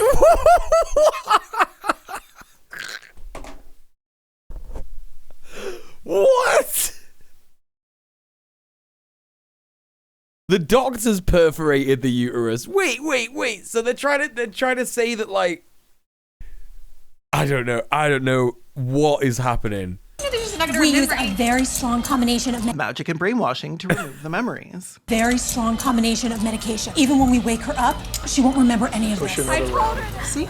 Everything's under control. Not according to that vein in your forehead. I can hear your heart pumping through it. Satan tells Abby to go reassure her acting like abortion clinics work like the Bene Gesserit, yeah. Which lying little Abby decides means big yawn lie time. to him. Christina, but we had another patient who forgot to mention an allergy to a medication that we use. Oh, yes. Everything's all right? She's fine. So how much longer is she going to be? I mean, if you want to know if we have, like, time, like, yeah, I think I could get you there. And later that afternoon, after terminating 38 pregnancies, we spent 2 hours celebrating mine with cake and flowers and baby gifts. Abby! She was counting how many pregnancies she aborted. Why are you here? Nobody else is here. You're expecting. What gave it away? When are you due? Thanksgiving. Mine too. That lady just like lives there. She just lives outside the abortion clinic. Seriously? You're so tiny. Small. Half-gay babies are so skinny you can't even see it. What's up, buddy? Me when the water won't run clear. A mere 22 hours later. Yeah, that's how anesthetic works. You're not gonna remember anything. Yeah, that's right. A little baby named Grace. And her mom is like, now that you have a baby, I assume you're done with your career? Are you looking forward to being home? For the next 8 weeks, I am. Don't you think that child needs you? It's 2024, Mom. Women can both have and kill babies. Read your internet. She wants me to be the director of the clinic. What's wrong? I guess I hope that Grace's birth meant the end of all this. Obviously it doesn't. The end of all this. Like, that might be the only accurate thing in the film, right? Like, conservative mums, they don't actually want to talk about the thing that they don't like. So, like, you know, if someone is dating, you know, if someone's gay and they're dating, you know, someone of the same gender and stuff, they're gonna be like, oh, I hope all this is just like kind of good. They can't say that their kid is gay. She can't say that her daughter is a baby killer. She just can't say it. Her and her mum are the same age. True. Oh, so she's so against abortions, but she just RU-486'd my man's lunch? She's not leaving. Wait, how old is your dad? I mean, he's obviously beekeeping age. I don't know. I think it's kind of sweet. I believe that she will. No, she won't. She's got aspirations. When she says aspirations, it sounds like a slur. What is up with that? No, she's got aspirations, like...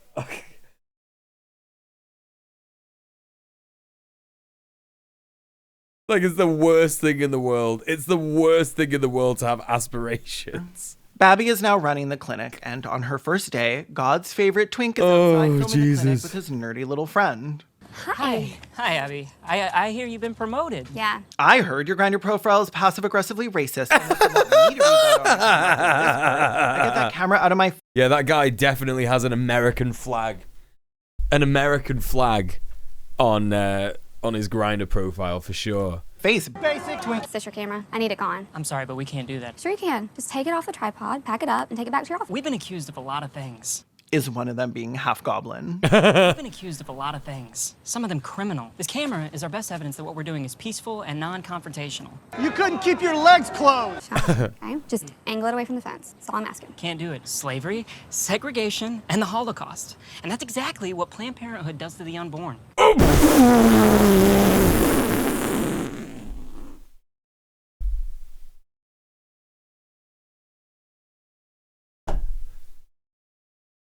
Like, this isn't even like a joke. Like, that guy is supposed to be like the good and correct guy of the movie, right? But that is like, it's something that you would like make a satirical character of like a kid. He feels like satire. He feels like the satirical character in the movie. Like, I just cannot even comprehend how they thought that no one would laugh at that. I will not Hear a lecture about killing potential babies from the mouth of a man who has swallowed millions of them. Good day, Mary. Well, that went well. I said good day. Yeah, fucking sprinkle the Finally, she makes a cunts. good decision. Fuck them off. That twink was begging for a gold shower. We get a little compilation of her doing what she calls selling abortions, which again, she never says anyone told her to do. Part of my job as clinic director was selling abortions. Yeah, the people who made this movie would definitely have been okay with the Guys who tried Holocaust. to I sell you agree. timeshare, they had I agree. nothing on me. Just keeps pushing people for pretty much no reason. You've already spent $150 on an ultrasound. If I book you today, I'm authorized to credit that towards the cost of your procedure. And at 10 weeks, the price goes up $100, plus you lose a discount. Choosing to wait is going to cost you an additional $250. Girl math. You know, that's a really good point, one who reads. Yeah? If they know that they have sprinklers at the doctor's, it would be very, very, very, very, very, very, very easy, yeah, to disable them. Like those sprinklers, like let's just like go back here a hot sec and check out this sprinkler bit. Right? Well, that went well. I said good day. The sprinklers look like they're on the outside. They're on the outside. They're within reaching distance. You could stop that in a minute. You could easily stop that in a minute. I don't know why I'm giving him ideas. This doesn't even happen. This isn't even real. It's not even a real thing. It's literally not even a... They're dragging me in. They're pulling me in. Hey, Kumatori, good to see you. Yeah, mild inconveniences, yeah. Oh my god. Yeah, you can put a bucket over each one. It's literally water. It's literally water. That twink was begging for a gold shower. Oh my god, We get a little compilation of her doing what she calls selling abortions, which again, she never says anyone told her to do. Part of my job as clinic director was selling abortions. Yeah, get a grip. I was really good at it. You know those guys who tried to sell you timeshare? They had nothing on me. Just keeps pushing people for pretty much no reason. You've already spent $150 on an ultrasound. If I book you today, I'm authorized to credit that towards the cost of your procedure. And at 10 weeks, the price goes up $100, plus you lose a discount. Choosing to wait is going to cost you an additional $250. Girl math. Hey, Elijah the Prophet. Absolutely. Yeah, time to sell some abortions. Why are you there? Why is your baby there? Wait, are they ghosts? They would be ghosts. That would be Evan Peters, and that would be the brown-haired girl. You know the one. Mouse or whatever. Abby decides to look up her own ultrasound in the files, presumably so she can hold it later and cry dramatically. That's what I do.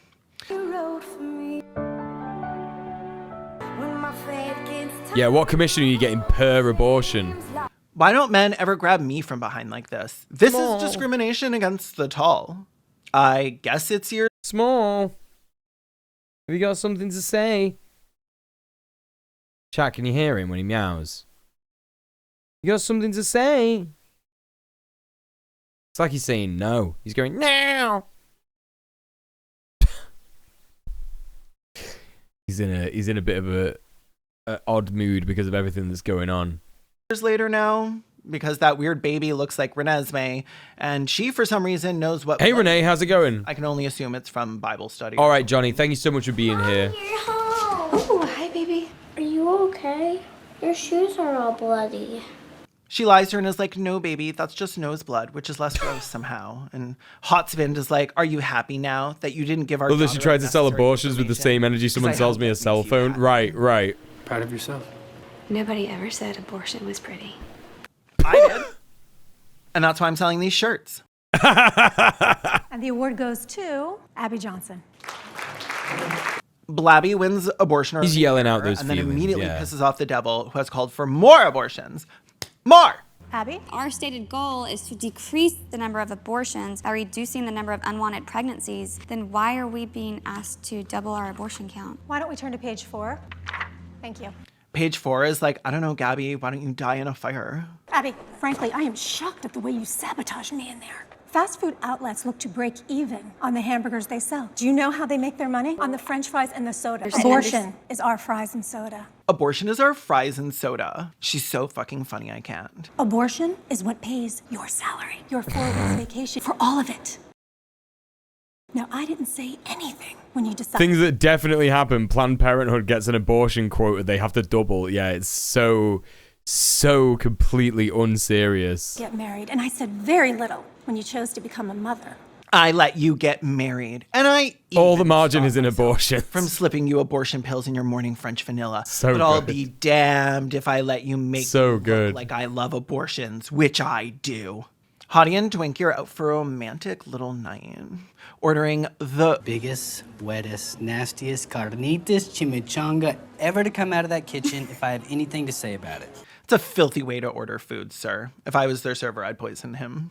Then the movie gets real fucking nasty. Hey, Lost Futures, what's going on? How you doing? Man, George Tiller as a way to create. I don't have favorites. I enjoy all my YouTuber friends equally, actually. Speaking of which, everybody go follow Lost Futures over on YouTube. How you doing? Dr. Tiller was shot in the head this morning. By his own estimate, roughly... How is this not like libelous? Yeah, it's fully Abby libelous, gets called yeah. into headquarters by a stern executive-looking woman. In the film, Abby is told that she's being reprimanded for insubordination, basically. But articles have said that actually she was just shit-talking her coworkers over work emails. I'll need you to sign this acknowledgement that we had this talk, and you are aware. I have faves, you maybe one. Stop it. Hard to believe, but I went back Thank to the you, clinic Lost the next Futures. morning. Appreciate that. That's not hard to believe. You weren't fired. You were written up once in like 10 years. Why wouldn't you go back? Is that what I think it is? Afraid so. What? Do you mind if we pray over it? It's a barrel of dead babies. This movie is actually one of my favorite movies of all time now. I'm sorry. It legitimately is. This is so good. This is so fucking good. They got the barrel of babies. We pray over it. What? Okay. What? You might want to wait. I got another one coming out. Wheeling out the second clump barrel. 2 barrels of dead babies. What is he doing? He's doing like Christian magic. Lord, we commend the souls of these Wait. children. What is he doing? Whose true names are known only to you. Stop him. To your keeping. Sir, stop For we know him. They are with forever. Oh, no! No way! Oh, okay, this has to be not in the film. This has to be not in the film. This has to be not in the film. This has to have been added by Kaylin in post. I don't accept that this is in the movie. I do not accept that this is in the movie. It can't be. It's too funny. It's too on the nose. It's too on the nose. If that's literally in the movie, it's too on the nose. I'm not going to be able to handle it. I'm literally not going to be able to handle it.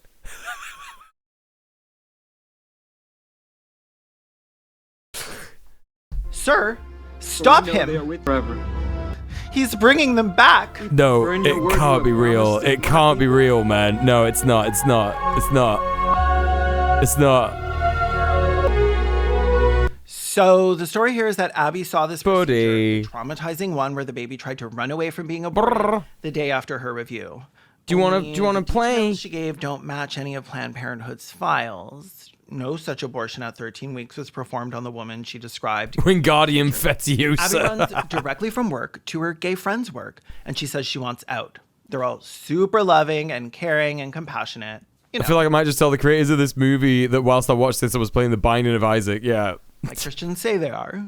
She says she's going to quit, and they offer to help her find Unintentional another job. satire. That shit is so Reality, good. At the time, this is what Abby posted on Facebook.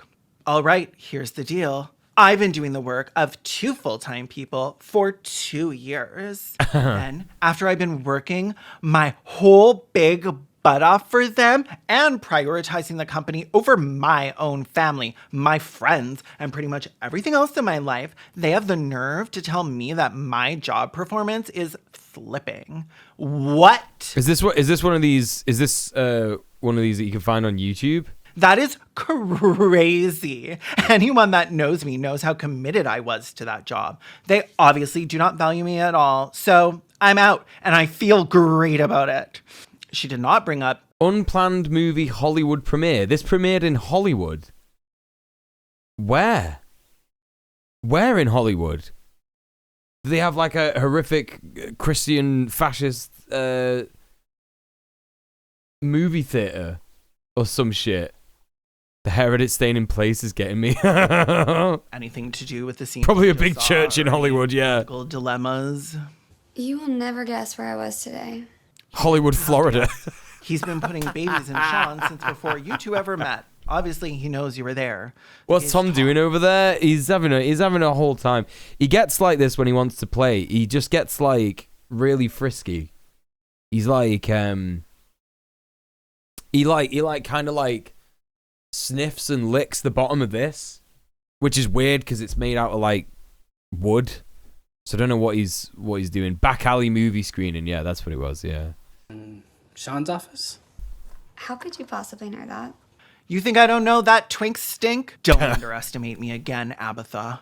She leaves her job, but is Scientology Golden Globes presented by John Travolta, yeah. Over 22,000 abortions. Those women. Whoa, whoa, whoa, whoa, whoa, whoa. Whoa, whoa, whoa, whoa, whoa. Whoa. Excuse me? 22,000? Underestimate me again, Abatha. Is she doing 10 abortions a day? She leaves her job, but is racked by guilt. They have been complicit in over 22,000 abortions. Those women. 22,000? They came to me looking for help, and I lied to them. Yeah, we know you did. Oh, that's but so good. That's so you good. You chose to do that. You seem like you were having fun doing that. And if Planned Parenthood did anything wrong, it was not keeping creeps like you. It's absolutely absurd. Everybody else at Planned Parenthood is chill, but actually you should be feeling guilty because you are a terrible person. Big Christo Fash mega church in Hollywood, yeah. Right, baby. It must be nice to have a man with biceps tell you that the horrible things you did for literally no reason weren't your fault. Let me tell you what's going to happen if you go in that door. She goes back to work. But oh, I see, Emmy. That's cool. That's interesting. Why are you telling me this? Inside that building, they don't offer solutions. They only offer abortions. And if you go through that door, you will not come out the same person. It's a girl's workplace. Weird behavior. But Jenny comes out and she's pissed. She's like, yeah, I know that bit, Emmy. Yeah, I know that bit about scent and territory and stuff. Yeah.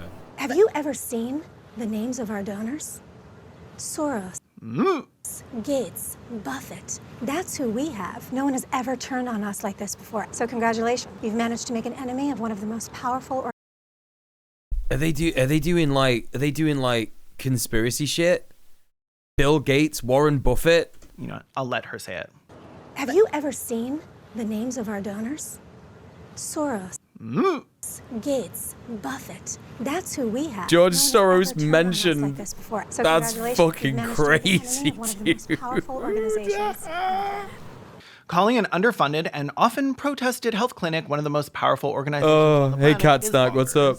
Abby finds out the next day that she's being sued by Planned Parenthood. Abby, meet Jeff. Jeff, meet Abby. I wonder how Twinkle. Right, listen, here's the thing. The only way that someone would get, like, sued by, like, a Planned Parenthood clinic is if they made a libelous film about it like this. You know? Yeah, you know we have the Jews on our side. What are you thinking? Yeah. Incredible. Absolutely incredible. Knows Jeff. Probably something super platonic.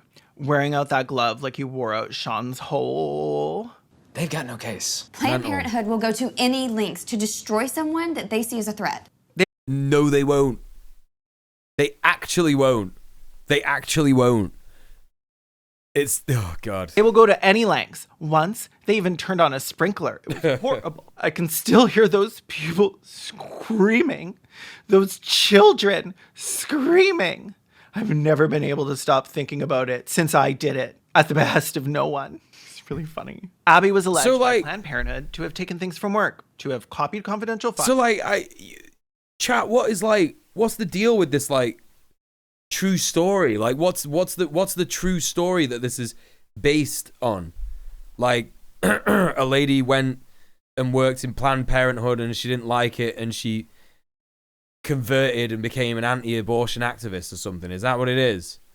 And release the names of doctors who worked there to the Coalition for Life. Planned Parenthood are good. Yeah, they are. They really are. What is really going on? Based on the lady's memoir. They gag us with a court order.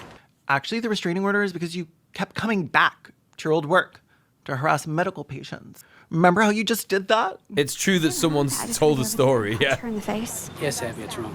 So, this was Abby. It's my job. Beating women is a husband's job, Abby. We've talked about this. I thought now that you were done with this feminist aspiration shit, you'd have stopped being so close. She for real clearly lied, yeah. Abby wins her case and goes on to have like 7 more kids, all of whom have unfortunately had to be raised by her.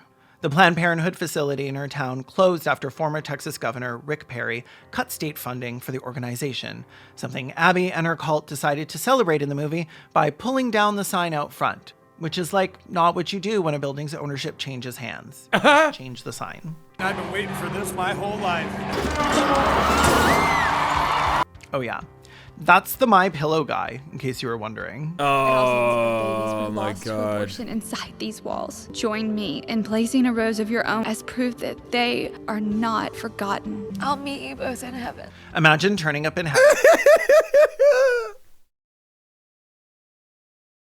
Okay, that's really disrespectful to like people who are actually grieving from like things like what Gobs was saying before, when like, you know, they get to like 3rd trimester shit.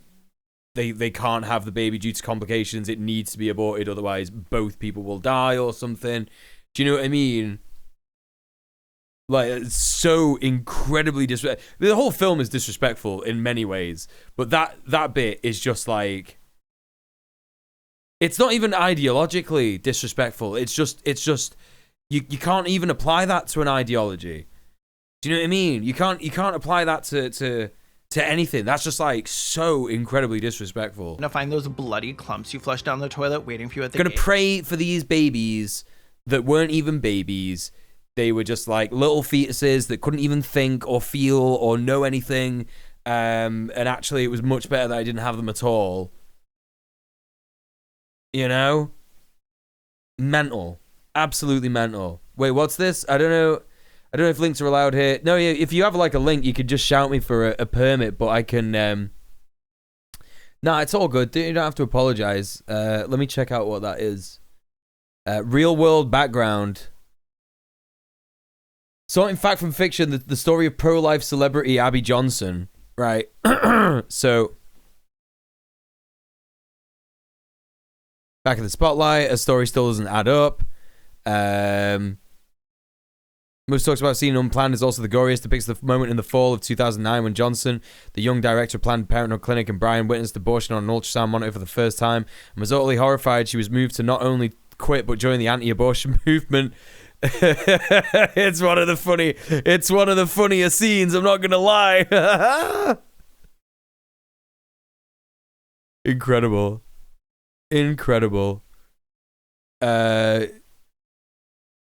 You have no idea as a conspiracy celebrity.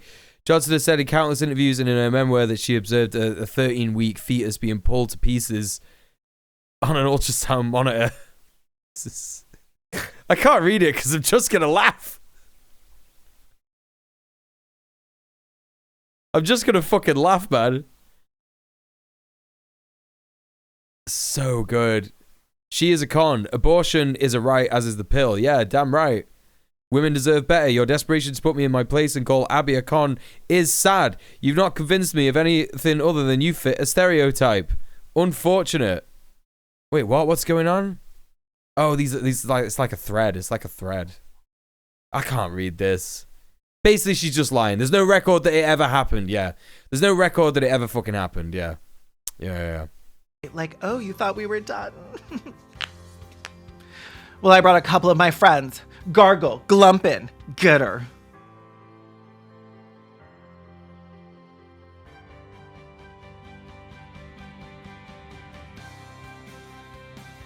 Oh shit, well at least they admit that men can have abortions and babies. I actually texted Hope to that and nothing happened. I guess Hope couldn't afford more than a couple years of that number being registered. Maybe she should have saved some of that Borscht money. Thank you so much for taking the time to watch my video, and thanks to Scentbird for sponsoring this video. Boop. There you go, chat. Make sure you go follow Kalen. Give him a like, subscribe, comment, all that stuff. Yeah, cool. Thanks so much for hanging out, chat. It's been good. It's been really, really good. Thanks so much for getting us to the dono goal today. That's been really fucking awesome. Weight off my mind. Absolute weight off my mind. Yeah, not if you're non-binary. Not if you're non-binary. Yeah. Seb Guev says, hello, my name is Sebastian Guevara. I'm a registered Republican and a right-wing conservative and a hardcore Trump supporter and a huge anti-communist and an anti-war conservative. Okay, no one cares. No one asked. I'm going to end the stream now, Sebastian. Yeah, that's it. That's the end of that. See you in the next one, maybe. Anyway, chat, thanks so much for getting us to the dono goal today. It's been wicked. Really appreciate that. Like I said, weight off my mind. We're going to go ahead and raid someone now. Got a bunch of options to raid. I think we're going to raid... Yeah, I think we're going to go ahead and raid Fudgy Wudgy Chef. She is... Antifa is terrorism. Yeah. Okay, buddy. Yeah, cool, man. Fudgy Wudgy Chef.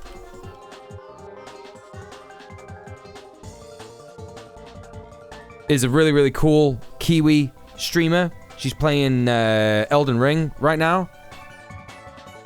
So join me for the raid. Maybe not you, Seb, because you're a fucking freak. But yeah. A bunch of awesome TikToks is how I learned about Fudgy Wudgy Chef. She does some amazing, hilarious, kind of abstract, bizarre TikTok stuff. So go and follow her on TikTok as well. I actually forget what her TikTok is, but you can find that link on the on her stream. If you can't stand 24 hours without me, don't forget I'm on all the socials. Get me on them. Let me put a link to Fudgy Wudgy Chef in the chat. There you go. And yeah, thank you so much for supporting me, everyone. If you're watching this on the VOD channel, please like, comment, subscribe. Really helps me out. Make sure you share the video, tell other people about it as well. And Seb Guev, I will answer this last question from Seb Guev. What are your thoughts on Soviet dictator Joseph Stalin? I thought it was really, really funny when he had sex with your dad. Anyway, thank you so much for being here, everyone. Take it easy. Mwah. Stay excellent to each other. Peace, peace, peace. I'll see you tomorrow. Good night.